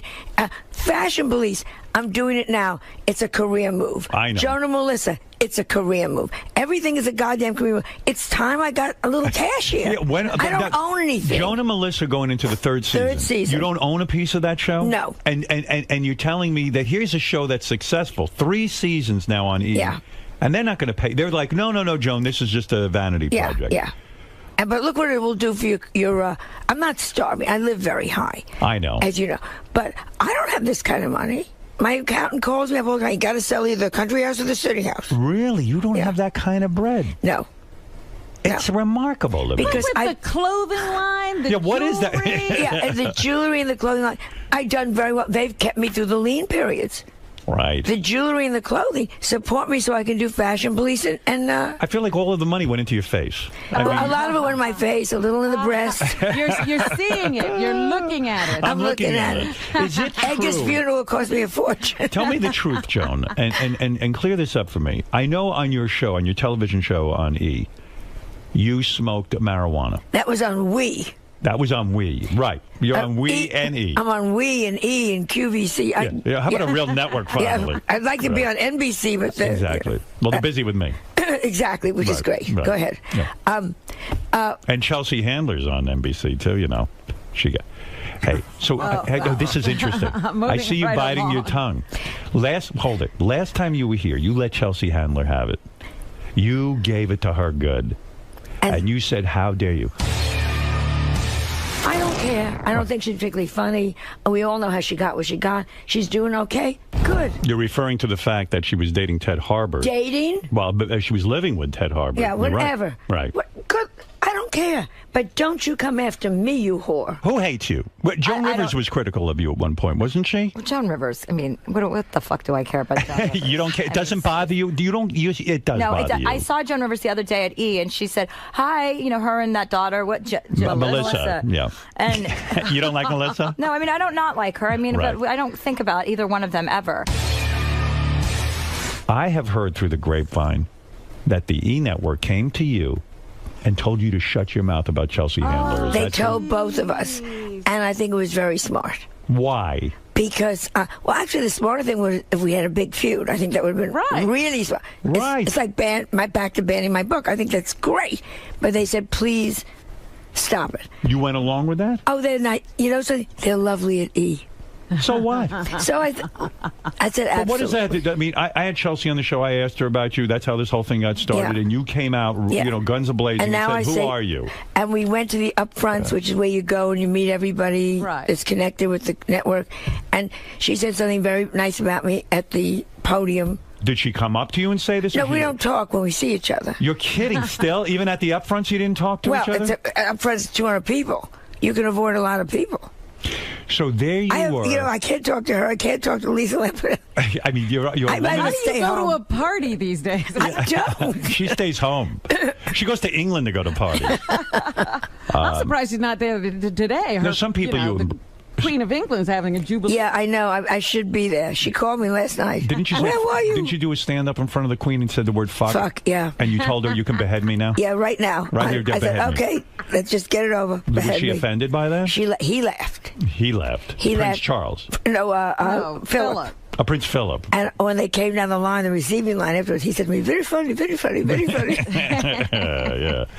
Very funny for a Jew. Very funny for a Jewess. So you well, get back to this for a second. This Chelsea the Chelsea Handler Handler thing. I got to understand how this works. I'm not going to make a feud here with her. I'm not saying a feud, but I want the real Joan Rivers on this. Oh, yeah, sure. I want to know behind the scenes what goes on in your life. You came on here. You said, who is she? How dare she not look at me in the halls? Right. How dare she act like she doesn't know who I am? Because everyone knows who Joan Rivers is. And that she's superior at times. Yeah. Right. You really let her have it. I know my audience was very excited by this. They were like, wow, Joan, right on, blah, blah, blah, blah, blah. They like the feud. Right. But you come in here today, you bite your tongue. Because I like the people at E. And What it's did they calmed say? down. They said, you know, just let her alone. Let her alone. Well, why? E wants it to look like we're a happy family. But you're not. Well, we are. You know, I don't need another feud. So you go How many times did I cross the street on one block? It's amazing you're still alive. I'm surprised a hit wasn't put out on you You know what I'm years saying? ago. There's so-and-so I got to cross over. There's so-and-so I got to cross So back. you go to the upfronts. You're standing there, and Chelsea Handler's in the room. It's uncomfortable. Doesn't she walk over to the icon Joan Rivers and say, look, I'm sorry that this happened? No, she did not. No. Again, she dissed you. But she went on stage and Wait she a said second. something very nice about Joan. What did she say? I was backstage, but my friend said she said something like, and my friend Joan is here or something. My friend Joan, who I don't even look at when... But she said that, and I thought that was very nice and very gracious. So if people say something publicly, but then behind the scenes won't even look at you... Well, that's me all the time. But no, that's not true. That's not true. Last night, Meryl Streep gave me her garbage to throw away. It was at a party. No, be honest. She said, "Could you let this?" I would have thought Joan Rivers would have said to E, listen, go fuck yourself. I'll say what I want about everyone. And then she should apologize to me. And she should have. But you want to know, then you have to say, I am the grand icon. And I'm not. I am still in that trench fighting. Did Betty White and you smoke weed together? Is that a true story? No. You were I did the Betty White show. You did? Yeah. And you even never say in your new again. book, you even really never again. Why? They were lovely. Betty was lovely. All the cast was lovely. First day, I also did Drop Dead Diva, which is first day I get there, and I'm playing her auntie, her twin sister that comes back. So I say to them, "Where do I come from? Should I have luggage?" They said, "Just read the lines." Now we read the lines, and I start to the way I work. Let me ad-lib, let me see. They call my manager the first day. They said, tell her to do the script as is. Whoa. Okay. Whoa, okay. Then why did you hire Joan Rivers? Well, maybe they want you to just stick to the script. Well, mistake. Wait. Brilliant. I want you to explain this. It wasn't that brilliant. But explain it to me. And the cast was lovely. Cast was terrific. All right, but explain it to me. They wrote a script. They send it to you, right? And you agree to do it because you always figure when I did Suddenly Susan, you go in. I worked with Kathy. You ad-libbed and you came out with something terrific. But you know, on a lot of these shows, I did Nip Tuck. What can you do to do it? You've got a writer who's funny. Let her give you an input. And I always say, if you like, let me try it. You don't like it, we'll throw it away. I never say. But some writers and some shows obviously are very scared or afraid to let go of their words. They want them exact. Fine. And, so... Fine. And they had them exact. My big joke was, G is the minister here. You were disappointed because you felt you didn't come off funny. I came off like a piece of shit. Yeah. And then they called me and they said they want to put it up for a Emmy. And I said no. It's not Emmy. It's not my best work. And Now, you've won Emmys. 2 weeks later, I go down to do Drop Dead Diva. Right. And they said, let's work together. It's going to be so adorable. What is Drop Dead Diva? It's on ABC. USA. It's a scripted show? Scripted show. But again, you come in on Monday, you're shooting on Friday. They said, why don't you add some Joan Rivers to this? And let's see. And if we don't, and I always say, if you don't like it, don't use it. So you got insulted. And on the Betty White show, not insulted. I just thought, you morons. You morons. I've been on Broadway. But won't there be They didn't go chaos? for the best. But won't there be chaos if everybody comes in with their own lines and their own ideas? Don't hire a comedian who is a writer and give them on Monday a script that isn't particularly funny. And the jokes did not get laughs that they gave me. They probably thought it was funny, though. You understand? Yeah, of course. I'm a writer. I've written a script. But if you walked in now and said, let me try this, I'd say, try it. Let's see. Right. Be a little experimental. Let's see. It's Monday. By Wednesday, we'll say yes or no. It's always a bad experience. It was a terrible experience. And not the cast. The cast some was reason adorable because I really loved the cast. Yeah, well, what do they care? Yeah, I didn't say goodbye to anybody when I walked out. You didn't. You were that pissed. That pissed. But you were professional. Right. You did the show. Did the show, and I was so upset I couldn't memorize the lines. And haven't you even said you don't particularly? You're angry with Betty White because you were in line to get all these old age parts. Yeah, and then that bitch came back. And she's getting every single part. Well, she's beating you out on every single audition. She got the "I'm falling, I can't get up" commercial. That's You right. know how many times I've laid on my bathroom floor? And meanwhile, by the way, do you own that device? The I can't get up. Melissa gave it to me, but she won't give me the batteries. Because I would think that would be good, just in case you fall. Just in case I fall. But there's nobody around if you fall, right? Well, I have a Swiffer. Is that what they call those terrible machines? Or a Rolly? What do they call those things? It's I don't know what they call it, but I know the little mop thing? The thing you'd sit on. They always have the old lady smiling. Oh, Right. the scooter. The scooter wooter. And there's grandma smiling because she's right. And the face of the family is always like, oh, fuck, the old bitch is moving again. People say to me, did Joan really smoke pot on her Yes. show? You really, because sometimes on these reality shows can be staged a little bit. No, ours is... You went and took the joint. It was so much fun. Did you smoke with Melissa? Oh, she gets very angry. She smokes a little. She smokes, but she won't smoke with you. No, she's wrong. What do you mean she's wrong? I think we'd have a great time. If you smoke together? Yeah. She doesn't want to smoke with you because you're her mother. I know. She doesn't want every barrier broken. Yeah. So who did you smoke marijuana with? I smoked with my friend Lynn Coplitz on the show. Is she your age? Nobody's my age. But is she? No, she's Lynn is probably in her late 40s. And so we laughed. You laugh. You just. And how many times did you inhale the marijuana? It didn't take that often, that much, because I hadn't done it for 40 years. You would smoke probably back in the Lenny Bruce days or something. I smoked. Last I smoked was in Lake Tahoe, probably in 1980. 1980, you smoked, and so you took it. And you took what? How many drags on it? Oh, a lot. I was having a very good time. And you don't get paranoid. You don't. I just laugh and laugh and laugh. You do. Everything strikes me as funny. And did you go to Melissa, your daughter, and say, "Look, now I want to smoke marijuana with you. This will be a good time"? No, I think we're going to go call her when I get off of here. Yeah, but you didn't discuss it with her. She has a new clothing line for Zappos, which is great. Right. And so I'm going to say to her, when you sell your first, 25,000 dresses, we'll smoke pot together. Does she smoke weed? She really does? Yeah. Yeah. She tells you, Mom, I smoke weed, but I don't want to smoke with you specifically. Yeah. She feels it would bum her out. Yeah. I think, I'm the mother. I was reading, and this might be irrelevant to a lot of younger people who listen to the show, but did you make love, back in the day, did you bang Robert Vaughn, the famous movie actor? No, I would have. No, not Robert Vaughn. Wait, I got the name. Robert Mitchum. Robert Mitchum? You banged Robert. Yeah, Robert Vaughn was Man from U.N.C.L.E. Right. Robert Mitchum was a very famous, good-looking movie star. Fabulous looking. Rugged, yeah. You Soul fucked of him. a poet. How did you bang the soul of a I poet? met him on the Tonight Show. Look at the smile on your face. Yeah, she's still smiling. Calm He was down. great. When you Just say great, you mean He was sexy, great looking man. Go look at some of those old big movies. penis? Everything was perfect. No shit. What happened? And he was a poet. He was He was amazing. Okay, he just wasn't good looking. He was amazing. He was amazing. Did you smoke pot with him? He was a big pot smoker. Yeah, we you smoked did. a little pot. How? Look at the Now, smile. what on was your face. he- Look at you. You don't even light. You don't light up like this when I bring up Edgar. Well, Edgar, I was married to. Right. Robert Mitchum was a one-night stand. Was it one night? Yeah, it was great. Were you disappointed it was one night? Oh, I would have, if he had said toot toot, let's go. Right. I would have said, Melissa who? Right. I would have sold it to Octomom. So wait a minute. I'm trying to. You were married and you had a one. Oh, let's not go there. Oh, wow. You had a child. Yeah, I was married. You were married. Robert Mitchum wants Comes to on the bang. Tonight Show. Go ahead. And he's the guest, and he's Right. very charming, and we had a drink after, and it was fabulous. You cheated on your husband. Yeah. Wow. Did you go home and tell him? Yeah. Oh, yeah. Hello, Edgar. Let me tell you. Did Edgar ever find out? And the next time Edgar and I made love, I said, "You know Robert Mitchum."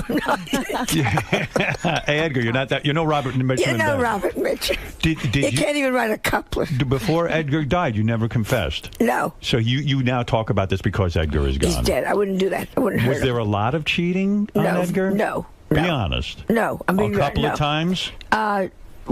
3 times. Because you were in show business and it's 20 years. Right. And especially when you're on the road with a play, you get very lonely. You get lonely, and it's very intense work. And it's intense also that Robert Mitchum, a very famous A-list movie star, wants to have sex with you. I mean, it's almost intoxicating. And he was, as I said, he knew poetry. He knew books. He wasn't what you saw on the screen. Was he much older than you at that point? Oh, no, probably. Yeah, and Yeah, he was an older man, but still older. I was probably in my 30s, and he was older. He was probably 52. Was he a married man at that point too? Were the both of you married? I think he was always married. He was always married. Yeah. And so he sees you on the Tonight Show, and let's face it, you're very seductive on the Tonight Show. Yeah, you're very sure. good at, you're very good at your craft. Don't be honest. And I was funny, and I was young, and what the hell? And so he I don't says think to you, I don't think he'd be sitting and smiling now about me. right. Who knows? He'd probably say Joan who. But he Never happened. Who? Oh yeah. But so when he says to you on the Tonight Show, you're sitting there with Johnny. Have a drink afterwards. Let's have a drink. Oh my God, your heart must have been a flutter. Oh my God. Oh my God, look at your face. Yeah, I mean, it's great. It's great. I mean, you're like, I could see Yeah. you're imagining him fucking you. Yeah, it was I great. could see it. Did you feel guilty at all Oh, you feel terribly sad, terribly guilty. about when you go back to bed with Yeah, Edgar? with that guy. Terrible. Yeah, and you're like, Terrible. how But- do you get past? Not that bad. She got over it. All right, because you still light up thinking about it. Yeah. Did he give you an orgasm, Robert Mitchum? We can move on to something. Why? This is fascinating to me that you cheated. Obviously, it was a nice evening. Yeah, he has the drink, and you're easy. I mean, you go Oh, right. I'm easy. Like you didn't even. You didn't even have dinner. My feet were on the table during the drink. You knew when he asked you for a drink, you were going to fuck him. 2 feet were on that bar. So you go for drinks. Were you afraid that people would see that you were having a drink with a man? No, it's business. I We see. just done the show. Monkey business. Yeah, we just done the show. So no hesitation at all, and you're sitting Oh there yeah, you're shocked, but also you're just swept off your feet. And so, Like, where do they go? Do they go to a hotel? of course, Somewhere in Santa Barbara. I really went back to his place. No, we went to a very pretty place in Santa Listen, everyone who was involved is dead. You don't have to worry. What do you mean? You're acting like this is going to be the National Enquirer. It's Robert Mitchum.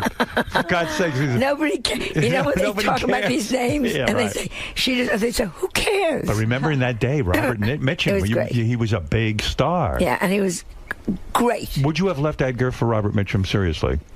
I certainly would have thought about it. Right. And so he takes you But back I would to... have left. I would have given Edgar the house. Right. I would have given Melissa. Hey, that's enough. Who wouldn't want a little beautiful baby like Melissa? So here, Edgar, you raise this thing. I'm off with Robert Mitchum. Yeah, give us a call. Was there any part of you hoping that he would knock you up that night? And Oh that my! you'd No, have a I never baby? thought about that. Wouldn't that be great? Well, he fucked you without a rubber, right? I mean, back in those days, they didn't even have rubbers. Yeah, this was free Those days, you use cloth. Right. He fucked you through a sheet. No, seriously, he entered you without any... We're gonna. Can we please? Why? That's enough. No, it isn't. It's not enough. Did Melissa know? Have you talked No, to her? she doesn't ask you. And did you call Edgar that night and go, hi, honey? Could be a little late. Excuse. Hi, Edgar. I would be a little bit late. You weren't out the whole night, were No, you? you walk the dog. Did you do that? You're going to need to walk the dog tonight. It's No, like reality. did you spend the whole night with Robert Mitchum?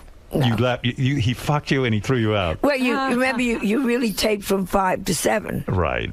So you had from 7 to 11:30. Not Yeah. tragic. Yeah, right. And so he didn't. I meant nothing to him. I can assure you. Yeah, right. But And then you did the walk of shame, right? oh, the walk of shame. You're all dressed up for the Tonight Show. Your hair's all messed up. Lipstick's a little. Lipstick all messy from semen stains on your chin. I mean, did you blow him? I'm not going there. Tell me the truth. I can't remember. You remember every detail of that. Tell me when you masturbate, you don't think about Robert Mitchum entering you. You're like, oh, Bob. Well, now you think how old they are. I mean, but seriously, when you mentioned that you masturbate, do you ever say, oh wow, you think about Robert Mitchum nude? No. But I do see the movies. It's so funny. Do you go back and watch the movies? Yes. Yes. And do you get wet? No, but I just think, oh my God. Wow. There he is. Yeah. Yeah. Good for you. Yeah, Look so at great. you. Well, at this age, all you got is memories. Did you ever try to make it happen again with him? Did you ever? No, you never no. Where are you, Mr. Mitchum? I would say every night, we should have him back on the show. Too bad we can't. Hey, come on, guys. How about instead of Cher, let's get Robert Mitchum. Was he your only famous guy that you had? The only famous. No, there's another one. There was an actor, but Who was the other one? New York actor. What was his name? Gabe Dell. Gabe Dell. Yeah. You're gonna put him in the same league? No, you asked. Did you call him Bob or Robert Mitchum? Or you didn't just Mr. Mitchum? Mr. Mitchum. Oh, Mr. Mitchum. It Oh, sounds Mr. like Mitchum. it sounds like you only knew him for a few short minutes. So it's like you probably didn't call him anything, right? But have you ever touched yourself thinking about Robert Mitchum? I'm not going to go Why? there. Why not? Why not go there? No. But because What do you he's mean, no? old now, and you just it's so. Isn't he he's dead? dead. He's dead. old now. That's old. He's dead. Who cares if you jerk off to Robert Mitchum? You don't want to jerk off to dead people. I mean, my God. Oh, you wouldn't jerk off because he's dead. Well, But did you sometimes, when you were in bed with Edgar, go, oh, if this was Robert Mitchum? well, one does have fantasies. Yeah. But none of your cheating was an ongoing affair. It was always a one-night stand? Or Gabe Dell was a big affair. Gabe Dell. And I left Edgar over that. You did? Really? Oh, my God. Yeah, So how did you end up back with 3 Edgar? weeks, and then I just thought, this is crazy. Right. Wow. Yeah, Gabe Look was. at you, you wild woman. Yeah. Man, you were out there fucking like a rabbit. Oh, you have no idea. I mean, Gabe I barely Dell? had a chance to write jokes. I mean, Gabe Dell said to you, listen, I want to be with you. No, I think it scared Gabe. It did. But yeah, we started together on a Broadway show, and you have this big, intense, you're on the road, and you're bringing it in, you're working late at night and all that stuff, and you're kissing on stage, bing, bing, bing, bing, bing. And then the show closed, and they continued a little bit. Yeah. And then it got too... It was too... And he liked me. He used to sit in front of my house. I was with Edgar and smoke cigarettes. Oh, wow. Like a stalker. Yeah. Wow. That was scary. He wanted you. He And Edgar wanted never me. caught on. Edgar never caught on to any of this. The I think guy Edgar sitting in knew. the- I think Edgar Really? knew somewhere was Gabe. Let's dig up Gabe and let's dig up Robert Mitchum and we'll have a whole show. Let's see what they were buried with and get the jewelry. So you think Edgar knew that you were cheating I with think Gabe he knew Dell? that. I think he knew. Wow. Oh, Well, that's the way it goes. did he ever confront you? No. No, Edgar's English. You whore. British. Hey, you whore. Melissa, tell the whore to come downstairs. Come here. Your mother the whore. Go get the whore. Wasn't it true you had a night of passion with Larry Fine of the Three Stooges? No. Oh, yes. And that, you see how I glow? Talk about Larry Fine and him entering you. How with a How banana. he didn't use a rubber. Use a banana He had a big red peel. nose on. No, but How could you? Don't you laugh when you realize these guys had sex lives? no, I understand. Like the but, Three Stooges. yeah, it's crazy. They You know, actually had sex with people. if you know anything about the Three Stooges, the amazing thing is that Curly, the shaved head one, Right. he was the ladies' man. That Mo was married, Larry was married. Curly would fuck like a rabbit, and he was so tortured because in the Three Stooges they wanted him to have a shaved head and they wanted to keep him fat, and he was a phenomenal ballroom dancer who loved women and fucked like crazy. And he was the ladies' man. And who would believe that? If you read the history of the Three Stooges, which I have because I love them, and I would have thought you would have been one of the conquests of Curly. Oh, what about the Marx Brothers? Do you still remember, was Robert Mitchum the best-looking guy you ever banged in your entire life? Just the most masculine. It was the whole Masculine, package. right. He was the package. Yeah. Right. Everything. And when he was a cigarette smoker, and so were you back in the day, right? No, but I let him smoke. You did. He smoked after he banged you. Yeah, he used to put the ashes in my belly button. Oh, Bob, you silly boy. Go ahead. Use me as your ashtray, Bob. Use me as your ashtray. I don't care. He could have wrecked your life. Yeah, Do you remember? What a scandal. But you know how great to have a couple of good memories like that. Oh, absolutely. Do you remember like the size and shape of his penis? No. You don't? Like, is it not that detailed? Those were different kind of days. You didn't kind of like look that much. But when a guy is that hot and when he enters you, do you come immediately? Do you just? Can we just Do you change? have an orgasm immediately? Can we go back to my book, please? Was that the first time you had an orgasm? No. Oh, Edgar never gave you an orgasm in a minute. Well, you're out of your mind. Yeah, I'm out of my mind. Don't you know? What am I doing on a family television show? Was he much bigger? Let me ask you. Was Robert Mitchum bigger than Edgar? Yes, he was. His penis, I mean. Was it thicker and bigger? Why don't you call? I wonder. What do we tell the wife's alive? I'm going to dig them all up and compare penis size. Is it true that you let Ed Sullivan finger you? That is He wouldn't have remembered. Let's get back to your book. Oh, he would have remembered. Ed Sullivan at 50 was early Alzheimer's. He was, right? Was that true, or was it just that No. He would. I remember one time they treated him like gold. He was saying had to do a commercial, and he did it 5 times, and 5 times he did it wrong. They were going to put it into the show. Was it that he couldn't really? He wasn't showbiz and he couldn't read, or couldn't. He just couldn't do it. And he had a wonderful son-in-law named Bob Precht, who treated him. Let's try it again, Ed. Let's try it again. Wow. And the 5th time, finally, Bob said, "That's fine, Ed." And you saw this personally because you used to appear on the Ed Sullivan Show. Yeah, a lot. Was that like the most pressure in your career, the Ed Sullivan Show? It was insane. More than even Johnny Carson, because that was a primetime Sunday night show. The world was watching. Talk about make or break an And appearance. talk about, it was live, so everybody was. You did dress rehearsal, which was dead people and Girl Scouts. Right. So nobody laughed. Right. So they said, well, Joan Rivers is going to do 7.5 minutes tonight. Now you get the nighttime audience, and it goes to 11 minutes. Wow. Well, if you've gone longer, that means Edie Gourmet can't sing He Came Into My Life. She can just sing I Came Into. Yeah, you got to be dead. And Ed could hold a grudge. If you didn't do a good job or you screwed someone else over, if you went to 11 minutes, he would have fucked you good. When they... one time somebody went short and they came backstage to me and it was all live. Right. And they said, stretch. And you know what I said to them? Tell my husband. Because Edgar would have killed me if I added material. Weren't you on one night with Senor Wences and you ended up making love to him? Yeah, sure. To his hands. The one-night stand with Senor Winston? Yeah, right. Hello. But I mean, do you remember like who you used to appear with on there? I mean, Woody, I have a picture of the Fifth Dimension, Woody Allen and me, and we're all watching the screen backstage, terrified. And so it was a great show. It was a great show because you had to be live. You had no second chances. When you did the Ed Sullivan Show, did your career change dramatically the next day? Carson gave you New York, L.A., the big cities. Ed Sullivan gave you America. He put his arm around you. He has little Joni Rivers. Right. The Midwest said welcome. And he really, you think now that you think back on it, he was suffering from Alzheimer's disease back then? He was at the end. Yeah, it was very, and she was wonderful. His wife, she protected him. She watched him. It's an amazing story. Ed Sullivan was like a gossip columnist who got his own TV show. He was horrible on TV. No personality. But it made it good. He was so stiff and so out of it. Right. You loved it. You love it. And the show was a great show. It was before everyone had their own specials. You saw everybody. You saw opera, and then Dolly Parton came out, and then Joan Rivers came out. See, it that's was why sort of like America's Got Talent. That's why I was just going to say I like doing America's Got Talent because it has all these variety acts. That's what makes it interesting. It's fun. It's fun, and it's not the same thing. Oh, I lived for that Ed Sullivan you could see show. Joan Rivers and bell ringers, you know. Yeah, exactly. Omar spun the plates. Yeah, and Topo Gigio and all those cool And then things. right after that, Richard Burton would come out and do something from Shakespeare.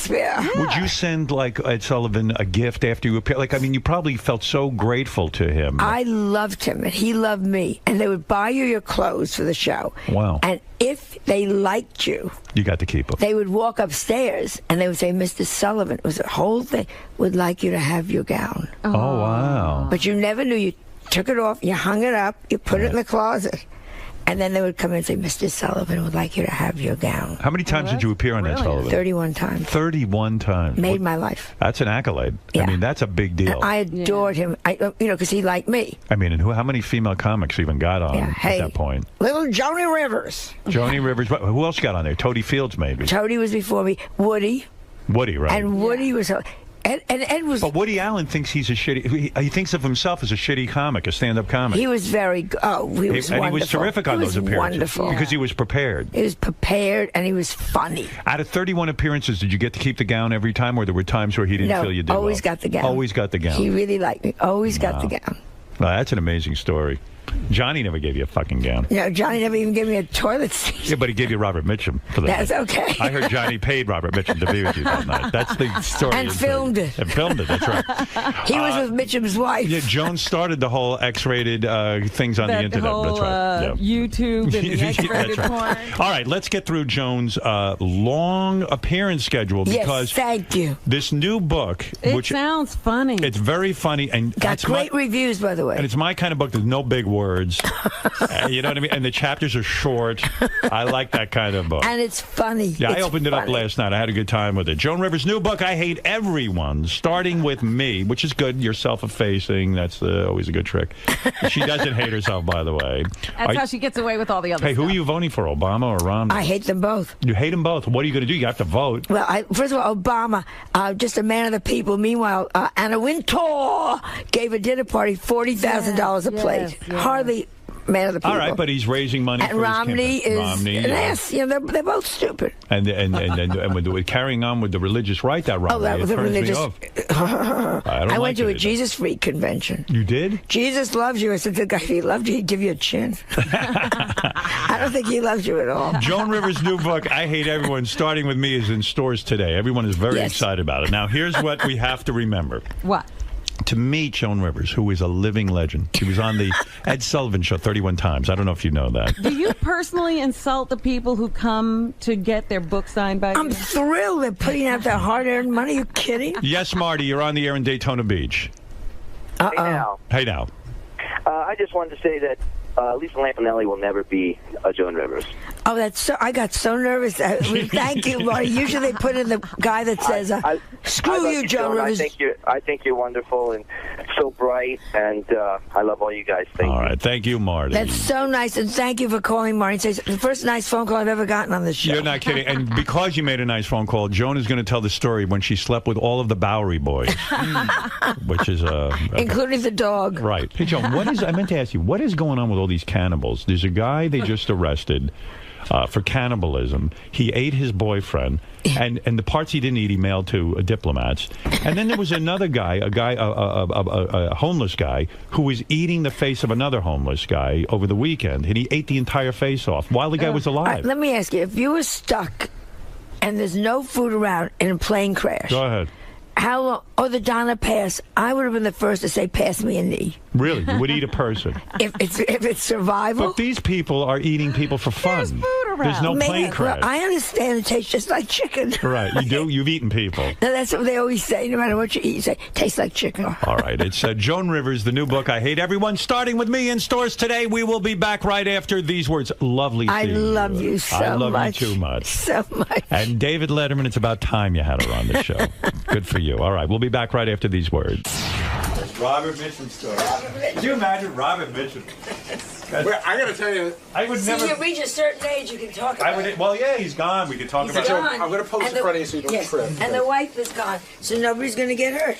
That's right, except for Melissa. Were you serious about Gabe Dell? Yeah. You know who Gabe Dell was? No, Big romance. Gabe was in the Bowery Boys. As soon as you said the name, I looked Yeah, at him. He was Gabe from the Bowery Boys. I was like, oh my God. He was so great. And we had Which one was Gabe? He was the good-looking one who wasn't funny. Big. He was the sort of the serious guy. He was a big Broadway star. Oh, so he probably hated the Bowery Boys. He was a really good. It was a wonderful actor. But it was like I used to love Gabe. Yeah. See, I loved Gabe.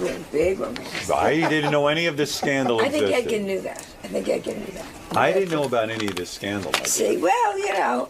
Hey, other listen, show times. business. Show business. All right. Hello. Joan, you've done this show so many times. Yes, I love my darling Howard. What's it like, though, without Robin actually in the booth? It was so weird because you keep turning to the booth Right. to see Robin, and of course she's coming at us through, from her home. So it was very funny, and I miss her. You know, you and Howard talked at length about the various appearances you've done on Ed Sullivan Yes. and Johnny Carson Yes. and the pressure you felt. Yeah. How does Howard alleviate the pressure when you come on his show? Howard is like talking to a friend. Howard is just, you go on and you just laugh with your friend. Even without a joint, you're still laughing. Even without a joint. Can you imagine if we had a joint? And Robert Mitchum. And Robert Mitchum.